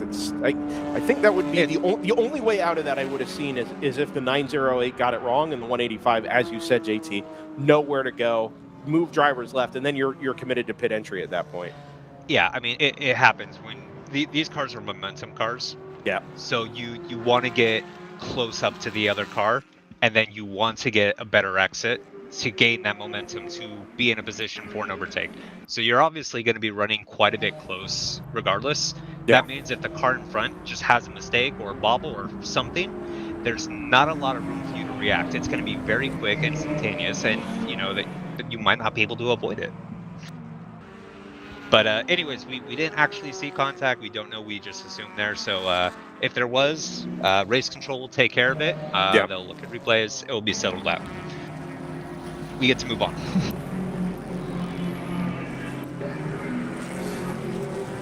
The open throttle and Lagunatics battle there for P4 in GP2 has not really let up yet either. The 68 jumped the 779 probably now 15-20 minutes ago, and I think it would have been easy to expect the 68 to continue off into the distance. It's just not really been the case. Margin there is still under 4 seconds.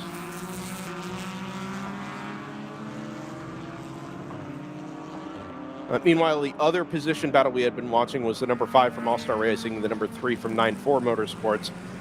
That has continued to trend in the direction it was going earlier, which is basically just the number 5 having a pace advantage for the moment over that 9-4 Motorsports Corvette. We also said at the time that eventually it meant that the second place GP1 car, whoever it was going to catch the class leader in that number 29 Screaming Goat Racing BMW. And that's exactly where we find ourselves. Number 5 BMW has caught the back of the orange and white Screaming Goat Racing. M3. Here's all the green cars running together. All the open throttles. All of them. And a TC Klein in there, I think. Here they all are. Probably. There's, there they are. The 5 green BMWs all in a shot. And the only non-BMW AOA entry. The good news is that when you see them on camera all together, it does give TC Klein something of an out to say, no, it's a different shade, and it is like very marginally a different shade. Very I'm marginally. glad you can tell in person. I can't tell on the cameras. Well, it takes. This looks very silly. It's all the same. This looks very silly.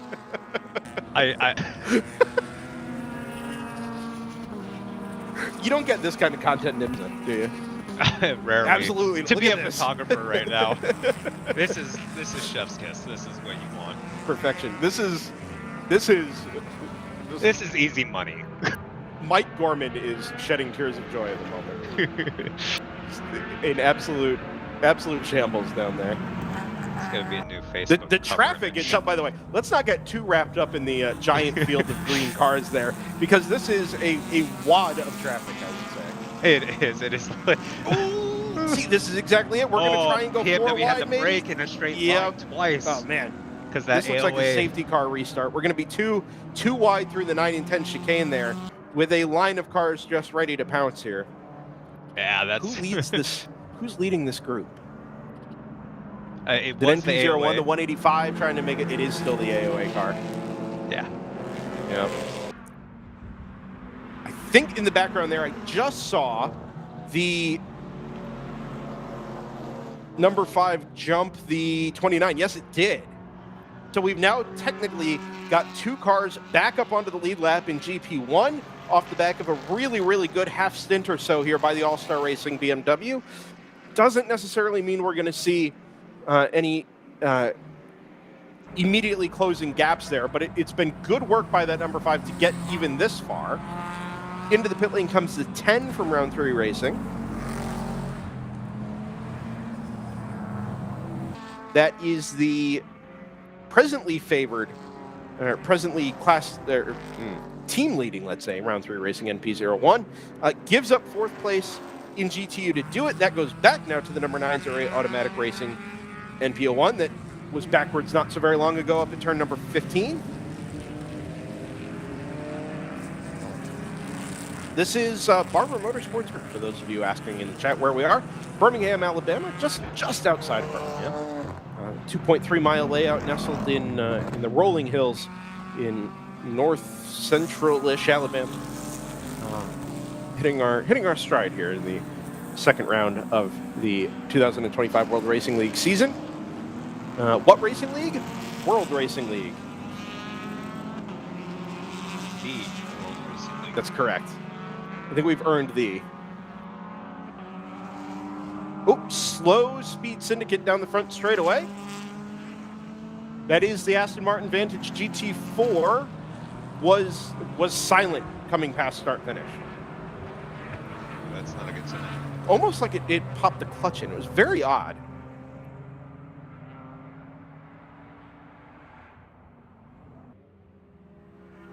If you're not familiar with the Barber Motorsports Park here, by the way, it plays host to the Indy Grand Prix of Alabama. I think it's Children's sponsored now, Children's Hospital of Alabama. Children's Grand Prix of Alabama. In April, typically. Also plays host to a round of the Moto America Circus, including the Moto America Superbike Championship. Great little motorcycle racing circuit. We did discuss that a little bit earlier. And, of course, the World Racing League, and, how could we forget, the Alabama Boat Show.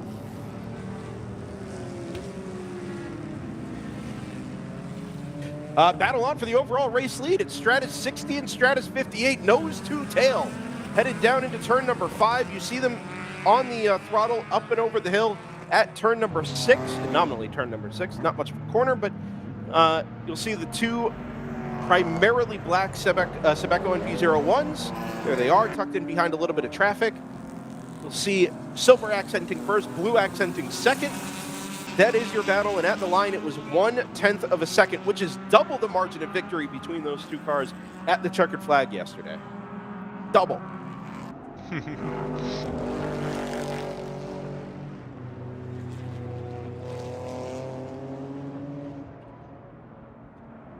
Hard to tell, but did Speed Syndicate back up to speed? It did seem that was going to be the case when it went down out of turn 1. It should be approaching start. Oh, no, coming down pit lane. Yeah, Bummer. I thought maybe it was going to make the left-handed turn to come back up the photo lane and maybe scoot its way off the circuit, but it was not the case.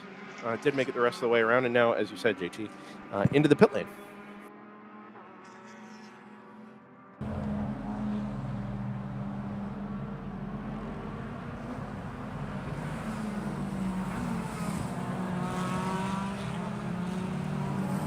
So let's see, they were 10th in GTO. Assuming they do not come out quickly, this will promote Forza Motorsports into 10th. They had a really good start today.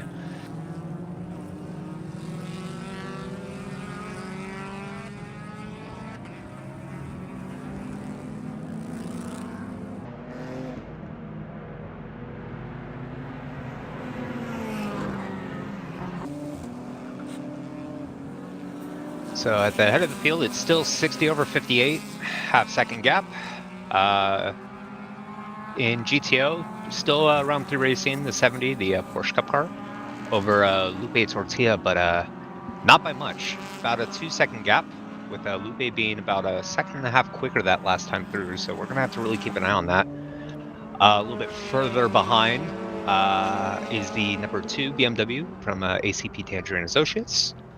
A little bit further back, we have Moorhead Speedworks Ginetta and the 99 GTR BMW. GP1, we still have the 29 Screaming Goat with a almost full lap lead over the number 5 BMW from All Star Racing. And then the Honda S2000 ASM has worked its way up to 3rd here. JT Yo. and Jordan, I suppose.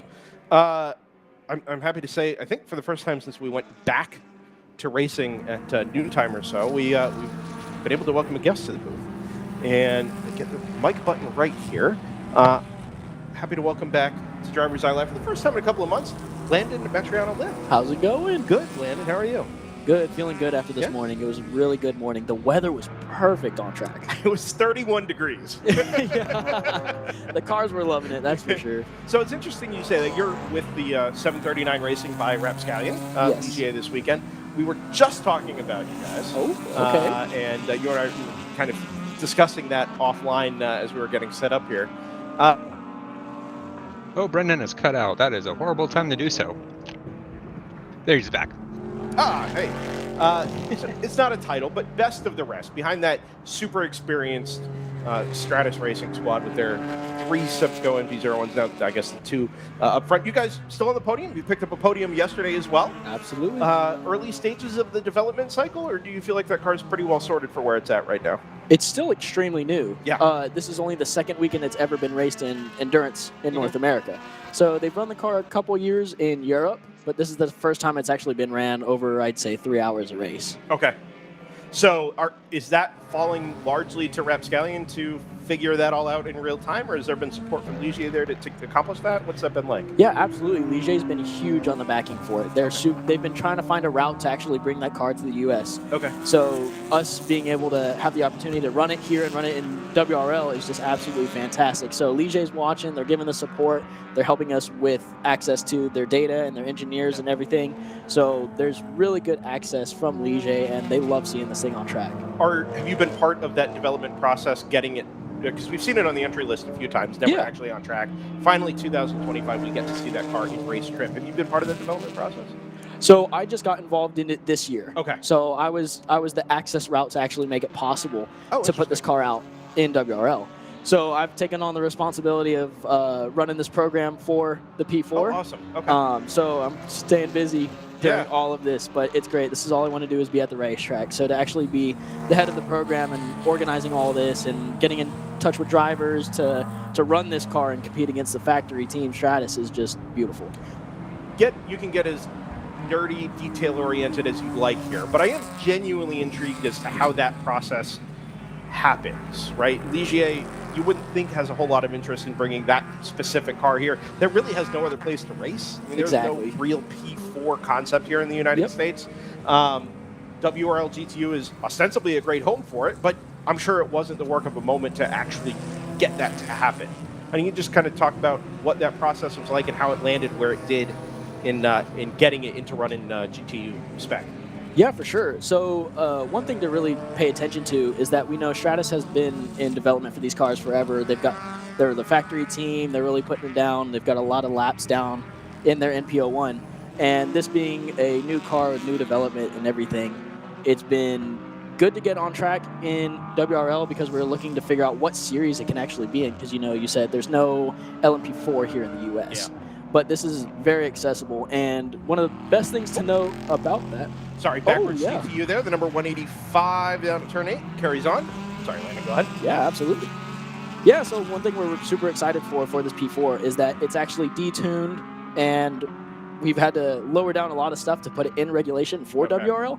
So everything that you're seeing for that P4 is not its limitations as an MPO1 might be. They're running all out, maxed aero, all of that.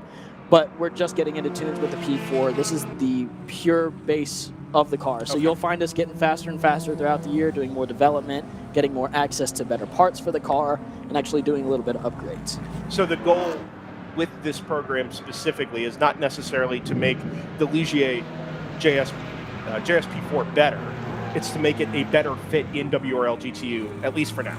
Yeah, for now, this is our total goal, is to run it in the GTU and actually get some wins under our belt. We got our first podium yesterday, which is super exciting. We were so close at ECR, and we knew that was going to be a difficult track, especially on debut.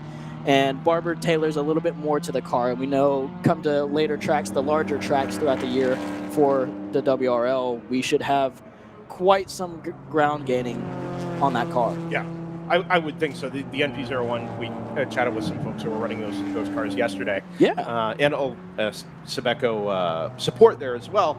They've had the development work, right? It's a pretty well-sorted piece of kit. The option is open there to do individualized work to try and make the car better, but generally those things have already been baked into the Evo package that they present. Yes. That's absolutely not the case with the JSP4 at the moment. That's correct. Yeah, this is based from the factory. It is their endurance package on the car. So it was meant already for endurance. They do have a sprint version of the car. But, bringing it out here, we know that we could get the most track time, which would allow us to develop the car and really bring Ligier all of our data and everything so that they can not only can they improve the car from what we're bringing in, but also we just have more to give to them. Yeah. Everywhere back and forth. Just works out. Can't get more track time than WRL, that's for sure. Absolutely. Are you looking at it from a competitive perspective against the NP01s that make up the bulk of the class, or are you trying to develop this thing in isolation? Are you looking at the things you already do well and say, yes, let's do more of that? Or are you saying, well, we can make this an all-around better package, we'll just figure it out ourselves? It's a little bit of both, because we know how much that we have on the car right now, and we have development plans for it. It's just getting access to that. We're trying to get more drivers in the program because right now it's just myself and Jake Bonilla. So we've been handling the first 2 races, and we'll be looking for more drivers for the next. So really opening that up, and that developmentally as well will help us because different drivers have different techniques. So right now we just have a base setup. Jake and I are very similar in our driving style and our pace and everything. So we like the car the same way. Having someone new come into it, we want to make it all around easy to drive for anyone wanting to come in and drive. This makes sense. We talk about this in GTO sometimes. These newer GT4 cars don't necessarily push the ultimate pace that much further. Yeah. A lot of times it's just about making it more drivable, opening up the operating window of the car to be a little bit less dependent on nailing the setup track to track or nailing the specification of the car at 9-to-1 power to weight to run in GTO. Similar kind of thing there for you guys as well. Let's open up the operating window of the car. Yeah, exactly. And that's one thing that we also want to emphasize is that for this car, it's had the 2 weekends on it now, still on the second. But its reliability has been absolutely top tier. We've not had a single problem with it. The only time we've come into the pits is for fuel, which is exactly what you want to do. So, yeah, we're super happy with the reliability of the car and what we've been able to do with it, and still being able to push it to its limit right now. But we've still got so much room. Like we've got different tires on this weekend that we had on ECR. Okay. So we're playing with a lot of things like that are super simple changes, but could make a big difference throughout an 8-hour race. Yeah. So looking at that, especially compared to the factory teams, which have had so much time tuning everything, which absolutely love having them here to compete against because they've set the standard. They're at the top every weekend. So if we can really reach them and develop to that point, then hey, couldn't be happier.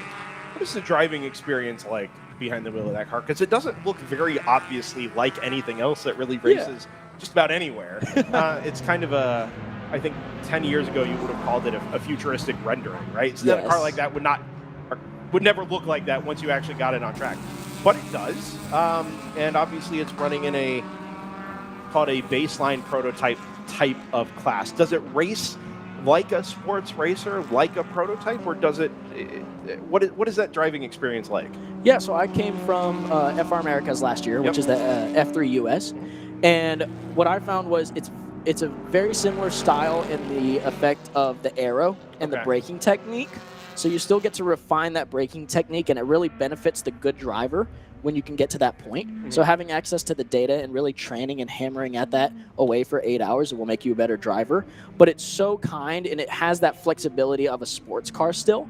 So it's not as touchy as you would find a prototype to normally be, but it's very, very, very kind to drive right now, which is great. Yes, very forgiving. So we've had some moments where, you get a really good slide coming out and nothing crazy, and it's just very, very kind. Interesting. I'm genuinely intrigued to hear that. Where do you see the strengths of that car relative to the remainder of the cars, the Stakal NP01s in GTU at the moment? Yeah, so I know that we're running a little bit heavier for that P4 car, but that does allow us to have a little bit more power. So I notice on, say, second half of the straightaway, at least here, the last third of the straightaway at Barber, we really pick up on them, and it allows us to really battle them through there. I know being a little bit heavier car, it helps. It's a little bit hindering on the weight transition. That quick back and forth that those NPs have, and that you see them snapping back and forth through these turns. But yeah, that's something we're working on developmentally, and we don't see ourselves that far behind. Do you see it generating a little bit more downforce in the NP01s with the bigger bodywork on the car? We do, yes. Yeah, so it's definitely got more underbody work as well as the fenders, and then we're looking at having a different rear wing on it right now. I think you just lost a class competitor there in GTU. I think, is that the 10, JT?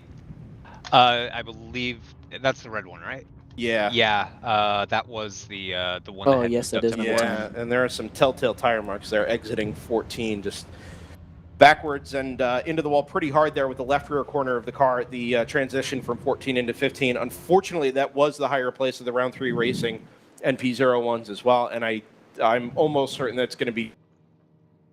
Oh, Brendan cut out a bit there.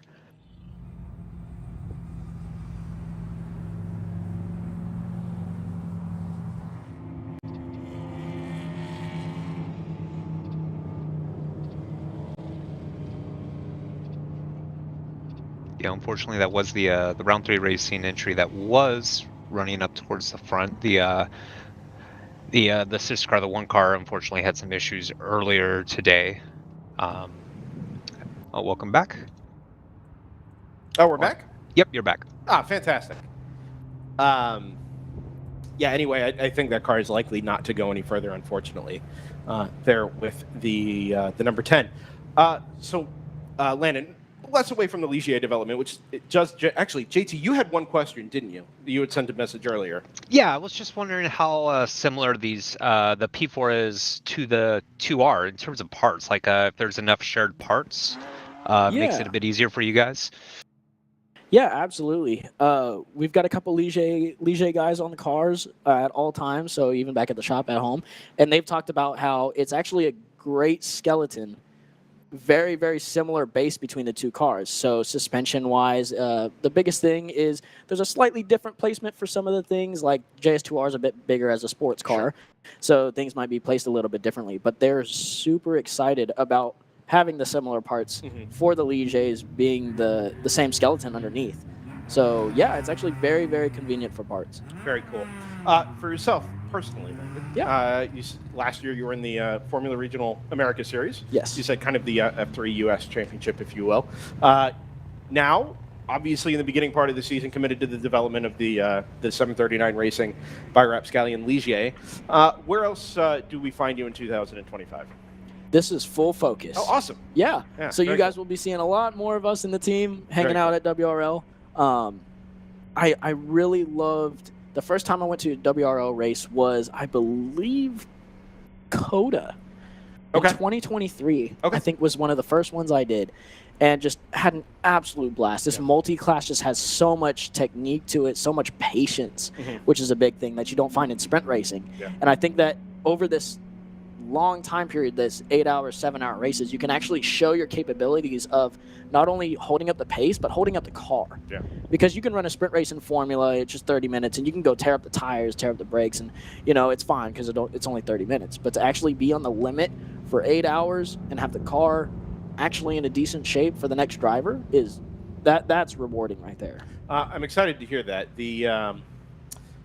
I think sometimes you're a fairly young guy, right? You can get locked up a little bit in the open wheel pathway, and some people find sports cars in this type of racing first and say, this is a fantastic place to be. Some people find it kind of by default, either you run out of places to go up your preferred ladder, and you say, well, sports cars opens a great door for me, and it often does. Yeah. But it sounds like you've got an opportunity to maybe scratch a little developmental itch there as well, to go with your personal driving development as well as the technical development of the JSP4. Yeah, absolutely. I'm 22, so everything, and I'm new to racing as well. Sure. I didn't grow up in a racing background. All that's new. I got the itch, and I got one taste of it, and I told my parents, this is really what I wanted to do. So having their support throughout my career so far has been absolutely amazing. And yeah, developing everything has been really good. Next step as a career move for me is this development for the P4. Okay. So we did FR Americas, and it was great. The progress was great and everything. But what next step did I really have for that? Sure. So that was the big thing we were looking at. And ever since I tried that WRL race, I always had sports cars and prototypes in the back of my head. And it was very interesting to me. So to be able to take on the opportunity to do this full time in 2025 has really it's grabbed me, and I'm ready to go for it. I'm going to ask you one more question, and then I'll turn you back to your duties with the Rapscallion and 739 racing team for the rest of the season. You're welcome here anytime. You know that. Why the Ligier? Right? You could have done literally anything else to get into. There's 60 teams out there. Yeah, absolutely. And you get out of the F3 and you say, no, not only am I not going to go race one of the existing GTU cars, I'm going to help bring a brand new car into a class dominated by one manufacturer. Yep. And we're going to try and make it work. Why go that route? Yeah, so it was crazy how it turned out at Coda at our FR Americas race. I actually did double duty that weekend. So I was in the FR car, and I was also in a MPO1. Oh, okay. So I've ran the MPO1, and I actually ran that in the club for a year. Okay. So I'd already been familiar with the car, and I did double duty that weekend. But with that weekend, it was the PSSA event. Yep. And they had this car running for its debut ever in North America. So its first race. Okay. So it was a sprint race, and I got to talking to the owner of the car, and he wanted to do something with the car. And Ligier wanted to do something with the car, but they just didn't have that opening. Yeah. And it got my curiosity going, and then I knew that, okay, well, if, I'm not sure where to go next from FR Americas, and I don't quite want to step down to sports cars yet, I can stay in the prototype route, help with the development of it, build a program, and just have access to so much more still in my career path and being a race car driver. Because I could have done, more the driver coach route, which I'm still in, but I just still want to be in the car so much more. So to actually take on the responsibility of this also, I think is good for my career. Mm-hmm. I can actually have that impact of, if this car does good this year, I can say, look at that. Sure. I was a huge anchor in this program to actually be able to make it happen. So I think that was one of the driving factors for it, and it just being so different. Yeah. Because we have all the NPO1s out there, and like I said, they've had years of development on these NPO1s. They've got them maxed out, and they're running everything they can. But this car's not. This car is just its base form. Yeah. So me seeing the opportunity of what this car can actually do just from its base form. Yeah. And if we can stick with the factory team in this series, oh my gosh, I feel like that'd be huge. It's never going to get slower. This car Exactly, is not going to yeah, get slower. yeah. Yeah, you're going to be a part of that cycle, and I'm sure there's some personal enrichment there as well, not just in terms of your motivation and satisfaction out of the work that you're doing, but also helping to strengthen your knowledge of motorsports and the technical, the technical goings on of racing. Absolutely, is an asset to have even at 22 years old, I'm sure. Yeah, I get to be so much more involved in the racing world, taking part of this. So that's one of the biggest things, and the reliability. Oh my! Yeah, sure. I know the car's still new, but man, just the fact that it has had absolutely no problems right now, and in the testing that we've done and everything. So it's looking good, and that's what matters over such a long race too. So super exciting. Well, when you when you get the desire to start up a real factory program, Landan, you let me know, and we'll go find ourselves a VW Fun Cup to take the fight to those NP01s. No, this Ligier program has a ton of promise. I'm excited to see where it goes. I know, we love variety and we love a little bit of personal passion put into these projects. Yeah. And that's oftentimes how new programs get started. The Porsche that Round 3 runs here in GTO would not have been, I think, a thing without a little bit of Brad McCall's personal passion for, hey, let's get a cup car into GTO and see what happens, right? For sure. And the same thing with the JSP4 and ostensibly with the JS2Rs as well, which you guys campaign, or which Rapscallion also campaigns there in GTO. So thank you for stopping by. Thank you for everything you're bringing to the series. I cannot tell you how excited I am to see new stuff, new cars, and long-term development of a new program inside of WRL. It really does kind of set the series apart, in my opinion. And very excited to see what GTU holds for you and for the team throughout the rest of the year. Yeah, you and me both. I'm excited to be here. Glad I could run up and say hey. Yeah, man. Landan Mitchell on a limb out of the 739 Racing by Rapscallion Ligier JSP4. Best of luck. Thank you so much. That's awesome. They being able to celebrate their first podium yesterday. They're looking strong today, running in that third spot at the moment. So hopefully they can stay out of trouble here. Final 2.5 hours. And hopefully they'll have a good day here. Be able to walk away quite happy with a lot of knowledge and stuff learned basically from running relatively trouble-free. That's big for that program. As viewers may have seen on the screen during the interview, just before we went to full course yellow, we did see the two Stratus cars fighting for the lead in GTU, the 58 managing just to get around the 60. Just an awesome charge and a great fighting between those two teammates. While in GTO, Lupe Tortilla did get around round 3 racing Porsche. I believe they had a 20-second gap or so as we go back to green here.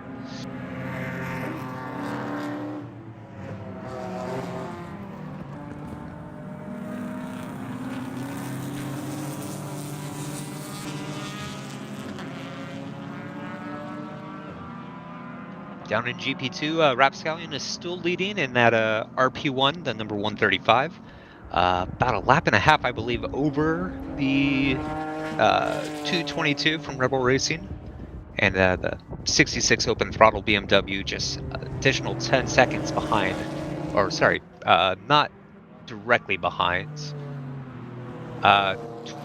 19 seconds behind the Rebel Racing BRZ FRS. Or no, I'm sorry, Rebel Racing has the E46. Laguna Ticks in 4th are the ones with the BRZ FRS.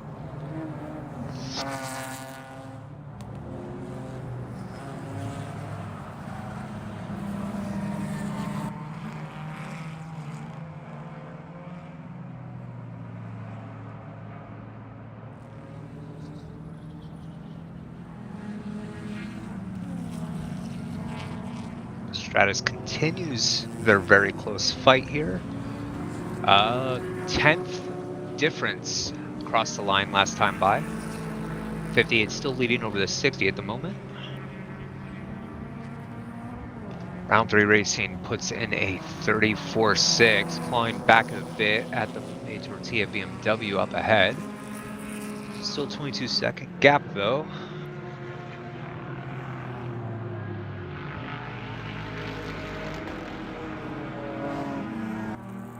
See, the Stratus car is being separated just a little bit here by a open throttle BMW. Excellent aspect of multi-class racing. Just the ebbs and flows, dealing with traffic for everybody, whether you're the faster car passing slower cars or the other way around, just trying to manage the time loss. It's going to be a little bit more difficult for the 58 here, being stuck behind the 188. It's going to try to do an outside pass here. And it does, and the 60 follows through as they go through the turn 13-14 complex onto the front straight here. The 60's looking very tight behind.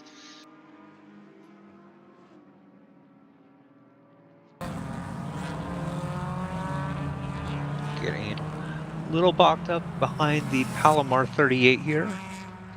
They have the low weight and a higher grip. It's going to allow them to go around the outside here without really slowing down the Palomar car much. Coming up over the crest for 4 as they head towards the braking zone for turn 5.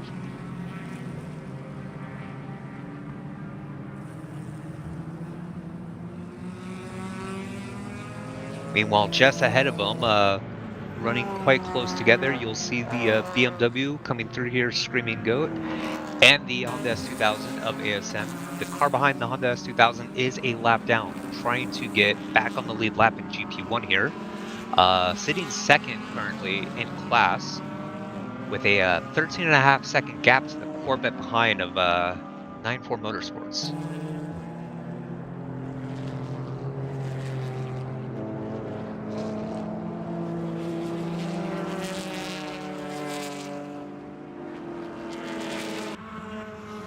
Bit more traffic for the Stratus cars. They're going to go around the outside here, coming through 13 into 14.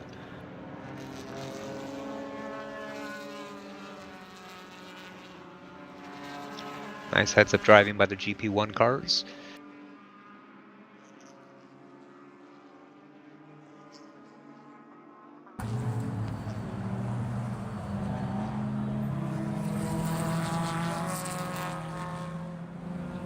They go around the outside of the PC Racing BMW, who are having a relatively good recovery, up to 5th in GP1. They were initially running right at the front. I believe they got up to 3rd at the time during the opening stages of the race, but unfortunately contact with the Blaze Racing BMW knocked both cars down the order quite early on. And currently only 3 laps down from out of the lead.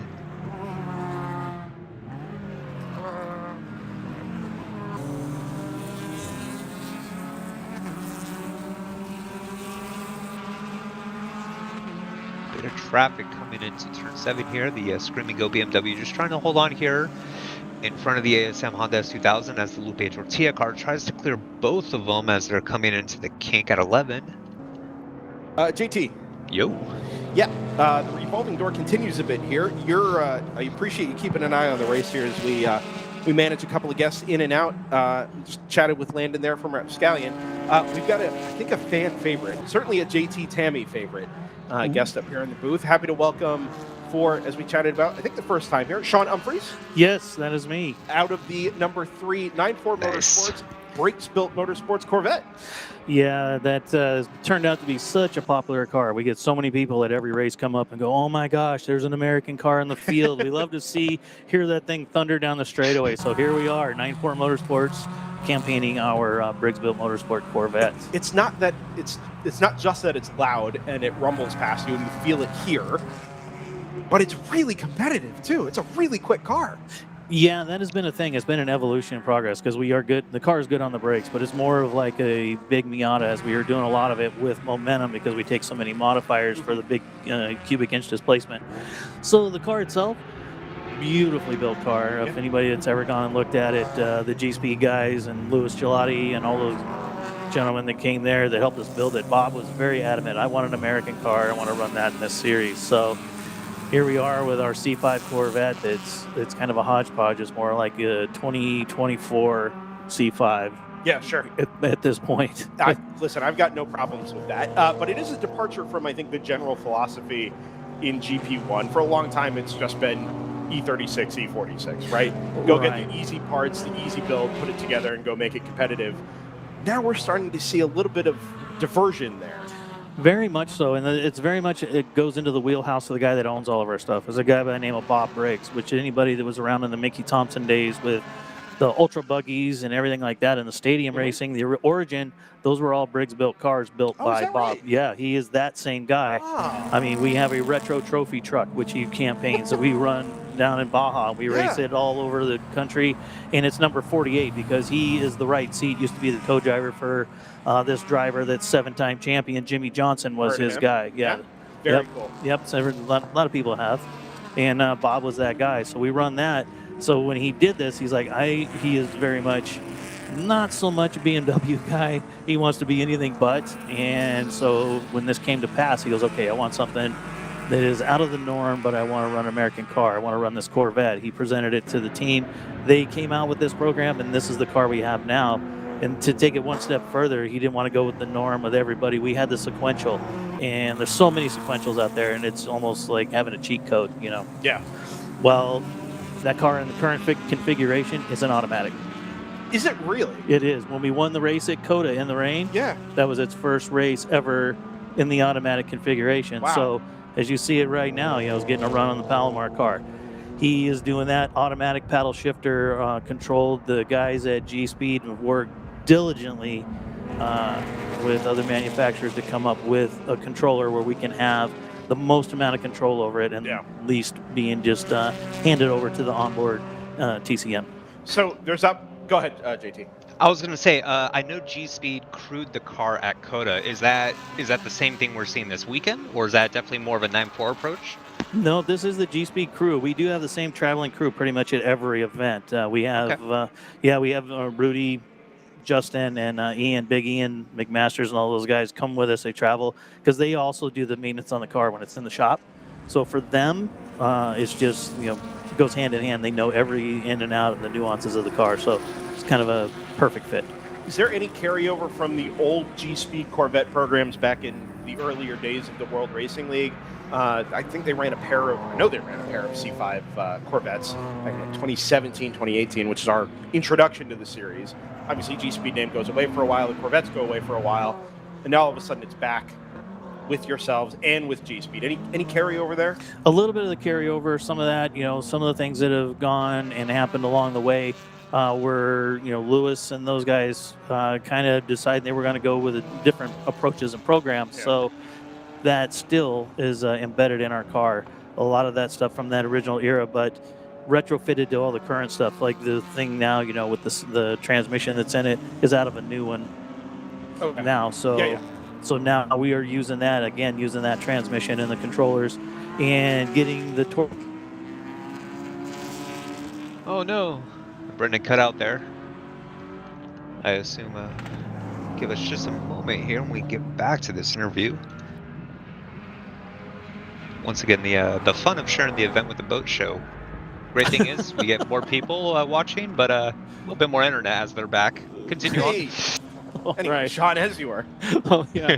No, just Bob, going through and wanting to come up with something new. And we knew that as we were developing torque converters and all these different things and finding the torque tube that worked. And to our surprise, everything from the original bolted right to it. And the old adage, bolts right in.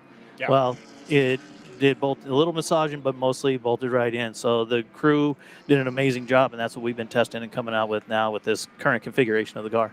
I think the approach with a lot of E36 and E46 teams under the BMW stable has been, well, parts are cheaper, or they're readily available, and you can go throw a pretty competitive car together for an affordable price tag.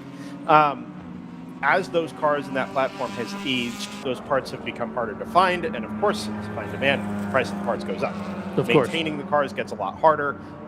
The older parts age out faster, all kinds of reasons, maybe not to look at running that E36, E46 type of platform. You don't have to go into specifics or anything like that. Is the Corvette program, building a C5 Corvette to go this type of racing, a sustainable option for other teams as a potential easy button type of replacement, or is this a, hey, we're invested here, we're going to make this thing as competitive and as good for us specifically as we can?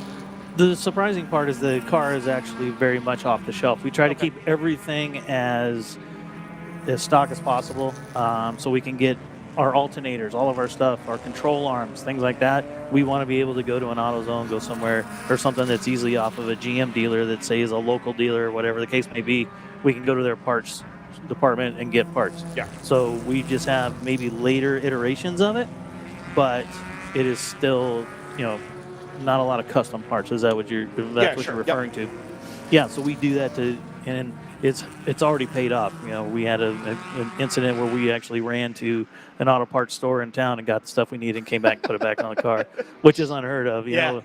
And the nice part is the evolution of the car to the current is a lot of the parts still do fit, and they're better now than they were then. Oh, sure. So it's to our advantage.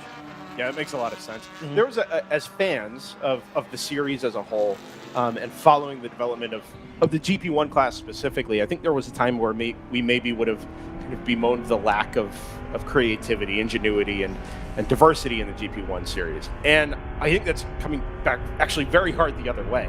Now all of a sudden you've got the C5 Corvette that's been top 5 basically since its introduction into the series. Was it back at NOLA about 2 seasons ago? Yeah, well, that's a good memory. Yes, Yeah. That was back at NOLA. We debuted it there and put it on the podium. Its first time out in the torrential rain. Yes. Oh, we remember. Yeah, it was a miserable weekend. It was. It was so loud in the car with the rain, I couldn't hear the radio, and I had to try and keep turning it up because it was deafening of the roar of just the rain hitting the windshield and the roof.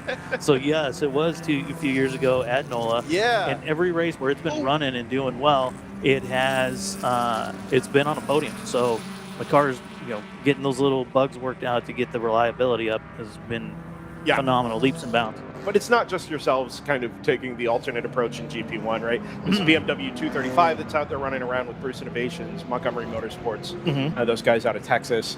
The Honda S2000 ASM, ultra competitive yesterday. Sue was a rocket ship yesterday. Right? And so the easy button no longer is really the easy button because you guys and your competitors are now finding new and different ways to go fast and stay reliable, which is as important as going quickly, obviously, if not more important than going quickly.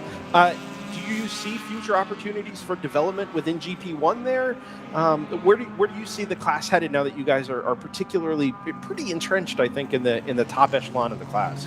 Yeah, we're going to stay there for obvious reasons. Yeah, but sure. I do see that it's turning it into something where other people could bring in a car of that type or a platform.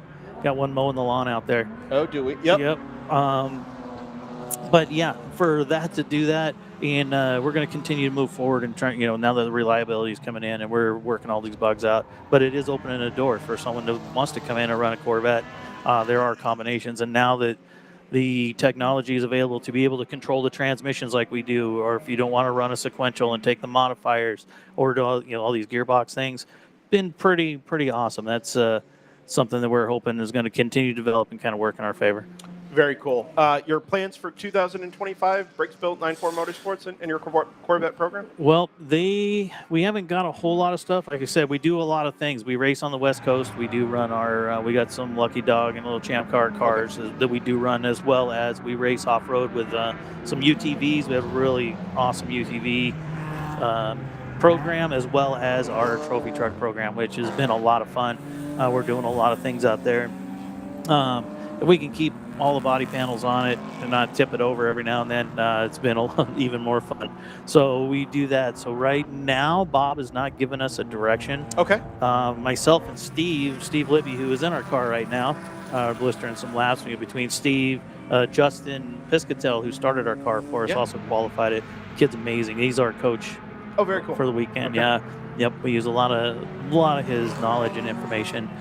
So Steve and I we flip-flop between the two, all of the different genres of racing that we go to. So Myself, I haven't been home in almost over 30 days. My wife calls me, yeah. So my wife who's listening right now, hey, Rachel, I love you.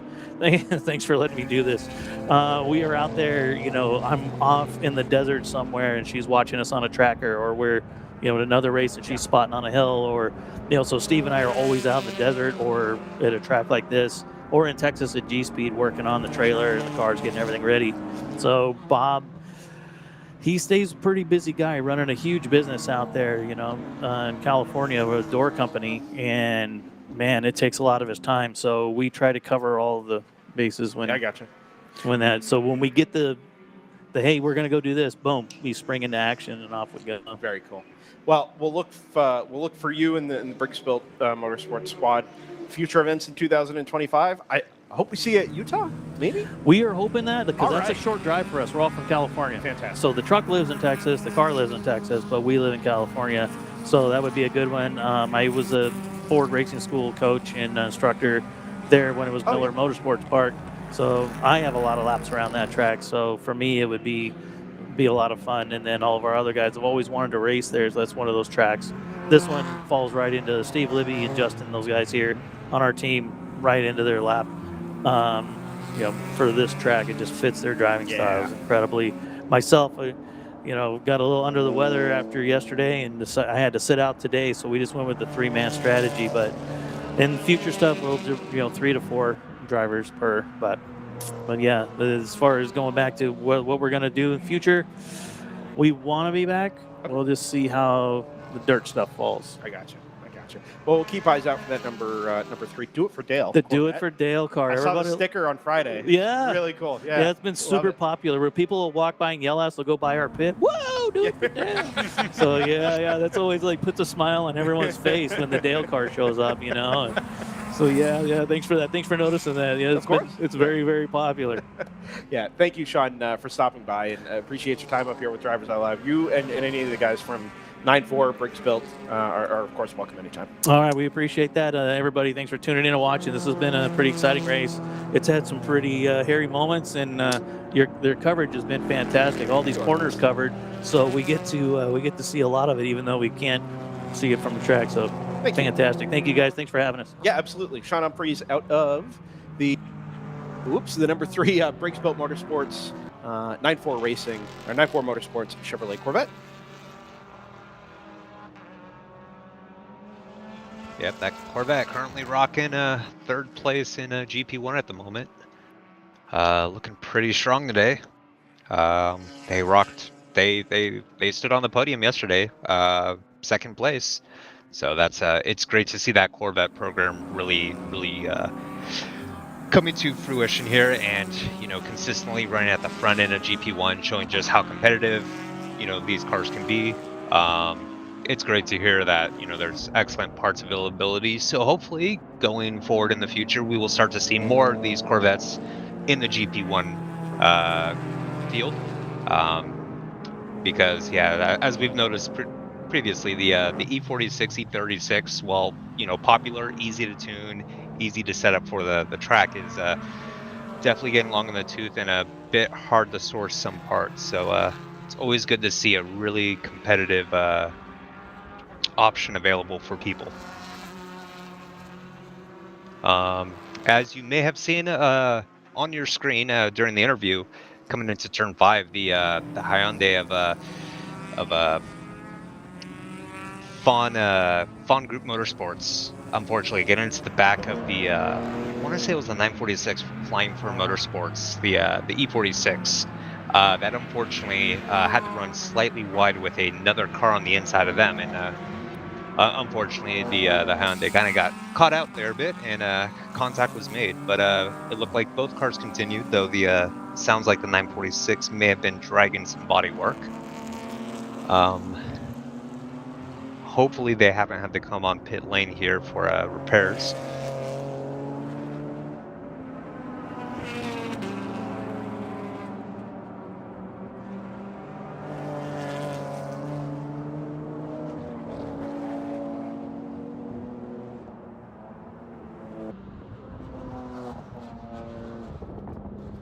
Alright, so just a quick update here. GP2 still being led by the 135 Rapscallion. I believe it has a lap advantage over the 222 of Rebel Racing, their BMW, and the 66 of Open Throttle Racing, currently starting third in class. Behind them, Lagunatix Racing with their Subaru BRZ, and rounding out the top 5 in class should be the sister car, the 68 Open Throttle BMW as well. As we go to code 35 here, because the turn 5, the 24 of Bruce Innovations unfortunately come to a stop. You can just see it at the top of the rise as the cars would come into their braking zone here. Driver's left, kind of blending in with the trees there. It's a dark metallic blue M235i that we've seen. Unfortunately, occasionally have some reliability issues, but it can be a quick car when it's in the mood.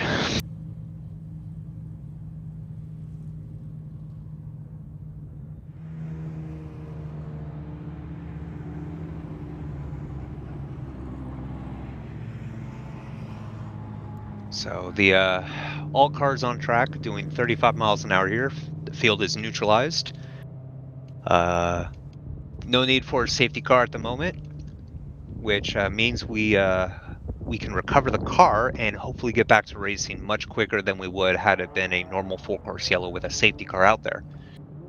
Which is the benefit of doing the code 35s. It's also relatively safe as long as the drivers are aware about it. So as long as the drivers behave, we can continue to do code 35s here at Barber and get back to racing once we're ready to go.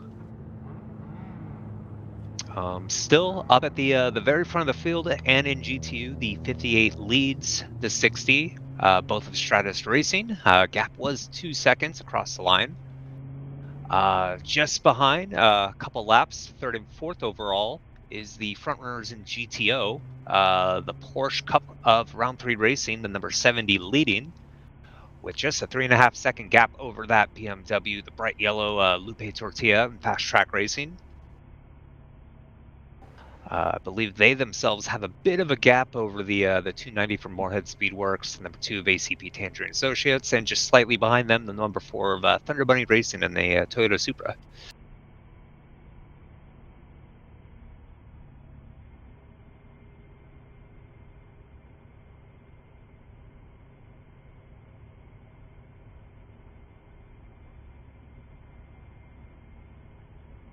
Then looking down at GP1, it's still the 29 from Screaming Goat leading. They've got a decent gap back to the 150 ASM Honda S2000.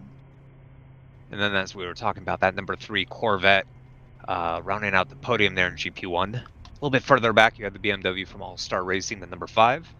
And then PC Racing, once again on that excellent recovery from their unfortunate start to the day.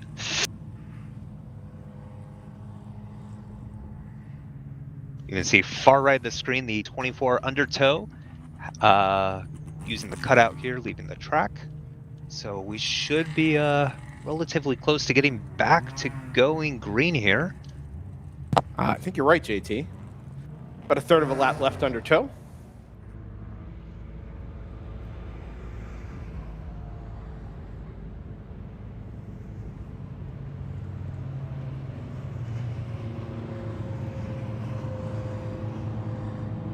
Anything of real significance happen there while we were in that sequence of interviews and guests? We just continue to see the back and forth between the GTU and the GTO front runners, swapping positions here and there, running quite close. But other than that, mostly pretty smooth sailing. Some minor contact noted, but for the most part, the racing continues quite close too. Yeah, it's been great. It doesn't seem like we've really anything major has changed. In some cases, maybe some of the gaps have gone out. Looks like in GTU, the 739, 185, 908 battle has stretched a little and also fallen away from the 58 and the 60 as we head back to green. But the GTU lead battle is as close as ever. Yeah, unfortunately, the 185 did lose quite a bit of time from that that issue that they had in turn 14. Because you see them and the others get up to speed real quick here going through 13. Was that an issue they had with the 908? Yes, where they had to okay. take to the pit road real quick just to check over the car, make sure it's okay. And but both cars out there running on track, going through shot right here.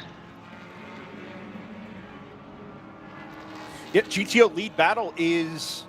Oh, it's nose to tail. How's that happen? Because that's where they are.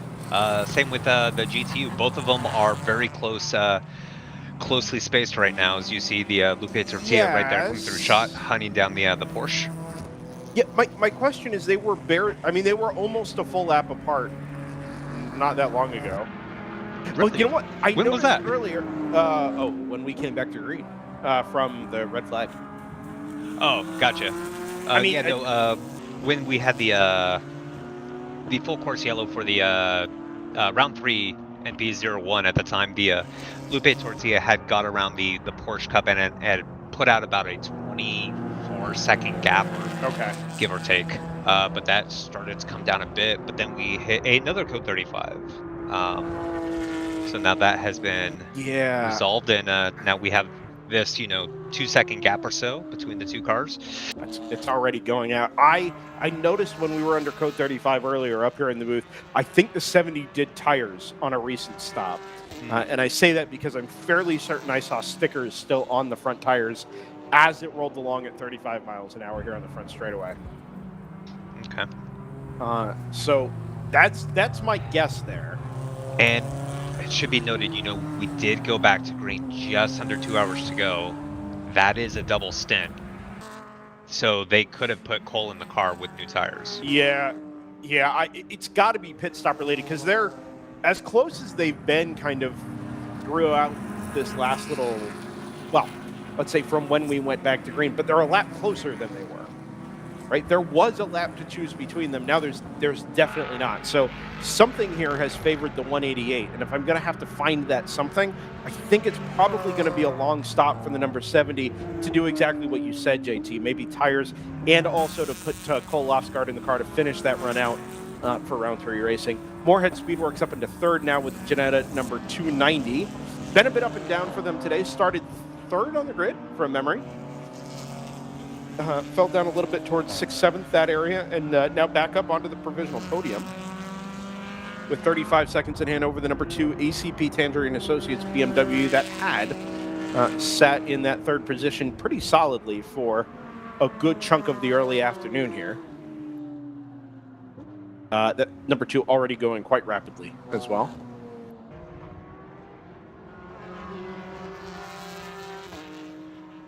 Yeah, and the Super Thunder Bunny additional 14 seconds behind them, and then I forget what the gap was anytime in the update, but then GTR 99 not too far back from them as well. There you go, 35 seconds back. Yeah, much like it's been, this pack, Moorhead ACP Thunder Bunny GTR, has been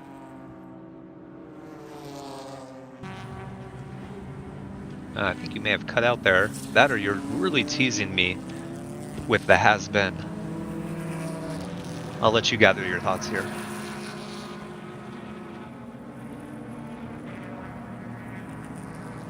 Okay, take your time. You're good. Just make sure you well thought out here as you come back. Oh, I'm back? You're back. All right. It's been a really well hotly contested battle. It's not been close at all times. It's not been wheel to wheel at all times. But every time you look, 10 or 15 minutes, the gaps have gone one way or the other. Some position changes, pit stops. It's not been a battle that's really found any kind of obvious rhythm. But it is one that still has a fair bit of change and fluctuation. So I'm excited to see where that battle for 3rd goes here over the last hour and 54 minutes or so.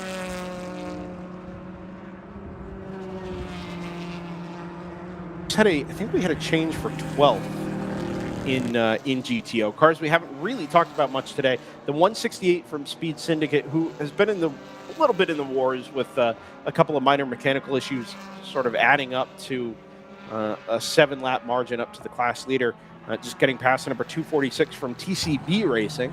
That Toyota Supra was involved in not a small incident down at turn number 5 early on yesterday, but recovered and was actually out on track in the closing stages of yesterday's race before being back on for the full race first thing this morning. Good recovery there. Yeah.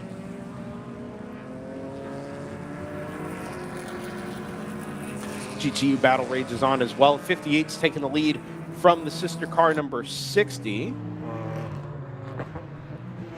And margin closed down ever so slightly that last lap from something like 2.5 down to 1.5. These cars just will not quit. It is worth noting, while we don't have driver ID information or anything like that, those cars are run by the same driving lineup, let's say. Right? So all of the drivers drive all of the cars. So you do expect some of that to kind of come out in the wash at the end of the day. That's exactly what we saw yesterday, with essentially nothing to choose between those two cars. The drivers are all pretty evenly matched, obviously, even within a stint. Nobody ever really gets massive separation. But it all kind of gets put together to be a really, really formidable program. The Stratus Racing guys and girls run. Now 6+ laps ahead of the 739 Racing by Rapscallion Ligier JSP4.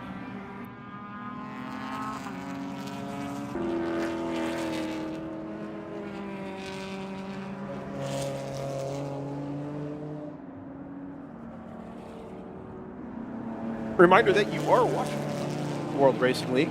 We are DriversEye Live. Give us a smash of the old like button on YouTube if you don't mind.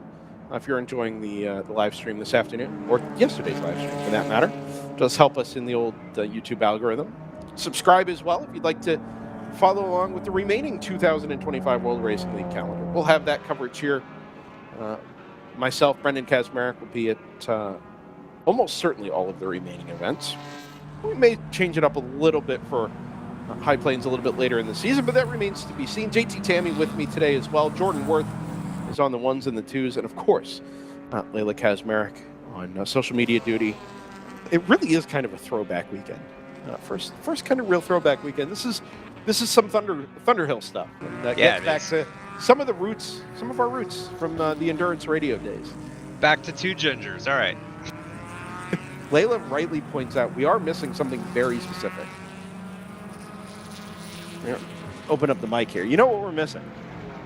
No.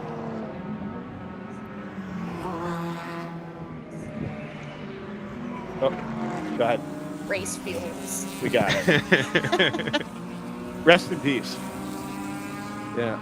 I don't know where Race Fuels is now. I don't know where it went when it died, but I hope it's happy. Yeah. It and Ballast in the Boss. I'm watching above Neckery Big Sky. Other mildly effervescent powdered energy drink mixes are available.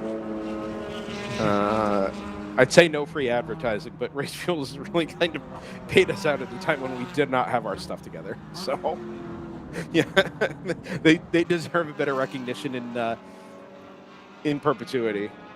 Pretty sure we're the only ones ever saying good things about it. I think you're probably right, but Michael was a nice guy. Michael Aaron there ran that. It was kind of during the energy drink bubble, like the .com bubble, you know? Yeah. Everybody was trying to do a genuinely nutritional, genuinely helpful, built for sport, built for racing energy drink, and that was certainly one of them. Yeah, people saw, hey, if Rich Energy can do it, I can do it too. Correct. Oh no, that predated Rich Energy, didn't it? Oh, I can't remember. Oh, that's a photographer. Heck yeah. I'm pretty sure. Maybe it, no, Rich Energy was what, like 20? Maybe it was. I think Rich Energy was like 2017, I thought. I don't know, but they're still a thing. Are they really? Yes. Oh my goodness. They're in like, I don't know, maybe 4 shops in the UK. That's it. Amazing. Amazing. You too can blow your entire fortune on trying to build a business and then find yourself in, 4 mom and pop shops in a different country. Although they were UK based, so. Yeah. Quite sponsoring the only American team in Formula 1. Haas has had some sponsors over the years, huh? Rich Energy. Nikita Mazepin. Ooh. Yep, that was a decision.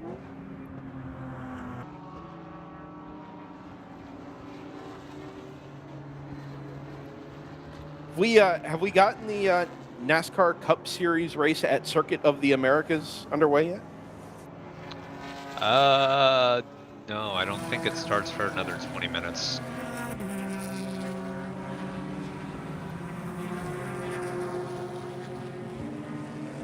I think one of my first years here at Barber Motorsports Park, either 21 or 22. What was the first year they ran the Cup race in the rain at Coda? 21. Was that 2021? It was 21. Yeah, I remember leaving the track here at like 4 o'clock in the afternoon, just as they had the old schmozzle on the back straightaway. Got back to my hotel, go change and go find some dinner, and like all hell broke loose.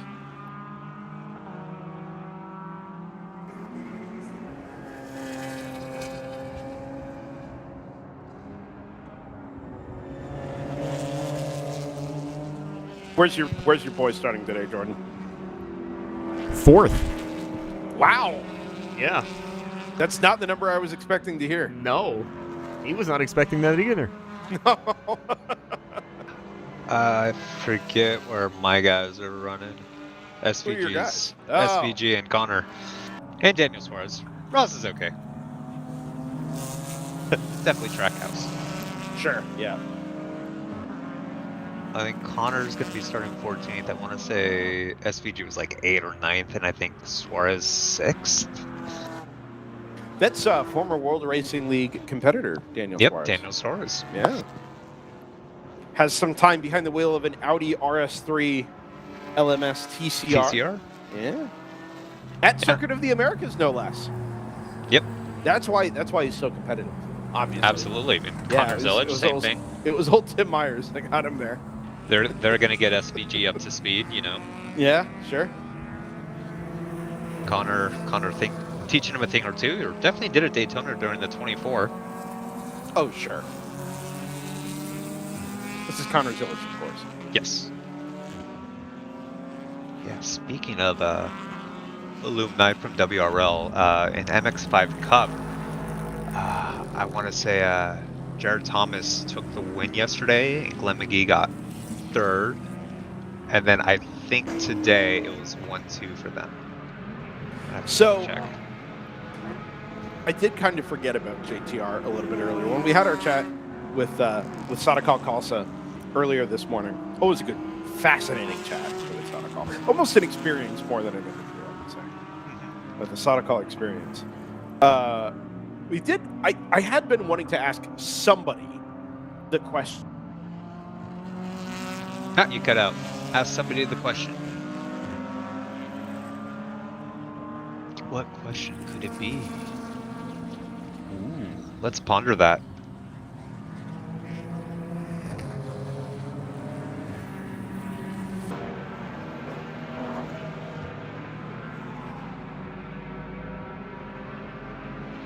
I think we're back. You're back. Yeah. My timing screen flashes blue when we come back because all the data updates at once. So that's kind of my cue. Anyway, bad internet here is better at building suspense than I am. So I wanted to ask a question for some time. Why are you mid-pack in WRL but winning races in IMSA? Like, how does that work? And regrettably, I did have to acknowledge that part of that is driver lineup because there's no driver rankings or anything of that nature. Ooh, backwards car, turn number 5. Oh, it's the Corvette off into the gravel. Uh-oh. Never actually went backwards, just went all the way through the gravel trap, out the grass, around the other side, and there it goes. I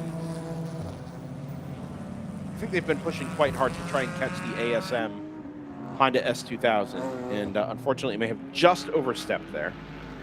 Anyway, driver lineup is certainly part of it, unfortunately. You can run pros if you would like to run pros here in the World Racing League, whereas stuff like that is pretty heavily controlled and enforced in IMSA and SRO and that type of competition. However, I think the JTR Motorsports engineering crew are kind of proof positive of what question I was asking there. I mean, they went from winning races in WRL to what, double champion, back-to-back champions in the Mazda MX-5 Cup. Arguably one of the most tightly controlled spec series in the country, and being pretty obvious powerhouse inside that series. Glenn McKee is an ascendant driving star, I would say, both here in the U.S. and in Europe. I think there is an obvious correlation between not necessarily even just success in the World Racing League, just seat time and experience, right? 15 hours a weekend are on tap. You're not really going to get that anywhere else. You're not going to get this multi-class environment. You're not going to get the decision-making, the racecraft, the setup development, the driver development, the team development. You're not going to get that anywhere else. And I think it is now pretty much undeniable that there is a correlation between getting seat time, getting practice, and getting good and comfortable at doing this thing, multi-class sports car and endurance racing, and then taking that to the next level and finding success. Absolutely. Yeah, this is you can definitely see the correlation between running WRL competitively and then going on to other series and doing the exact same thing. Yeah, I don't want to sound like a shill, you know, but like it is. I think now we have enough examples where we can definitively say, like, no, this is a fantastic place to come get good at what you like to do. Absolutely. Maybe the best place to come. And it's been a real privilege to be a part of it over the last couple of years. And actually very, very gratifying to look up and see, you know, teams like Rob Walker Racing, Kingpin Racing, JTR Motorsports Engineering, the list goes on. Go to the next level and find success. So you won't be a shill, but I will. I will say WRL is a proper stepping stone in a driver's career to become a professional racer. And if you want to become a professional racer, you need to be racing in WRL. That's fair. Get at it. That is fair. And it doesn't. When you say it like that, it really doesn't sound like you're just, you know, a paid shill. It really it is very genuine, and we've been fortunate enough working with the World Racing League to see it through many, many different phases, through many, many different ownerships. Some car just shed a black, I don't know, some round black part in the braking zone at turn number 5. Bounced along for about 50 yards, and the Corvette is slowing. No! Out of turn 3. Did that part come off the Corvette? And of what significance was it? Hope it wasn't a brake pad. No, it wasn't big enough for that unless it shattered. I don't think it was. And this, I don't know that this car is under power at the moment. The bright side, whatever broke off, they could probably go get an auto soda. Yeah. Oh. But you're right. I do need to make a correction. It was Thomas and McGee 1-2 in the first race. The second race is actually going on right now. Oh. They're running 4th and 6th at the moment. I would tell you that they would be live on YouTube, but then I would be lying. So you don't need to change the channel and keep watching here, because we have an hour and a half left to go. Why is it smoke from the 3, but that just might be heat. Why is the MX-5 Cup not live on YouTube? Oh, it is. I get it. I get it. Yeah, JT's just trying to keep it at 300 viewers, but no, now we've dipped underneath. Thank you. Oh, sorry. I see 301. Oh, that's good. That smoke and steam or something continues to pour out of the Corvette. Yeah, that's so we go code 35 here, I believe.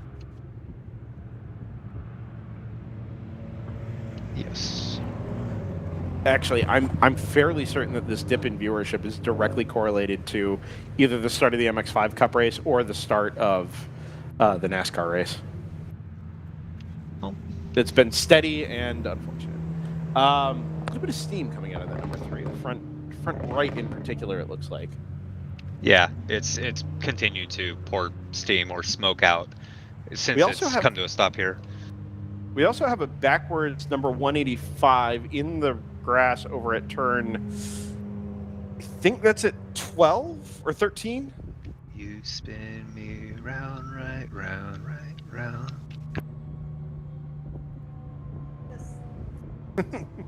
Layla points out that it's probably going to get us a copyright flag just because you're so good at it. So we did pick up the 185. Is that over at? Yeah, look at this. Both of our caution scenarios together in the same shot. While Def Leppard says it's better to burn out than fade away, Jordan heavily disagrees with that. Nice to know that Jordan is back after getting in his 10,000 steps for the day to go get a beverage. His nap.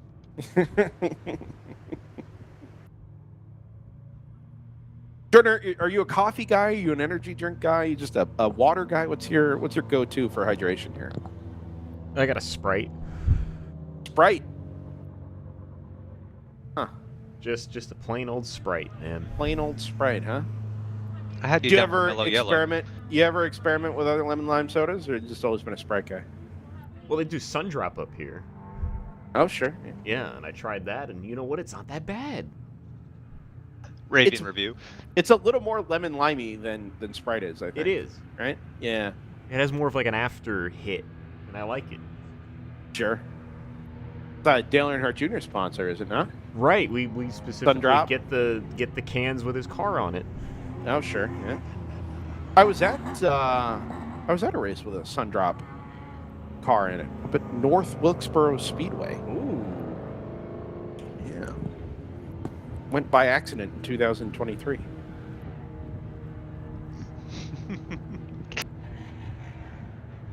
Oh yeah, with Zach Johnson. What a dude. He's a good dude. I like Zach. Yeah, formerly and currently of DriversEye Live. Hopefully, futurely also of DriversEye Live. It depends. We set him up on a great career path, and Jordan's doing the same. Next thing you know, Jordan's going to be working for Monster Jam at the PP&L Center in Allentown, Pennsylvania.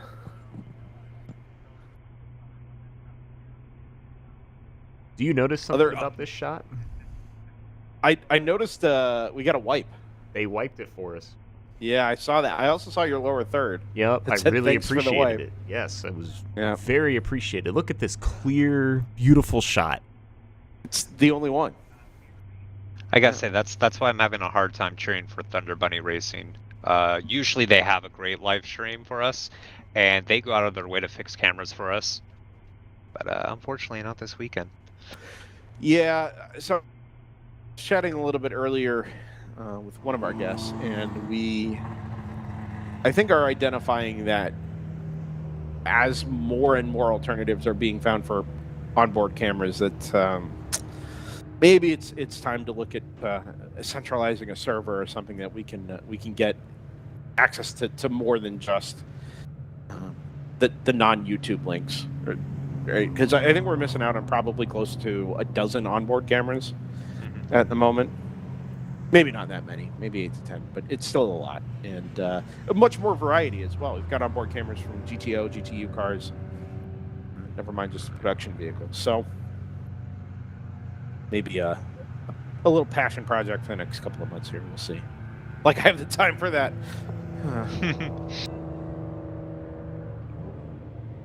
off to Michelin Raceway Road Atlanta next weekend. Nice. For our friends at the SCCA Super Tour. I don't think RJ will mind me saying that. We do many things here at DriversEye Live. We do several things here at DriversEye Live. But, of course, the 11 Race World Racing League calendar is a big part of that. Certainly consumes more hours than just about anything else we do. It's also the only one we do social media for, he says, staring directly at Layla.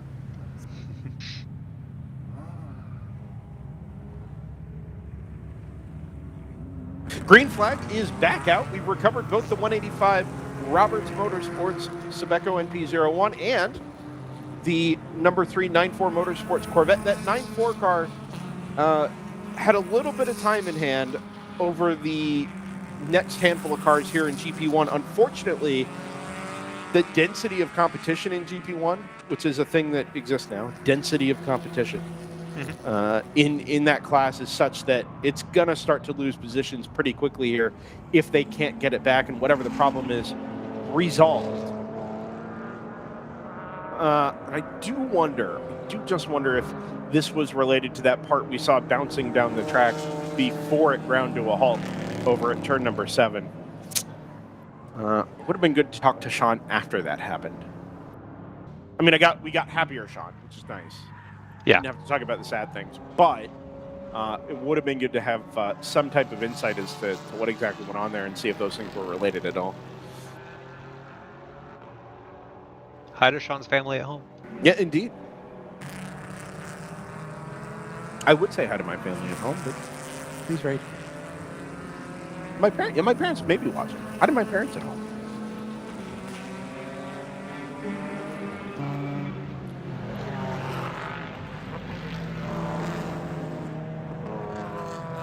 Their lead margin under the code 35 was 31.3 seconds. Now that's, remember, at 35 miles an hour. So the distance is likely to be, or well, it'll be the same, but the time will change here. So my guess is we're going to see a lead margin that's ballooned out to something like 12 or 13 seconds. Round 3 has just come through in the number 70 Porsche. I look to my right for the bright yellow Lupe Tortilla Fast Track Racing BMW M4.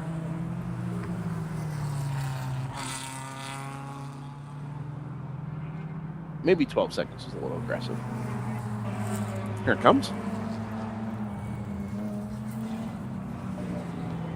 Oh, it's 35 seconds. Well, how's that happen?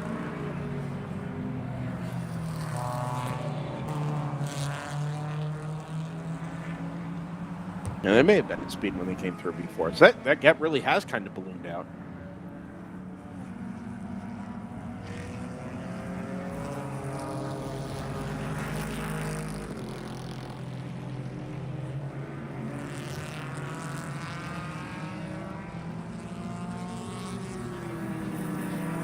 Interesting to see here in this next little stanza of the race. Number 1, just how far everybody goes, because we are getting towards the point where we're aiming for last pit stops of the day. Target for most of the production cars is going to be in the hour and 20-minute window. For a final pit stop, your GTO cars probably right around an hour 5, I would think. Maybe a little beyond that, hour 8, something like that. And then your GTU car is probably right around the hour mark there as well. 99 shows the nose to the 246 PCB Racing Toyota Supra. And job done there before we get to turns 14 and 15. Oh, waving yellow, car in the wall hard on the exit of turn number 4. It is the number 149 BMW. That's 48 competition in GP2.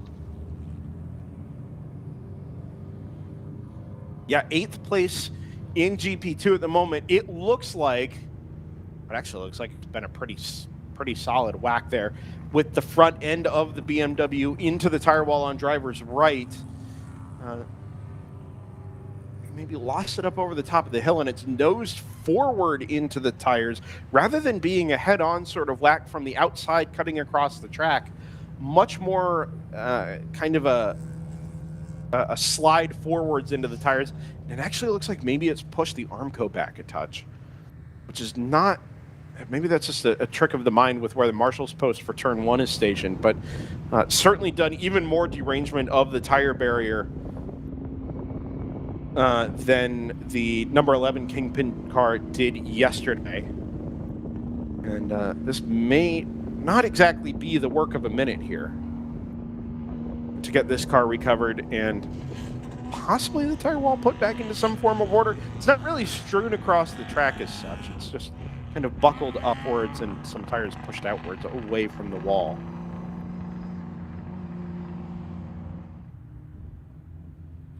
Two pretty solid whacks today, JT, that we didn't really see yesterday. I don't think we saw any major impact or crash damage or anything like that, but obviously we had the number 10 in the wall over at the exit of turn 14 earlier. That was the round 3 racing NP01.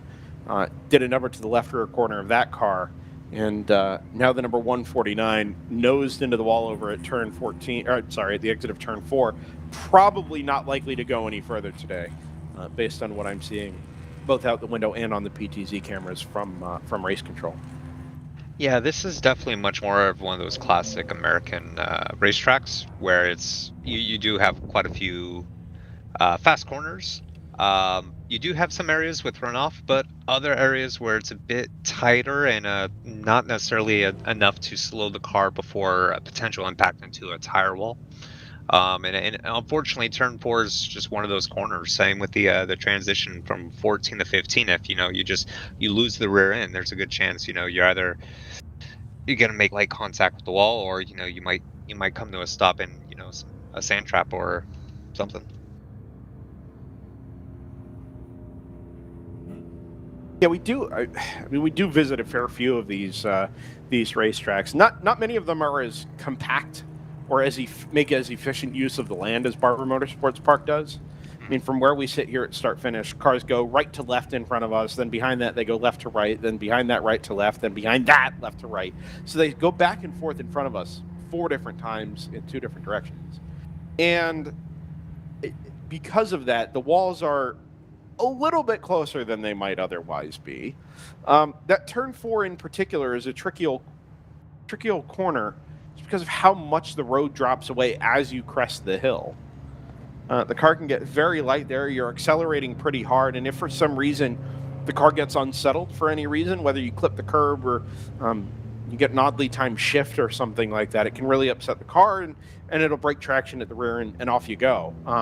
And particularly on the inside there's no avoiding it. I mean, you design tracks a certain way on paper to have appropriate amounts of runoff and all of those things. And I think here the amount of runoff is more than appropriate in just about every spot. That turn 4 corner has proven to be a little trickier with cars breaking free to the inside rather than to the outside where most of the runoff is. So not necessarily a design flaw or anything like that, just an interesting quirk of how that corner is set up, that the consequences are a little bit more significant to the inside than you might otherwise see on paper. Yeah, it's the shit of the Lotus. You come down that dip, then you rise up that hill, pressing the car while turning. I'm not sure how much lifting would be involved with some of these cars, and then you just come up over that rise, the car gets light, and it's any sort of movement, or let's say you get caught out by a lapping car or something, just any situation where the car might be in a slightly awkward position. It could be, to the point where it might start to lose grip, and around you can go.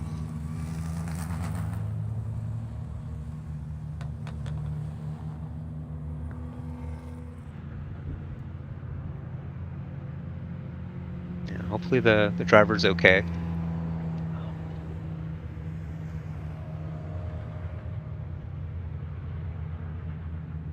Oh, we back, JT? Yep. Okay. Yeah, also worth noting, this seems to have been a single car incident down there.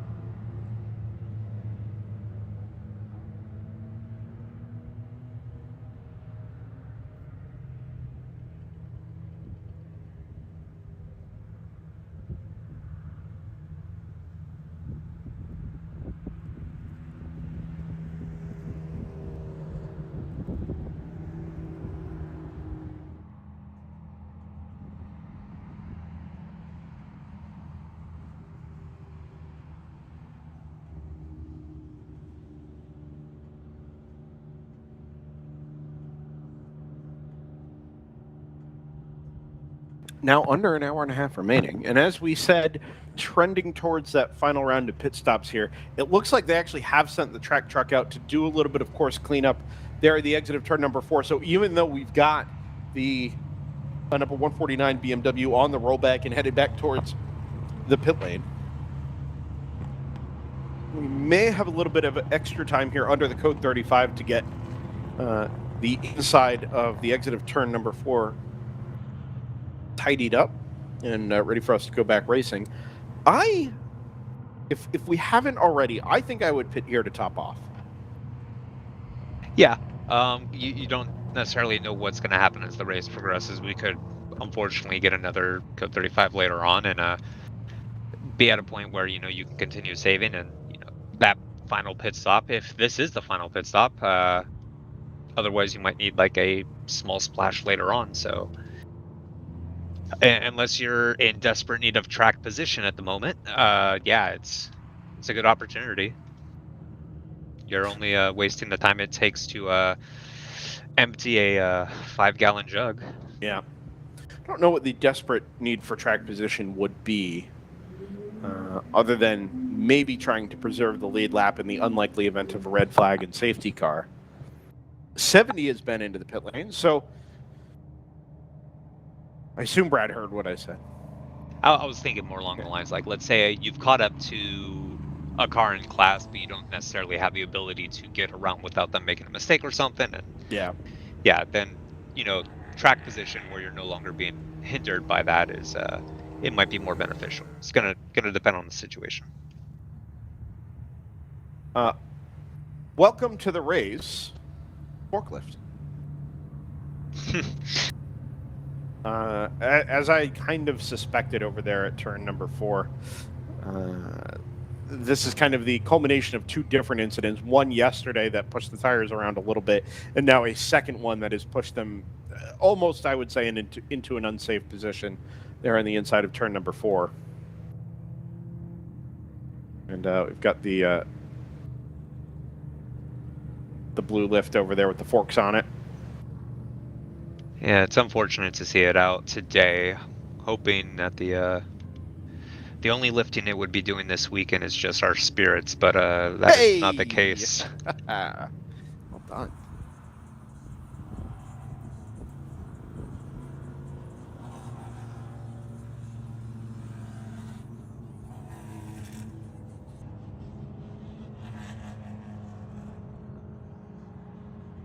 This is obvious. I don't think I would call the Barber Motorsports Park event one of the Blue Ribbon events of the World Racing League calendar, but it has been around for quite a while. We've added new venues over the years, but this Barber event in particular has been around certainly as long as we have, and through the change of ownership in the World Racing League, back now, 6 years ago already? This is really our only opportunity with DriversEye Live to come to Barber Motorsports Park, and one I look forward to every year. Layla and I have chatted a couple of times here this weekend about just how easygoing the track is to work with. I don't think it's unfair for me to say that you go to some tracks, you ask for what you need, and you end up with a little bit of tussle back and forth, some hemming and hawing, and then you'll get what you need. A locked media center. Yeah, exactly. Sorry, the 135 is dead stick on the pit lane. Ooh. And held up the 188 quite badly, who didn't want to go around it because the 135 was almost going to pull to the left to go into the paddock, and then didn't, and then slowed down and stopped, and then got going and stopped. And now it's stopping again in the pit exit lane to restart. But the 188 did the right thing in not passing in the slow lane. Bless you.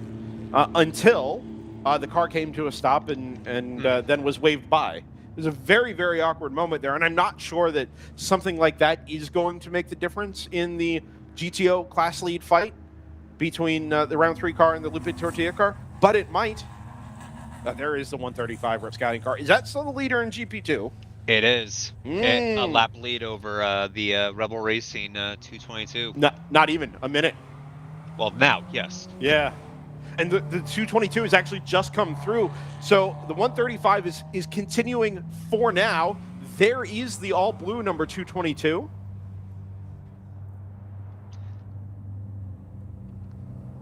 Of Rebel Racing. So that 1 minute 4 seconds is actually nothing like that. It's going to end up being something like 10 or 12 seconds at racing pace. So now, maybe out of nowhere, we've got a little fight on our hands for the GP2 race lead. Yeah.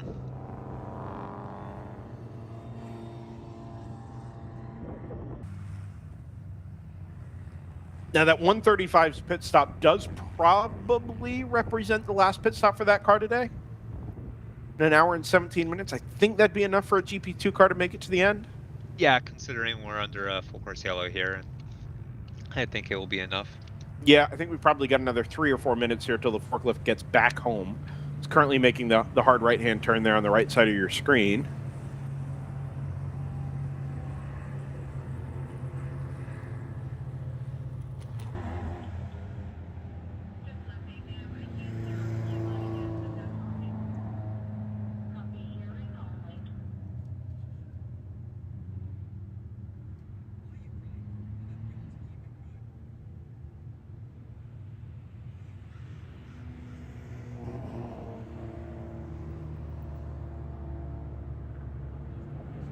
Other battles to watch out for in the final 75 minutes or so here.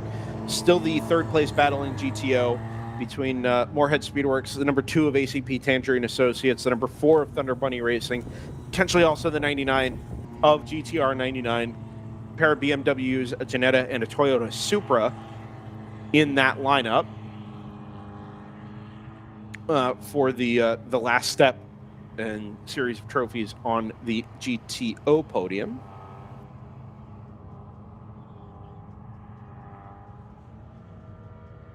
Like a little bit of a stack up here coming through 11 and 12. Let's see if we can pick out who they're behind. Looks like one of the AOA M2s. Yeah.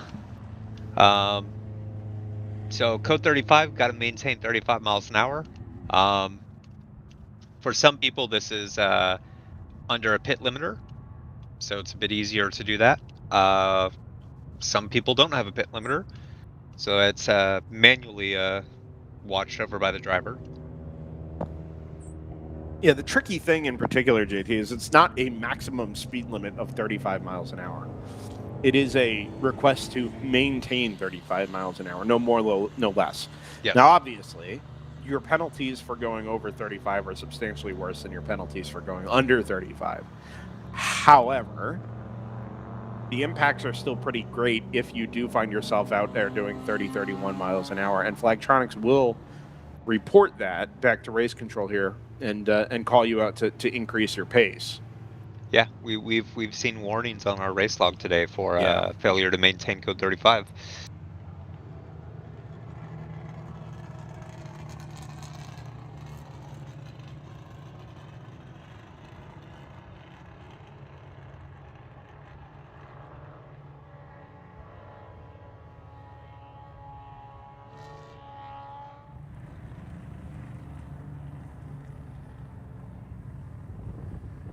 I think we've got the forklift more cut out there.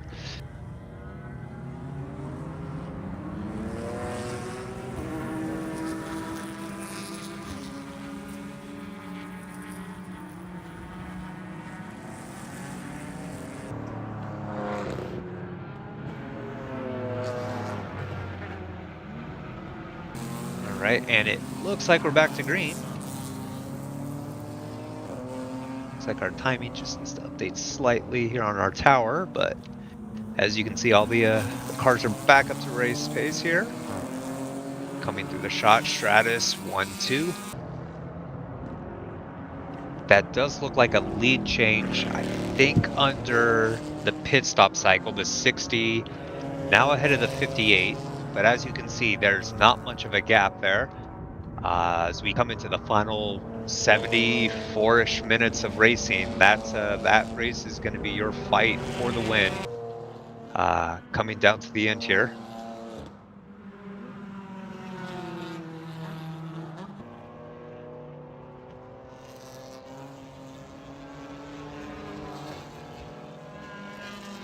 Made it back? Yep, you're back. Very good. Coming across the line. They're going to be about a half second here.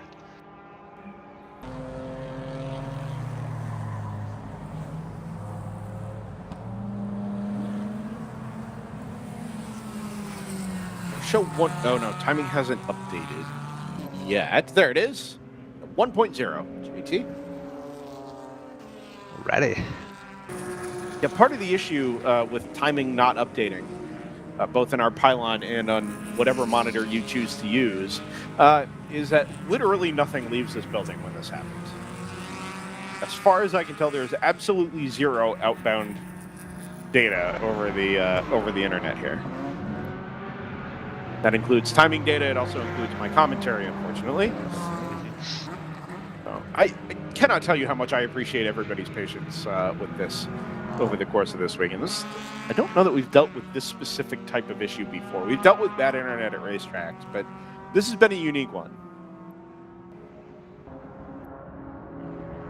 And to be very clear, Joel from Barber Motorsports Park, who's been basically everybody's point of contact for everything this weekend, was hard at work yesterday morning with the ISP trying to get something resolved, and just not able to make much progress.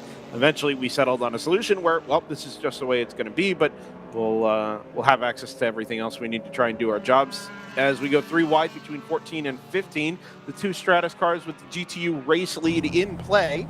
60 continues to lead 58, but it was a bit nip and tuck there through the last sector or so of the track. The margin holds true right there at around 1 second. 2 automatic racing cars doing battle for 4th place in GTU as well. 9 laps off of the overall in class race lead, but 25 seconds to choose in between them.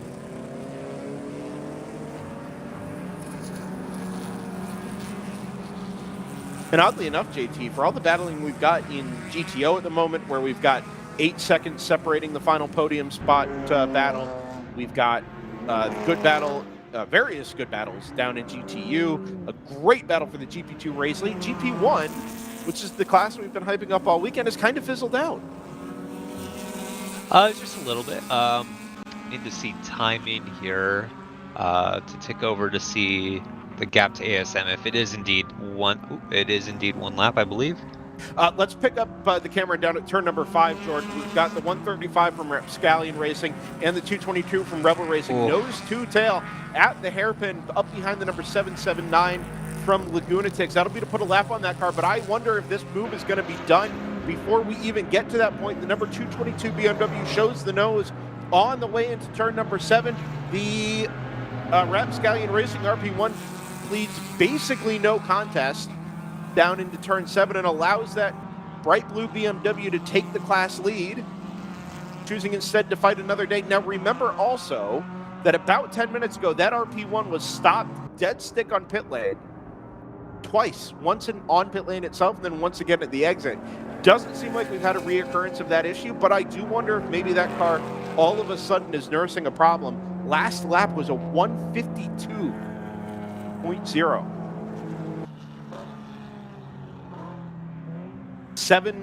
Just about 7 seconds off of the pace. Well, the current pace in that class anyway. Off the ultimate pace, it's over 10. Yeah, you can see the gap ballooning already a bit.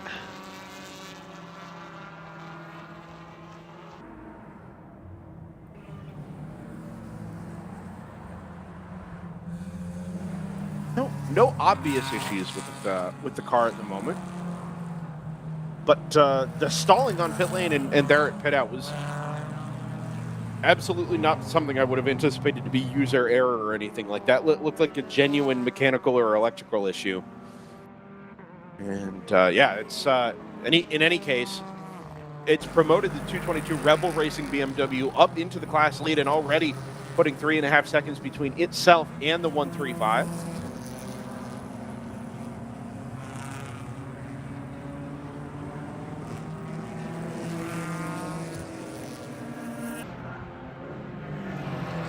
Stratus battle was 0.3 of a second across the line last time through. It's about the same here, 0.2 of a second, or nose to tail. perhaps better measured in car lengths.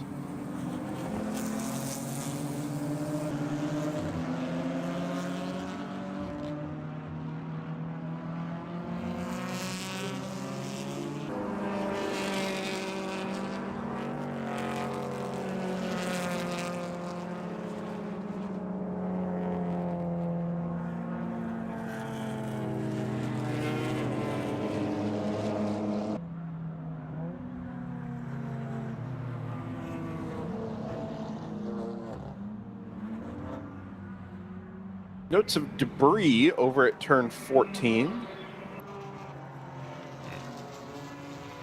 PTZ is trying to pick up something over there. It didn't look like they found it. Puff of white smoke. Oh, I think it was a spin on the inside of the exit of turn number 5. Looks like the number 95, which would be the Dawn Motorsports Sebico NP01. Tobacco. It's pronounced tobacco. Yeah, we'll get that down one of these days.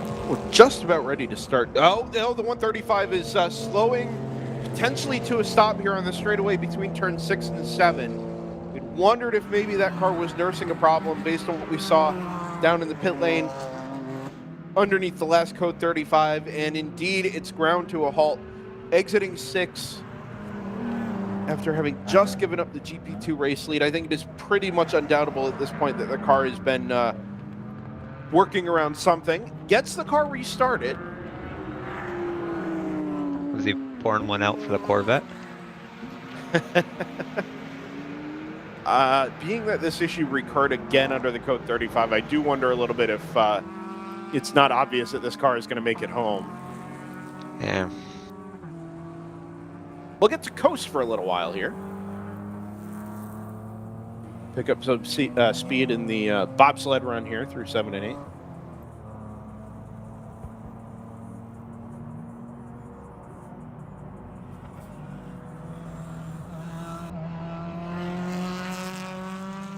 That reminds me of such a cool corner name. Is it bobsled? Yeah. Isn't that in Utah? No, it's wasn't it High Plains toboggan on a bobsled? No, what is that corner called? You're absolutely right. It is High Plains. Oh, that's a pass under yellow. Yeah, which NP01 was that? Just in front of the MP01 too, okay. the BMW, I think. Unfortunately, it is catching out quite a few cars here. And the problem is, you have a couple cars that notice late, get on the brakes, and the cars behind do panic a bit.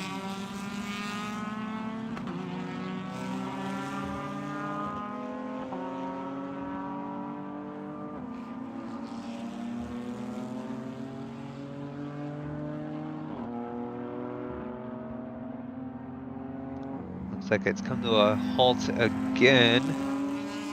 Oh, and it gets going a little bit quicker here. Come on, little Miata, you can do it.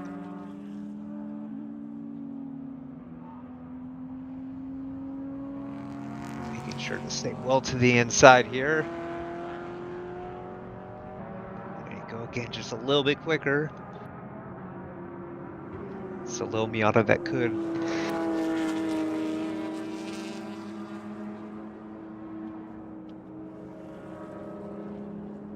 Go getting a little bit quicker, gets up the hill nice and well, comes in through 13, looks almost up to speed here,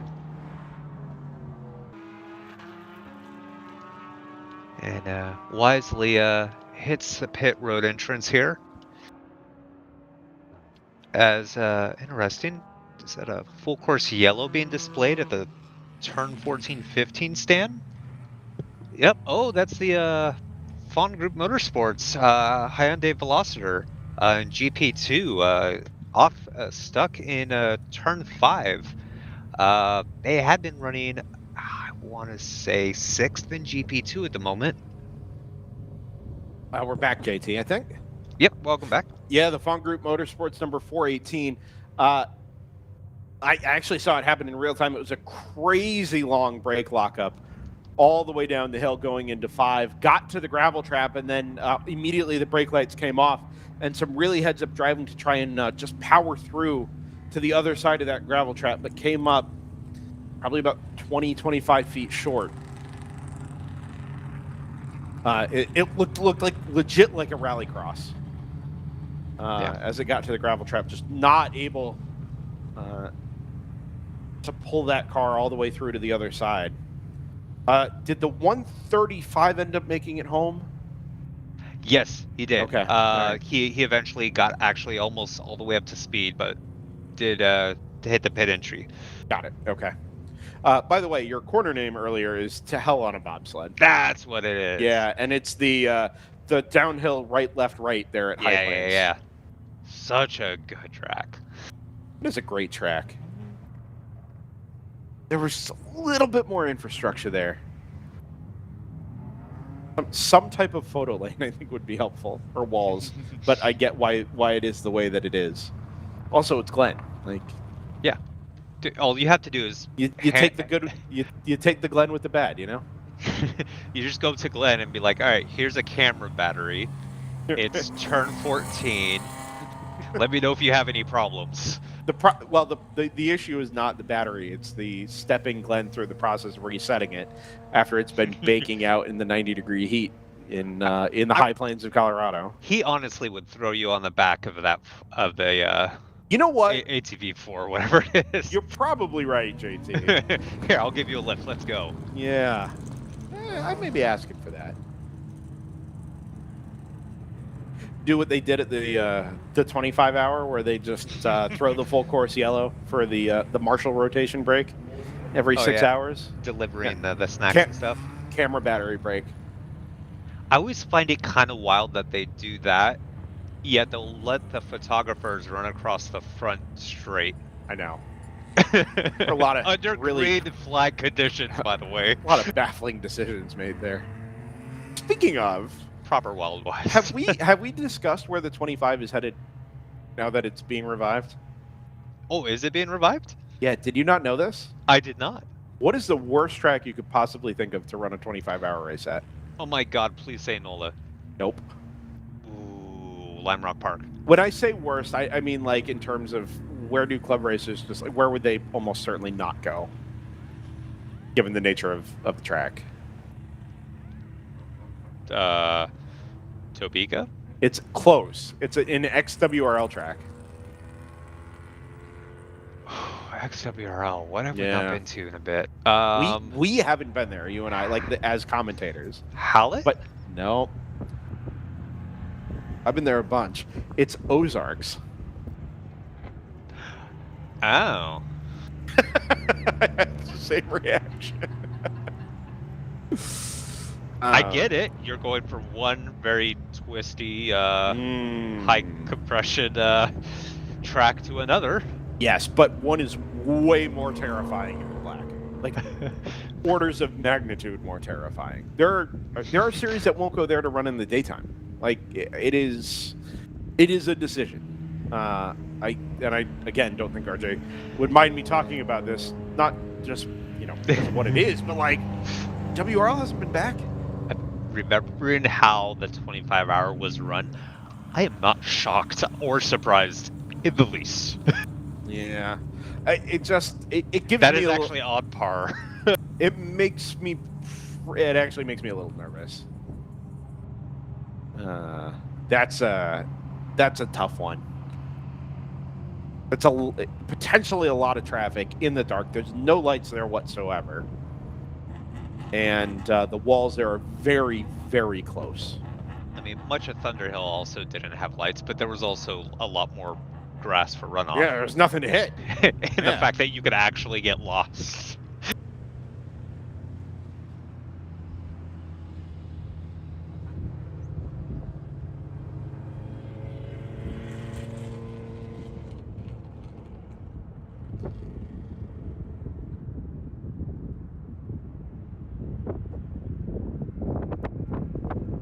I would love to see a 24 back in the World Racing League, but not if that is the only answer here. And I know that's been a challenge over the years, is finding the place to do a 24, because a lot of the tracks just straight up won't support it. Yeah. Right? They don't have the infrastructure to do it. They don't have the marshalling staff to do it, or the EV staff to do it. I mean, there's a bunch of reasons that tracks won't support it. Sebring obviously did and would. But Sebring is a bit notorious for being a car breaker. Yeah, see, I mean, Coda might be a good opportunity, but that would be expensive. Yeah, I'm not sure. They won't do through the night.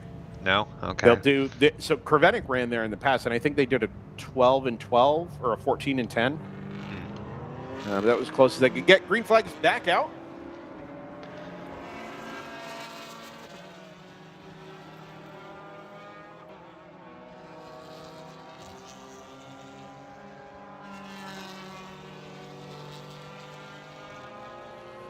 And with just double digits left on the clock, 56 minutes, 40 seconds. Flash back to green. And do this again.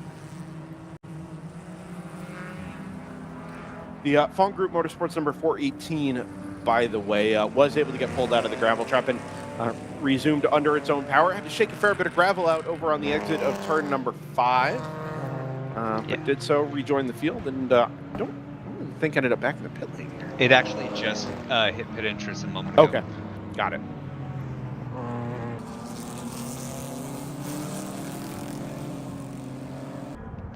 So the Rapscallion 135 also, which had its issues earlier on, did resume the race into and back out of the pit lane. It lost about 2.5 laps to the class-leading Rebel Racing, number 222. Coming through shot here, you'll see a multicolored BMW dive to the inside. That was a change for position with the Moorhead Speedworks Janetta this lap. Good call. The Moorhead has been able to catch up here with a little bit of traffic. So yeah, they're going to come across the line here, nose to tail in that fight for third in GTO.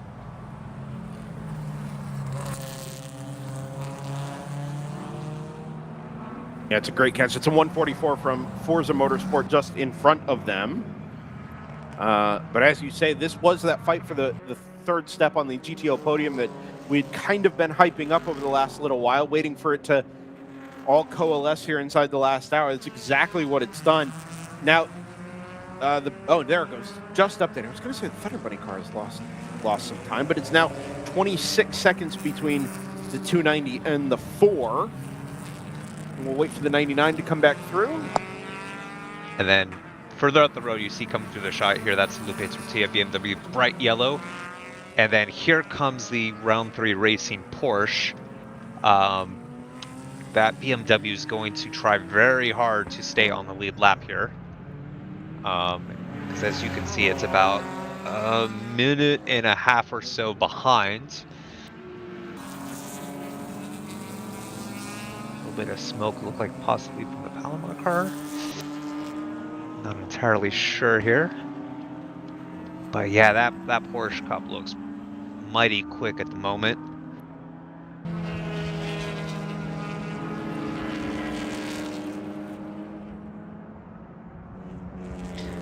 As Brendan pointed out, the 135 getting back out on track. Quite pivotal. I believe it is currently on the same lap as the 66 from Open Throttle. Let me just double check that. It is indeed. It is 39 seconds behind, so that's the fight for second in GP2. We'll have to see if that 135 can get back up to speed.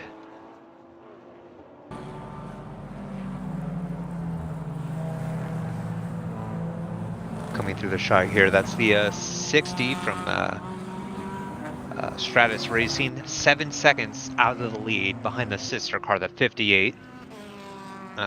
Timing actually updates to about 8.5 seconds there. So in the final 53 minutes, that will be your fight for the win today.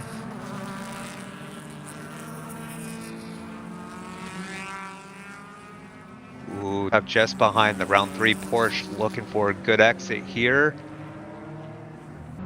As they get caught out just a little bit by the PC Racing BMW.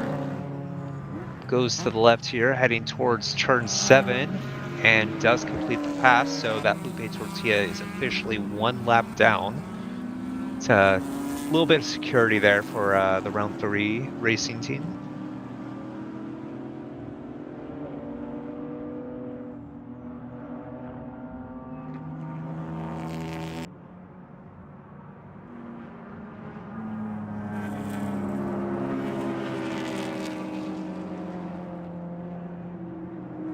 They do clear that bright blue BMW. Looks like Laguna Seca blue color. That is your Rebel Racing, the 222. Your leader in GP2 at the moment, by a nice healthy margin over that 66 from Open Throttle.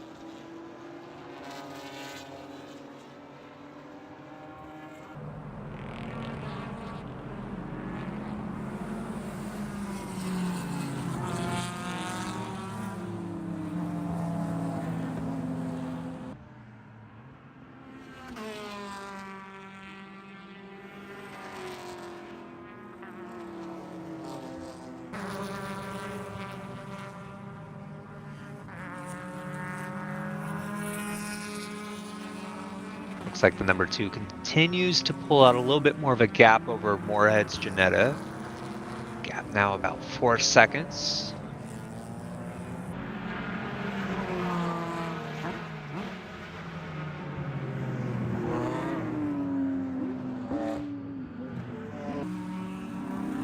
A little bit further back, 13th overall.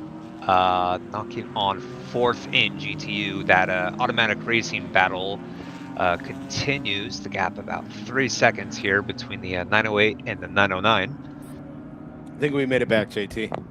All right. Yeah. Extended break that time. A good dive up the inside there at turn 11 by the number 70 to clear what I think is the 146. Out wide there from 29. Maybe a little bit of self-preservation from the Screaming Goat Racing BMW. It's under a lap now for the GP1 class lead. 1 minute 25.3, which is, I think, closer than it's been, but also we're under an hour remaining. Just 50 minutes left on the clock. Mm-hmm. Yeah. They are taking the easy up down with the Briggs Built Motorsports logos plastered all over it, which suggests to me that that number 3 Corvette will not be seen again this weekend. Yeah, going by the what looked like quite a bit of steam or smoke coming out from underneath the that large hood, definitely suggested something unfortunate around the engine.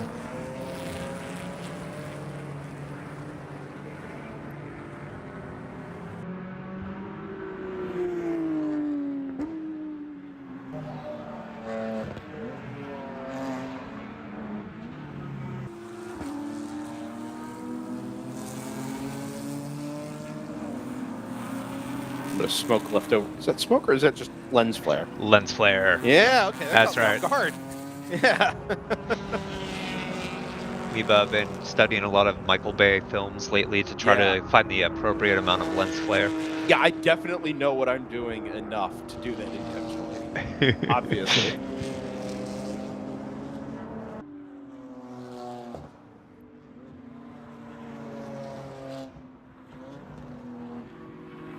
Number 2 is stretching the margin there from 3rd to 4th in GTO. Pass just made a couple of laps ago, already out to nearly 10 seconds. Yeah, when it has clear traffic, it does seem to have the edge here. GTU, we've talked about the lead battle a bunch. 58 Stratus, just starting to put a little daylight between itself and the team car number 60. The automatic racing inter-team battle, however. Oh yeah, coming through shot here. Yeah. That has changed for position, actually. Yeah, 909 now leads 908. Yep. The black, blue, and yellow car leads the mostly white Sebeco NP01.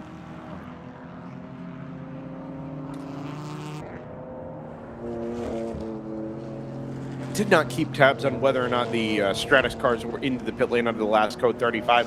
I'm not sure it would have mattered just based on how long they go on fuel. Possible they both are due a last stop, but 13 seconds is more than we almost ever see out of those two cars in terms of the difference in, or the on-track gap.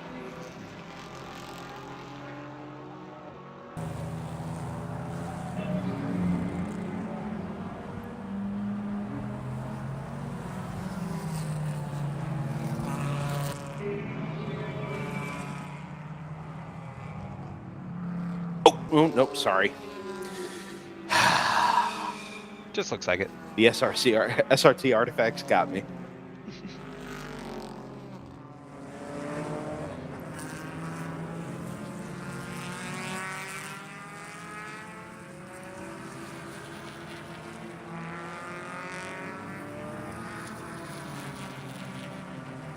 Been an interesting race to try and follow this weekend, dear viewer. If you've been accustomed to our coverage on DriversEye Live here with the World Racing League, you'll know that we take a great amount of pride in being able to follow these races as we would a professional motor race. Maybe not with all the cameras, but certainly Jordan Worth puts in the work on the backside to give us exact vision of exactly what we're trying to talk about. Generally, as often finds them before we even start talking about them. It's amazing work by Jordan. But one of the things we rely on pretty heavily has been automation. And I know I talked about this a little bit yesterday, but if you didn't join us.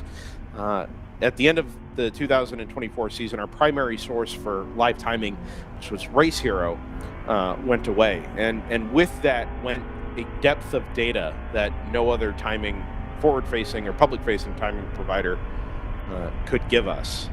Some of that was how Race Hero was built to take advantage of doing things, let's say, less than the proper way. And what was happening along with that was that things were getting broken by updates to the proper timing software. And the owners of Race Hero were having to go back, figure out what it is, and fix it. It was getting more and more expensive every time. It was taking longer every time. And ultimately, it was a cost that was unsustainable for what was still a free service. The real bummer there is that we at DriversEye Live, as in our previous guys as Endurance Radio, were a part of helping to develop that software. A number of the display features of racehero.io were things that we had been asked about or recommended, feature requests, bug fixes, things of that nature in the earliest years of Race Hero. The pit stop tracking, the inferred pit stops when pit stop loops weren't available, the salmon color on Race Hero. Those were all chats that we had with our friend Brian Guidinelli.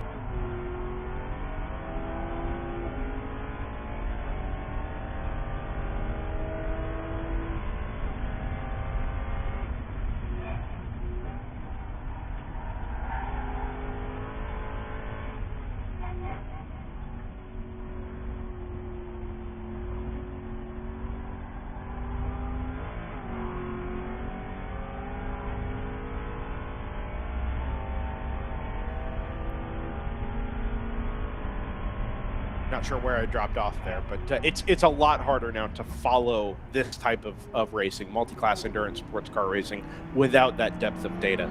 I'm confident that as time goes on, we will figure it out, and we'll get that analysis back as part of what we do. But when you go 10 years having a great data partner in our friends over at Race Hero, so maybe a little bit of contact there down in turns 7A and 7B. Unfortunately, we've been a little out in the cold this time around, and generally lacking with what we love about World Racing League action and following these types of races.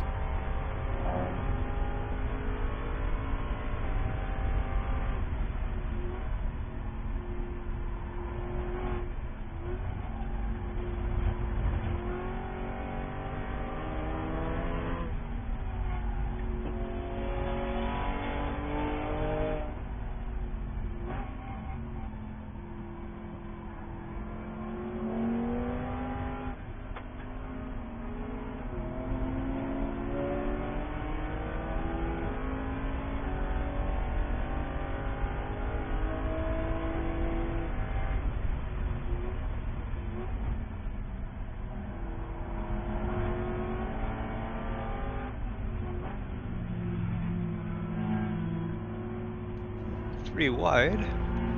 Always fun to do going through turn 2 to 3.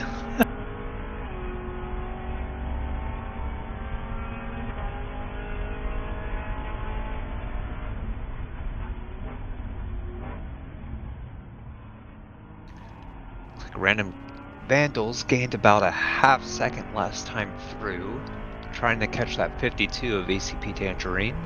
Associates, they're about 14 seconds back at the moment. And will be the fight for 8th in GTO. And I believe 11th overall.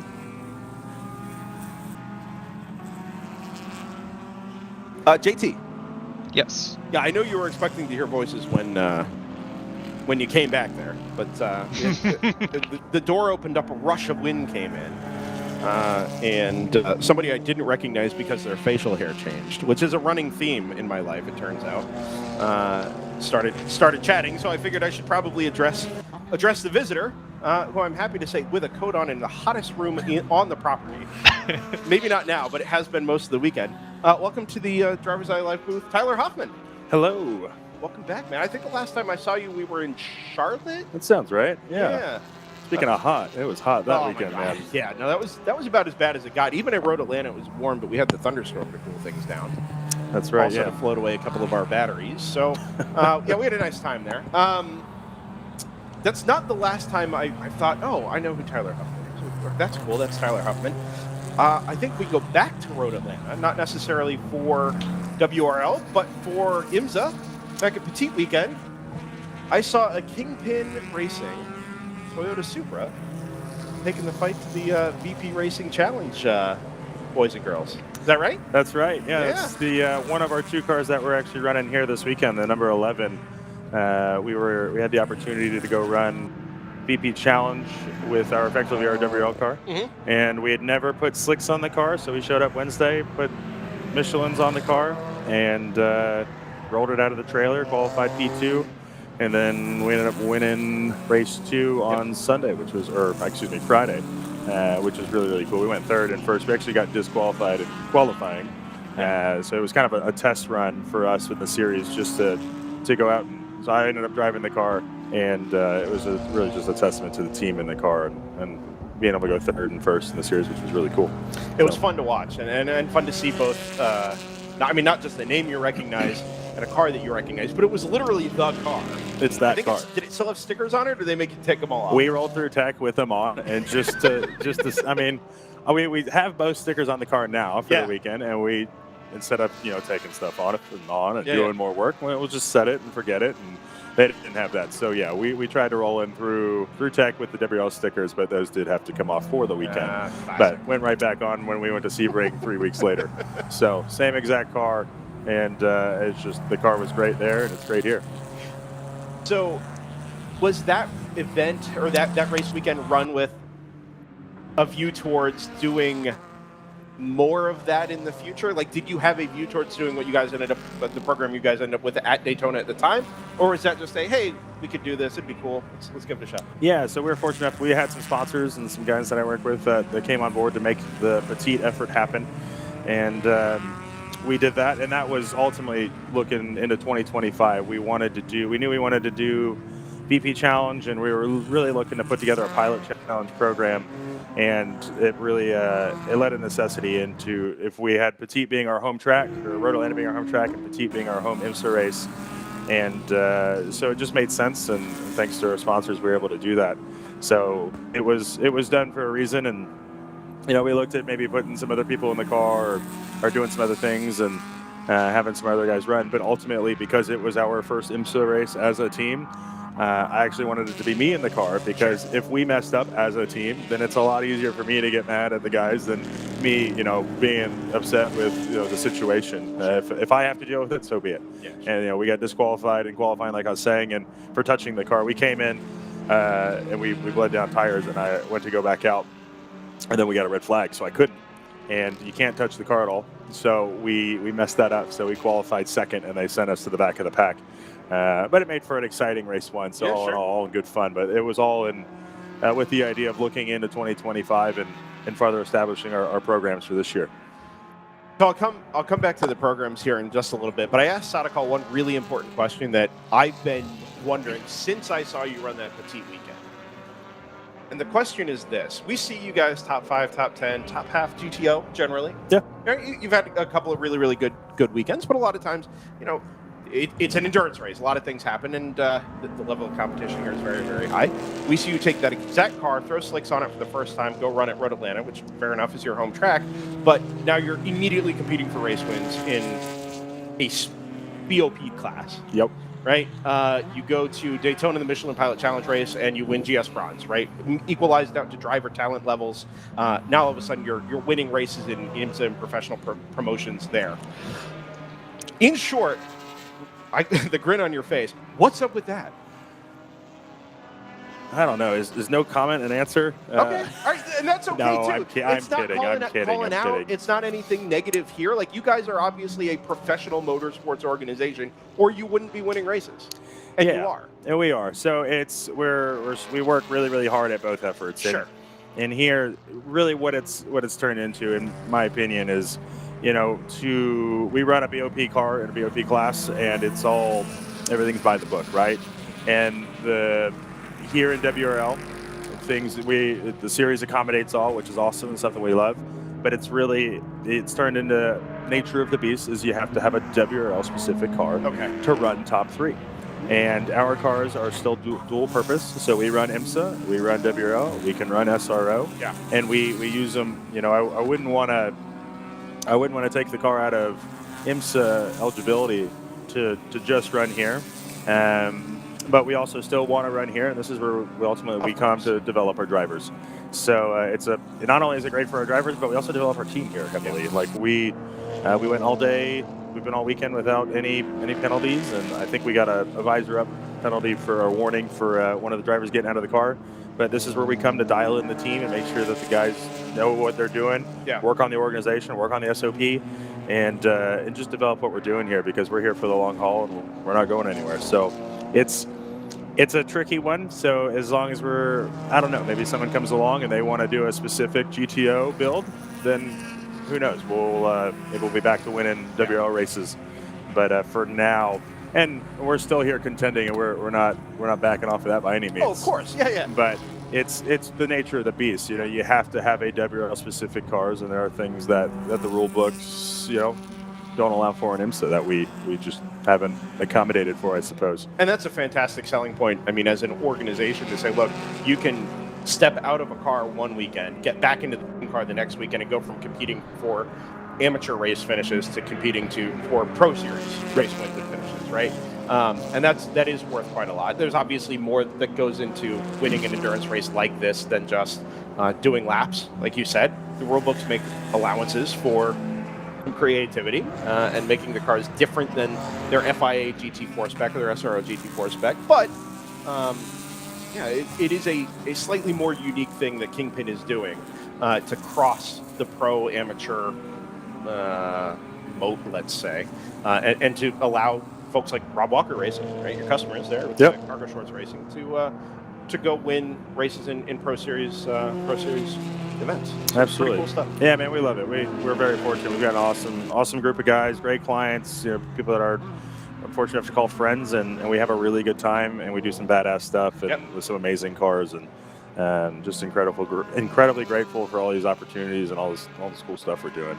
So it's really great. So you walked in here with a pretty thick winter coat there with some bright green accenting and some Bull logos on it. I think I'm right in saying Lamborghini logo there. There may be one on there somewhere. Is that a leftover jacket? Is that a current jacket? What's the Lamborghini connection status like? So that jacket's actually been out of date because it still says it's got a tire manufacturer with a yellow background. Yeah, sure. I don't know if they're not listening. It's an old Pirelli jacket. Yeah, right? sure. And now Lamborghini's moved on to the Hancooks. Oh, is that right? Yeah. I was aware of that. Yeah, so they went to the Hancooks in 23. I don't second pay a lot of attention. year. Yeah. You just see the highlight reels, right? Pretty much. So they went to Hancooks, and it was a global deal, right? Because there is the 3 different series, or the 3 different continental series. Yeah. They went to the Hancooks for just to be uniform across the globe. So when they do go to World Finals, But to get at, I think, your real question there, I will be fortunate enough. I will be competing in Lamborghini Super Trofeo Fantastic. again this series. So we'll be driving with the young gun Luke Berkeley. Okay. And we'll be driving for Alliance Racing for 2025. So we'll be a solid pairing, and we're really excited to go after a championship this year. Where did that pairing come from? Was that through Alliance, or was that him searching you out, or how'd that all come together? So funny, quick story about Luke. So I've known Luke since 22 when we first started running, and he was a champion in 21. He was a champion in 23. So it seems like every other year he wins a championship, which is convenient. So 25 we look to do the same. But I couldn't stand the kid when I first met him. I was like, this kid, he was like 18 to 20 years old, and South Florida kid, bleach blonde hair, and just unruly. A real Luke. He was a real Luke. Yeah. But he's matured quite. I feel like with a little bit of hazing, he's matured quite a bit over the last couple of years, and he's, as I've actually got to know him, he's a fine young man. And very cool. The team actually put the pairing together. So Luke and I, we knew each other and we talked and stuff, but the team reached out. They'd reached out to Luke, I guess, and they also reached out to me and talked about possibly putting something together. And this was beginning, I think, of Q4 last year. So when it came up, and I was like, well, that could be really great, if we had the opportunity to drive together, and it's all come together, fortunately. So we're really excited. We're in the car this weekend, or next weekend rather. We're going to do our Sebring test, and then next week is the race week. So yeah, we're coming up on round 1 here pretty soon. So we're excited to get going. You've got your hands on a couple of different things, both as a driver and obviously with Kingpin. What is your official title as it relates to Kingpin racing? Oh boy, team principal, I guess, owner. Well, it is my team. Okay, all right. So owner at the very least. Yep. My wife is Shannon, is the CEO, and I just fill in all the gaps. Really, we've got 2 full-time guys. We have a shop now. The effort has grown substantially. Yeah. And so we're able to bring all of our prep and everything in-house. And my official role, I don't know what my official role is, if I'm honest. Sure. So do what needs to be done. It's do what needs to be done. Today, it's spotter and coach, Yeah, I got you. So that leaves a lot of open-ended opportunities there to pursue programs or manage programs, race. Obviously, you've got your racing connection with Alliance as well. How do you manage all of that, also keeping these cars competitive in 1, 2, 3 different series, if you include the BP Racing Challenge as well, moving them back and forth across eligibility? Like that's not a small task, and you're gunning for a championship this season on top of all that. What does life as Tyler Hoffman look like in that regard? Race car. Okay, simple. Yeah, I get it. Fortunately, none of this would be possible without my wife Shannon. She's really the glue and the one that makes all this happen. But we have a fantastic group of people that really make this happen, and it gives me the opportunity to really step out and still continue to be a driver. Yeah. And still become a better driver and do cool things and things that ultimately benefit the team in the long run. And we've got 2 full-time guys in the shop. Shannon's full-time with the team, and it was this event last year. She actually went full-time with our program, and as soon as she had been with Porsche for the 5 previous years at the headquarters. Okay. And when she stepped over to work with the team full time, it seems like everything just very cool blew up, which was amazing. So I really think that the sauce in all of this is her. Very cool. Very cool. You guys, are you guys ready to add a 3rd car to your WRL stables? Yeah, for the right people, yeah. Let's talk about VW Fun Cups for a minute, Tyler. We're going to get there eventually. Okay. I don't know that I knew back at when we chatted back at Charlotte that you had run the VW Fun Cup at Le Mans. That's right. 4 hour. Yeah. Have you done the 25? I have not. So I've only driven a Fun Cup 1 weekend, one event. Just once. Just once. And it was that one. And it was the one. Why? Why not? I ask myself the same question often, but that often generates more questions than answers. So, Yeah, fair. What was the thought there? Just there was Le Mans or what? It was Le Mans. There was an opportunity that just came up. So I had a friend that had the car locked down, and he got hurt, and he wasn't able to participate. And he called me, and then me and a buddy, Mike Cobb, Mike Cobb? Yeah. That Mike Cobb? SCCA Mike Cobb? Not that Mike Cobb. Got it. Okay. This is our Mike Cobb. Okay. So Mike Cobb ran WRL with us all last year. Okay. And he does now he's doing HSR and IGT stuff.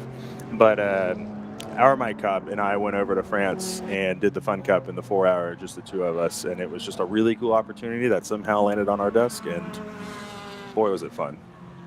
Is it WRL GTU fun? I see where this is going. Ah! I've had this bit going for probably close to 12 months. And I knew the one person I could talk to about it and get real engagement from was going to be you, because you've got experience running the cars and running in WRL. Yeah. But I want to know, like, would it ever fit the GTU? Well, fit and be competitive might be two different things. That's irrelevant. We don't want it. We don't need it to be competitive. All right, yeah, it's fine then. We know the Civicos can't catch up to the Fun Cup. We understand that, so we can move past that. Yeah, we love Charlie and Cal and all the guys from Civico, but it's they're just too fast. The Fun Cups are just gonna be way too fast. There was a time when the NP01 didn't have the reliabilities ironed out to a point that, maybe if you just did laps in the VW, maybe you got some wider tires on it or something like that, you might be a little bit more competitive. A couple more extra horsepower. I think it's 10-1 right now. Yeah, 10-1. Yeah, so you got to get it down to 9-1. I think, if we bump it, I think, if we've been talking just about GTU, if they need to bump the power up and get them going. Sure. So, and that could work well with Fun Cup, right? Well, it's a win-win. Well, you need more power. So you'd almost have to engine, so you put a case here. That would be a riot. Heck yeah. You'd have to put some real tire on it. So it sounds like we have a deal. I mean, it's perfect. I know there's 2 of them in Texas. Okay. So, I mean, we should have got them out to Eagles Canyon. Coda, they got plenty of time to test. Yeah, absolutely. I've heard, and this is all rumor mill stuff, I don't know who owns the cars. Okay. It might be a Chris Taylor's shop. Oh, really? Maybe. Oh, I feel like I would talk to Chris Taylor. Yeah. All right. They're in Texas somewhere. I know there's 2 of them. It's a 2-frame B-spec, really. I mean, essentially, yeah, right? The big old wing on the back. Such a neat car, though. Yeah. I mean, it's got a sequential gearbox. It's 3 pedals, but then you just use the 3rd pedal to start and stop. A single center seat, which is hilarious. So you got one guy was getting out, the next one's already throwing his ass in the seat. What else? Oh, the way you race them. So it's like, I think my most popular video on YouTube is from Fun Cup, and the way you just race in like packs. Yeah. And so the wing is big enough that it actually works. Oh wow. It actually makes a big difference. Yeah. The car has some aero to it, and then but as you get to the car in front of you, it stalls. You can't get to the bumper of the car in front of you. So you're just in this giant mob of cars the entire time. It's freaking hilarious. And they put like 90 of them on track at Le Mans? 118. Okay, I was close. Biggest field. Yeah, you were. Biggest field. Oh no, they're cutting out. Yeah, no. Hold that thought. He's back. You're back. Oh, we're back. All right, that was quick.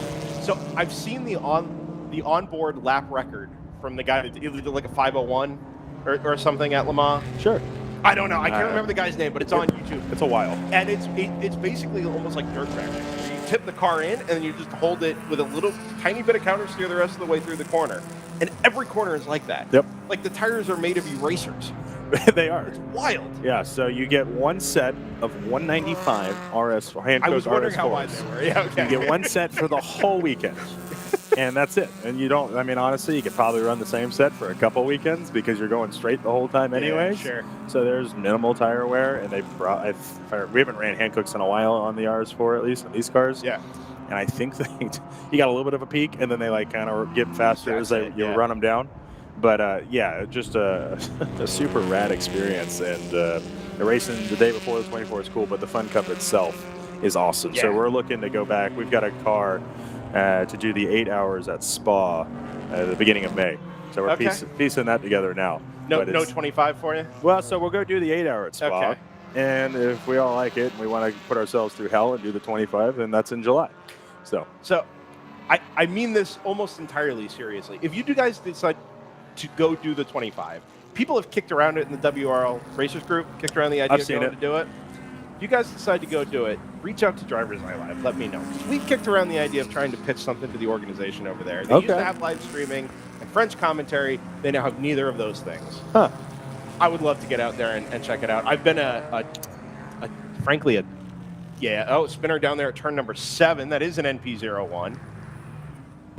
I've been a complete. That's not a good No, it's a spot. 95. Yeah, got to pull forward here. Can't Thank let that you. car roll backwards.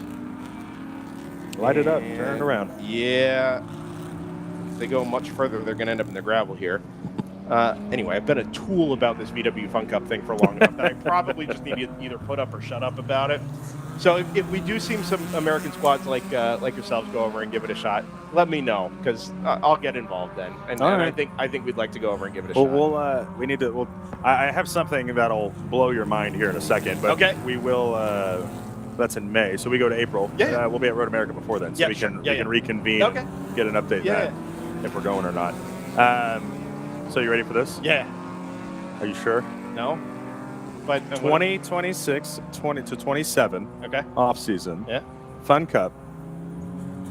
Daytona. Is it happening? They just announced it this week. Oh my God. Yes. When? We don't have an official date. I say we. They don't have an official date yet. Do they have a broadcasting partner? No. I doubt it. Oh, there's no way. I mean, This is a chance. Dude, maybe this is like everything. So we start you start the conversation now. I'll put you in touch. And then 26/7. That's amazing. It's here. So I don't know if I can say this. I told you I was going to blow his mind. So I don't know if this is public knowledge, but we're going to talk about it now. Cool. They may or may not have approached somebody sitting in the room behind me about a shared weekend at that very venue. Yeah, I think it's okay. Well, no. So WRL doesn't require competition licenses, and therefore is not an ACUS licensed series. And that was the hang-up, as I understand. WRL obviously runs on the Saturday. They had an open Sunday, where the paddock is still rented out for WRL to not have to bail at 10 o'clock the night before. And the hang-up was the licensing issue. Interesting. Yeah. So, the sanction in particular. Yeah, so like fortunately I already had my FIAC, but Kingpin might cup. Mike we had to get him his FIA. Okay. And that they've gotten a lot. It used to be pretty simple. Yeah. And now they've really crunched down on it, which is good, and it just makes it more challenging in a lot of ways. So I mean, it took 2 phone calls and we got it sorted out. Oh, cool. He had plenty of experience. Yeah. But that makes sense because they obviously you have to have your FIA to run Fun Cup. But that's I will really make the biggest deal out of this event. The way we used to do the Thunderhill 25 this way, we did the U.S. When COTA was still the U.S. Endurance Championship this way, the 14-hour at Daytona we're doing this way. I will make the biggest possible deal out of it. So I'm all the way in. Just to give you information that I have. Yeah. The format is there's an A and a B. There's 2 semifinals. Oh my gosh. 4 hour, and then the winners of each semifinal, so top half presumably, go into the final, which is on another 4 hours. How many cars are they expecting for this thing? I have no idea. It's only like a half mile shorter than Spa, and they put like 100 of them on the track at Spa. Yeah, it's. Oh my gosh. I mean, I forget what we see 94 cars in WRL at Daytona. Yeah. So the team that I'm affiliated with, Leader Racing. Okay. They normally run 1, maybe 2 cars, and then they're talking about 3 cars for this one because they know it's going to be mega. Oh. So, yeah, I mean, I was talking to Philip, the team owner, yesterday or the day before, and he was like, "Do you think we could fill 3 cars?" I was like, "Yes." Like, this is how many cars can you get? Because it's going to be crazy. Yeah. So, yeah, it's going to be. I'm so glad I got to share that. My day is made. You saw my genuine reaction in real time. That was amazing. He jumped up and turned around. In the background. You could literally hear Layla in the background laughing at his reaction. Oh yeah, 100%. This is so. I've had a number of and us as DriversEye Live had a number of long format bits that have paid off in the end. Yeah. Joseph Mudrak, one of our guys, is tremendous for building up these things and then having that one moment where everything clicks and you're like, well, it was never going to happen, but somehow it did, and it's all been worth it. This is that. Yeah. I've done this VW Fun Cup thing for a year. Now I'm genuinely beyond excited. I cannot wait for this thing to happen. You said off-season 26 and 27? Yep. All right. Backwards car down here at turn number 7. That's an open throttle car in almost exactly the same spot as the 95 Dawn Motorsports NP01. Yeah, and a relatively slow 669 from Rapscallion approaching it as well. Yeah. I don't know if that was them being overly cautious for the waving yellow at the Marshall Well, you would hope stand. so.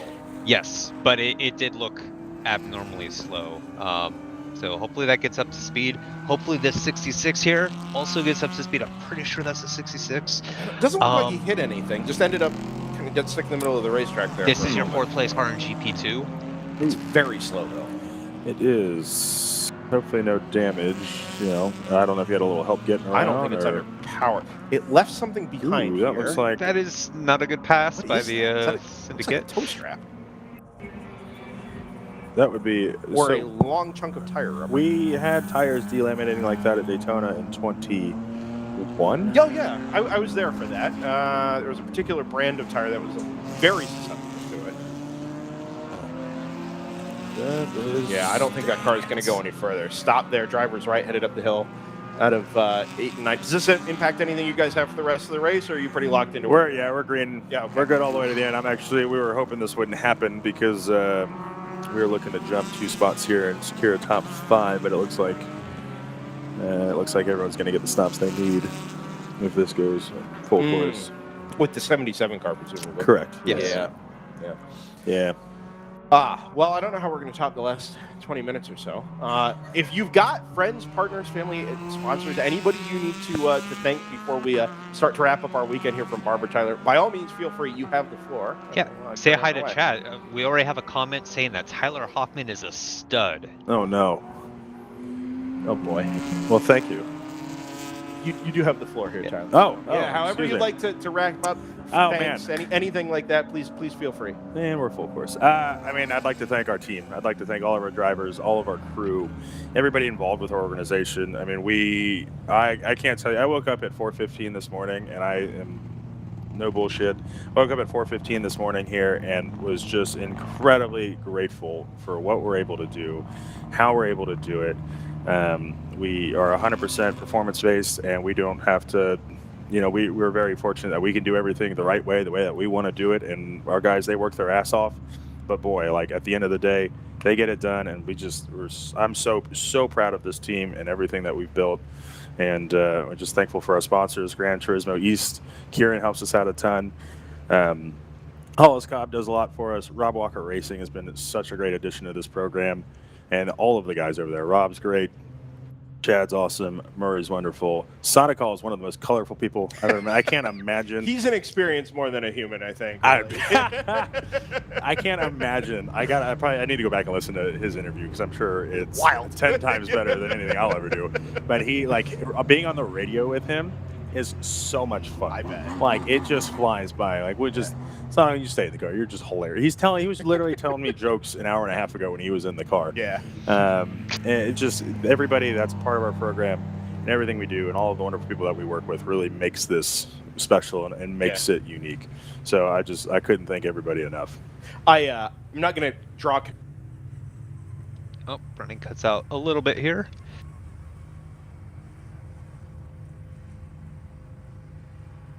Might take him a second to come back. In the meantime, just quick heads up. 58 leads 60 in GTU and overall, about a minute gap. 7:39 rounds out the podium there. Brendan, welcome back. Thank you.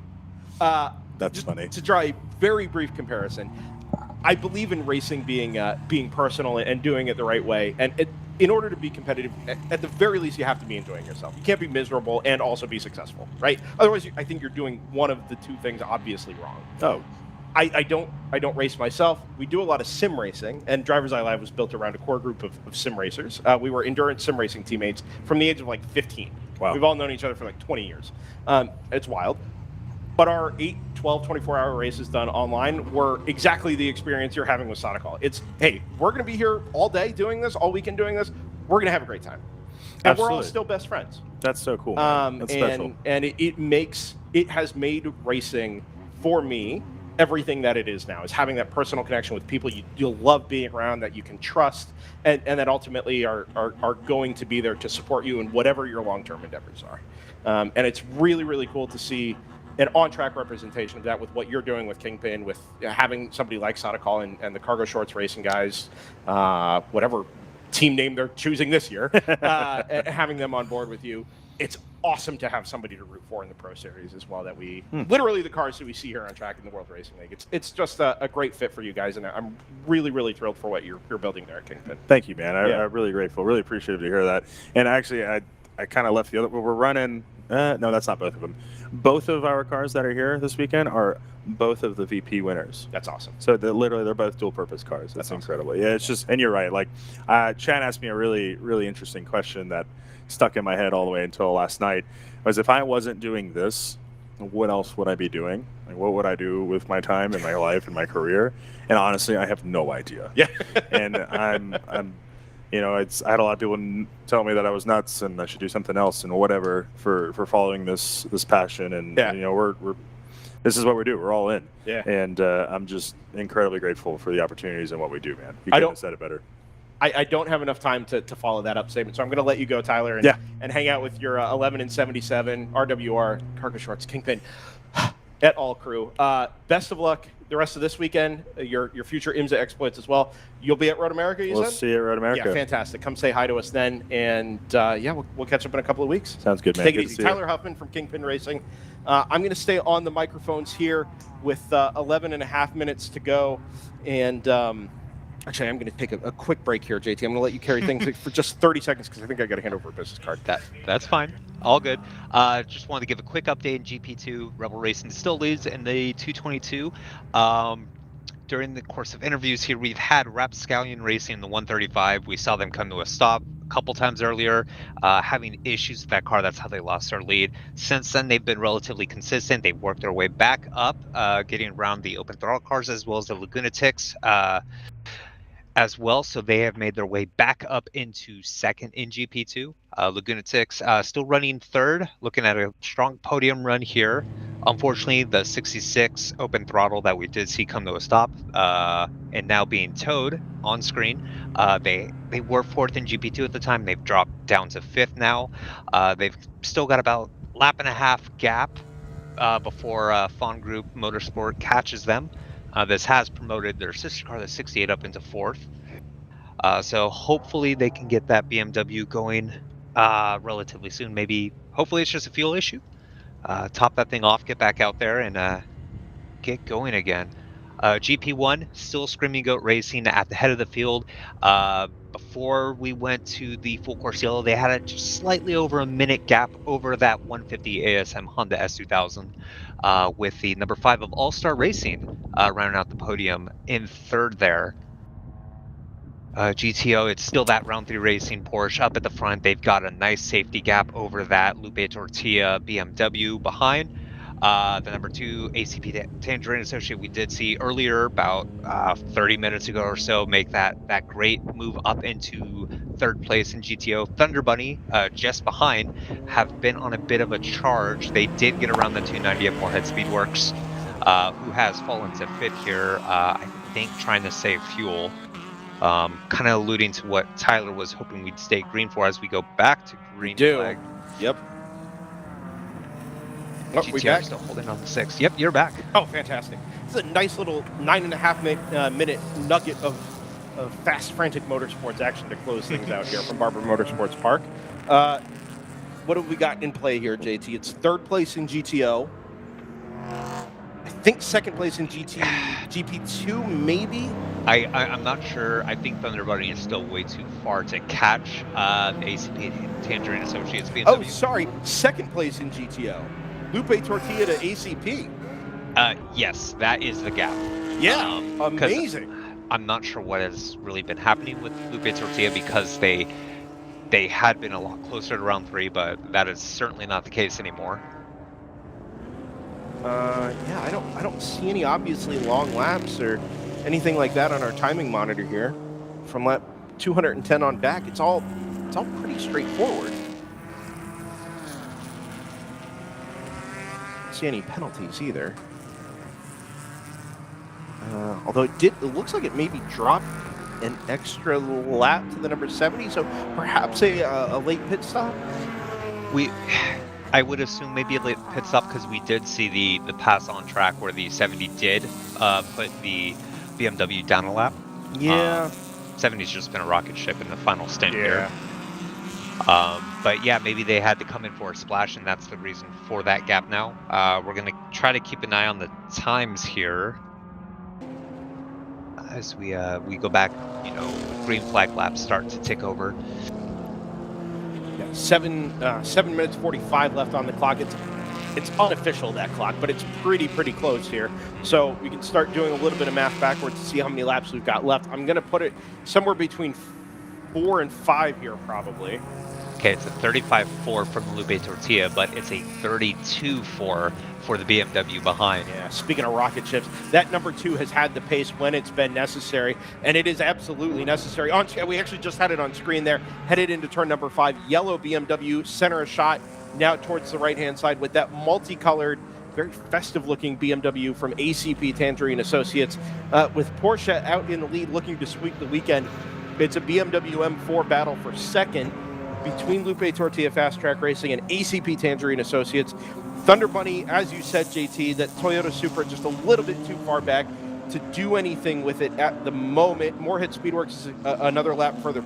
No, not another lap further back. It's going to be a little less than that when they come back across the line. But in any case, this is kind of our primary concern at the moment. Yeah. Also, a little bit further back, I did want to bring up the number 82 of Random Vandals has gone around the 52 of ACP Tangerine Associates. I believe that was relatively recent. They had been slowly reeling them in as they were in recovery mode. Sorry, move done here, I think? Yep, it is. Yeah, change for second place in GTO with 6.5 minutes on the clock, coming towards the conclusion of 15 hours of racing this weekend. 7 hours today. We have had the change for the middle step, or the second step on the podium in our second class this weekend there in GTO. Little drama there, unexpected. I wonder if it was just a late charge from that number 2 that got it to where it's at. Lots of traffic to deal with here. 3 wide up the hill through turn number 4, and it's going to leave the number 188 out a little bit wide. And into the braking zone at turn number 5. There is the 135 Rapscallion RP1 in GP2. That is in the middle of a fight with the Lagunatics number 779 Subaru BRZ. The gap was showing 2 seconds. Yeah, 1.9 at the line. It looked a little bit more than that out on track, but they are fighting with traffic in the middle of this pack here as well. 1, 2, 3 cars in between them. The Sunoco-colored RP1 heads down the short straight between 9 and 10. Been pretty lucky in traffic there, I think, that number 135. Wait for them to enter the right-hand side of the shot here. A couple of cars go up the inside, including the one of the Palomar cars and the 444. And now just one car in between this battle for second place in GP2. This is happening 2+ laps off the back of the Rebel Racing number 222, which took command of the GP2 class about, let's call it 2 hours ago. Now Cut out there.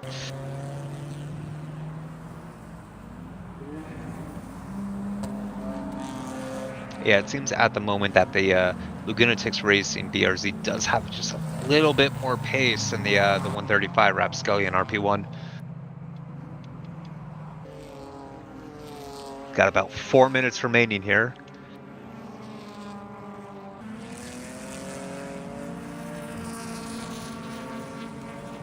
Just slightly up the field. It looks like after we went back to green, the gap between the 2 Stratus cars was 17 seconds. So we'll also try to keep an eye on that. It looks like the 58 is the quicker of the 2, which is also the leader. I think we're back, JT. Is that right? Yes. Yep. Yeah, very good. The more excited I get, the less cooperative the internet is. This is the way. It's 2 cars now in between that fight for second place. Rapscallion, one GTO car, and then is that a Palomar BMW stuck in between them? Yeah, the GP2 one, the A83. Yep. Yellow nose. Worth noting up in GP1, the margin is 54 seconds, so it's another really, it's not a good battle on track at the moment, but less than a lap in between your main protagonists there, Screaming Goat Racing number 29 and the number 150 ASM Honda S2000. Ooh, dropping a wheel off there over the crest of the hill for the Lagunatics 779. Head down towards turn number 15. I don't think it cost them anything, but they snake back to driver's right and back to the apex drivers left there onto the front straightaway. The Palomar GP, the number 83, excuse me, has gone through. And again, 2 car lengths down to the apex of turn number 1. 35 leading 779. If we see a better battle on track, we could certainly go find it. But I think this is likely going to be the fight that takes us to the checkered flag in just over 2.5 minutes time. 70 across the line with 2:17 on the clock. So let's call it 2 laps to go. When they come back around, it'll be something like a minute or 45 seconds left on the clock, and a white flag will be in the air. So those 2 laps plus the current one for this second place battle in GP2. These production classes just find a way to deliver. We love the cool cars, the GT4 cars and the little prototypes in the Grand Touring classes, but these GP classes just seem to offer something special race in and race out. And a little bit of added depth in the GP2 classes here has not gone unwanted as well.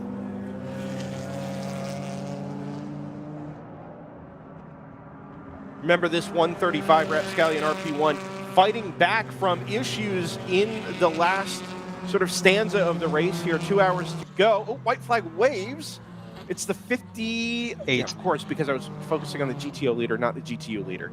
Yep, 60 and 58, both taking the white flag now in the air with under, or just over a minute on the clock. So it's this lap and 1 more for this GP2 battle. Miscalculated ever so slightly, but anyway, good fight down towards turn number 1. The GTR 99 BMW is going to insert itself into the mix just very briefly. To the benefit of the Rapscallion yeah, RP1. Absolutely. It's just moved that 779 off the racing line by about half a foot there at the apex of turn number 1, and it puts it just again offline at turn number 2.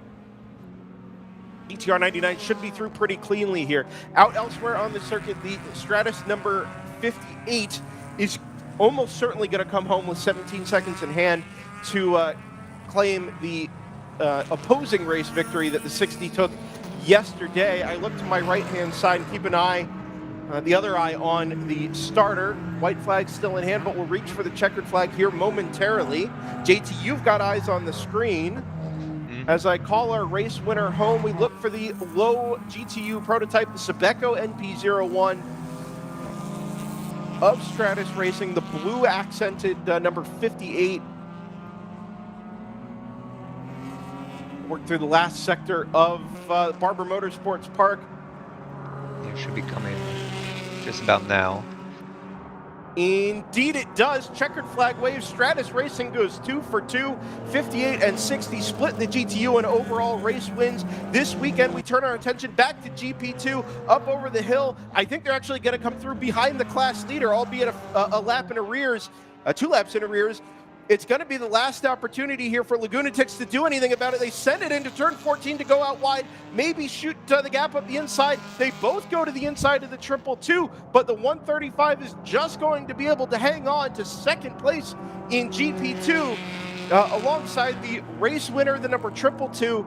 It's a 1, 2, and 3 finish, all in a close little pack there, and a really, really good fight back for the 135 and fight back to the flag with that Lagunatics number 779. Really, really good stuff to the checkered flag after 7 hours of running in our Sunday 7-hour enduro here at Barber Motorsports Park. Yep, also trying to keep an eye out if the 82 and the 52 have taken the checkered here. I know they were about a 2-second gap. The 52 behind was a little bit quicker. Not sure where they are on track.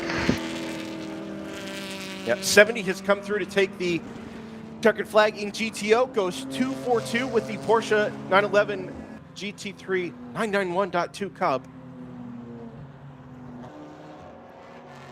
Ahead of the number 180, I'm sorry, ahead of the number 2 in GTO. Of course they did.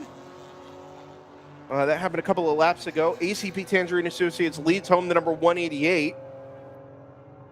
11.5 seconds is the final margin there for second place in GTO. I don't see either the 82 or the 52.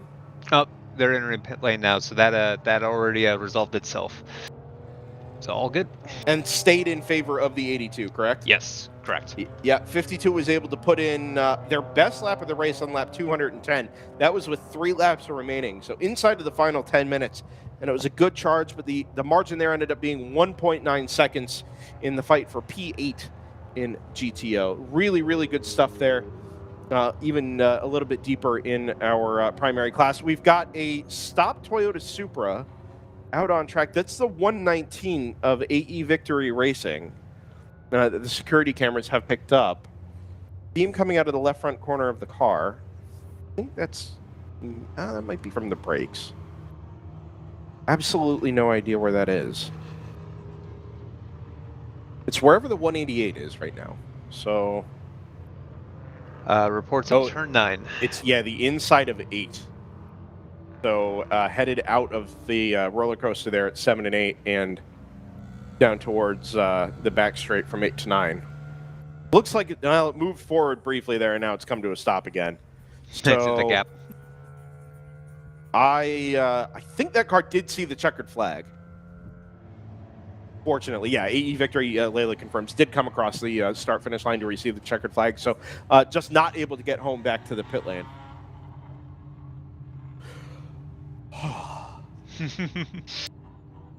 So, let's take a deep breath from all of this excitement over the last 15 minutes, up to and including Tyler Hoffman interview. It's obviously the most exciting part of the weekend. It's not, but we finally reached the checkered flag after 15 hours of running here at Barber Motorsports Park. 8 hours yesterday, 7 hours today, in under picture perfect skies. A little chilly today. It's been a brisk spring day in Alabama, but a great day for racing nonetheless. We've reached 4 p.m. In the central time zone here, and have finally reached our conclusion. JT, you and I can wrap this one up together. We've you, me, and old Jordan here have carried the weight of this one. I think it's fair to say, as far as the commentary goes. It's been a long old day. We missed Robert Hill Jr. and Ryan West, I think, but I think the race delivered something for us to get through anyway. Yeah, absolutely. It was action-packed all day. It was entertaining, and it was great to see just how close the racing was up and down the field all day long. And it's once again, we have fights coming down to the wire at the very end of a 7-hour race, and it just seems like that's normal these days, and it's pretty wild to see that happen, especially when you come out here to a track where, you know, when you do have these full course yellows, we're not bunching up the field under a safety car. We're doing code 35s, so the gaps remain, and we still have these tight finishes because the competition is just that close, and it's great to see. And you know, I can't thank WRL enough for the product they put out, all the people up and down the pit lane making this weekend happen. You know, our safety crews, corner marshals. It is great weekend and week out to come back to these events and to have these races continuously end like this. It's awesome. Yeah, you know, I think back to our early days out at Thunderhill when we treated that 25-hour race like it was Le Mans. And there was a period of time where, you know, we had the boom in GTO where it was an obvious focus on one class, more than half the grid. And that class had all the depth that we could want out of it, but it did feel a little bit one-dimensional.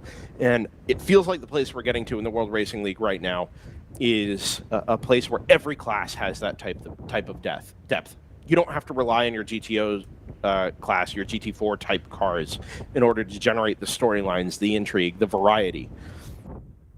Just gonna pause here for a quick announcement.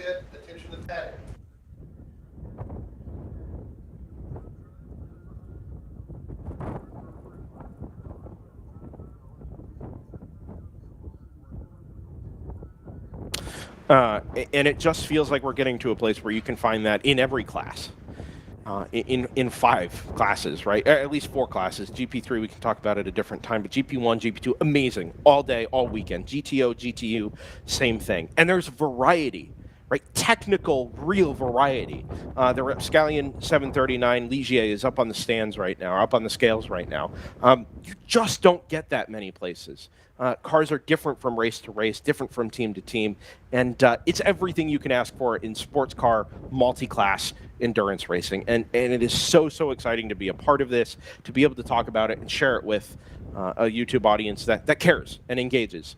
DriversEye Live has had great opportunities over the years. A new one stands before us with the addition of some increased marketing responsibilities, social media responsibilities. Layla Kazmarek has joined me here in the booth all weekend long. Done an amazing job for both at DriversEye Live and at World Racing League over on Instagram. Plenty more to come on that front as well. Plenty more individual event stuff to come from us. And we get to do it all with people we like hanging out with at racetracks we like going to, watching cars we like to watch, and some really good racing in the meantime. So, with that all being said, before my internet drops out again, I'm going to sign off from DriversEye Live. For JT Tammy, who's joined me all weekend, Ryan West joined us yesterday. For Jordan Worth on the ones and the twos and on the microphones. For Layla Kazmarek over here to my left on social media. Thank you all for joining us and being a part of the World Racing League at Barber Motorsports Park. Join us next time at Mid-Ohio Sports Car Course, April 4th for Mega Pole on Friday afternoon. Standalone GTO, GTU, and then general production qualifying. We'll be live for that almost certainly on the Friday, and then, of course, 15 hours of racing to come afterwards. Thank you all for being a part of it this weekend, and we'll see you in about 4 weeks' time from Mid-Ohio Sports Car Course, the World Racing League on DriversEye Live. Until then, take care.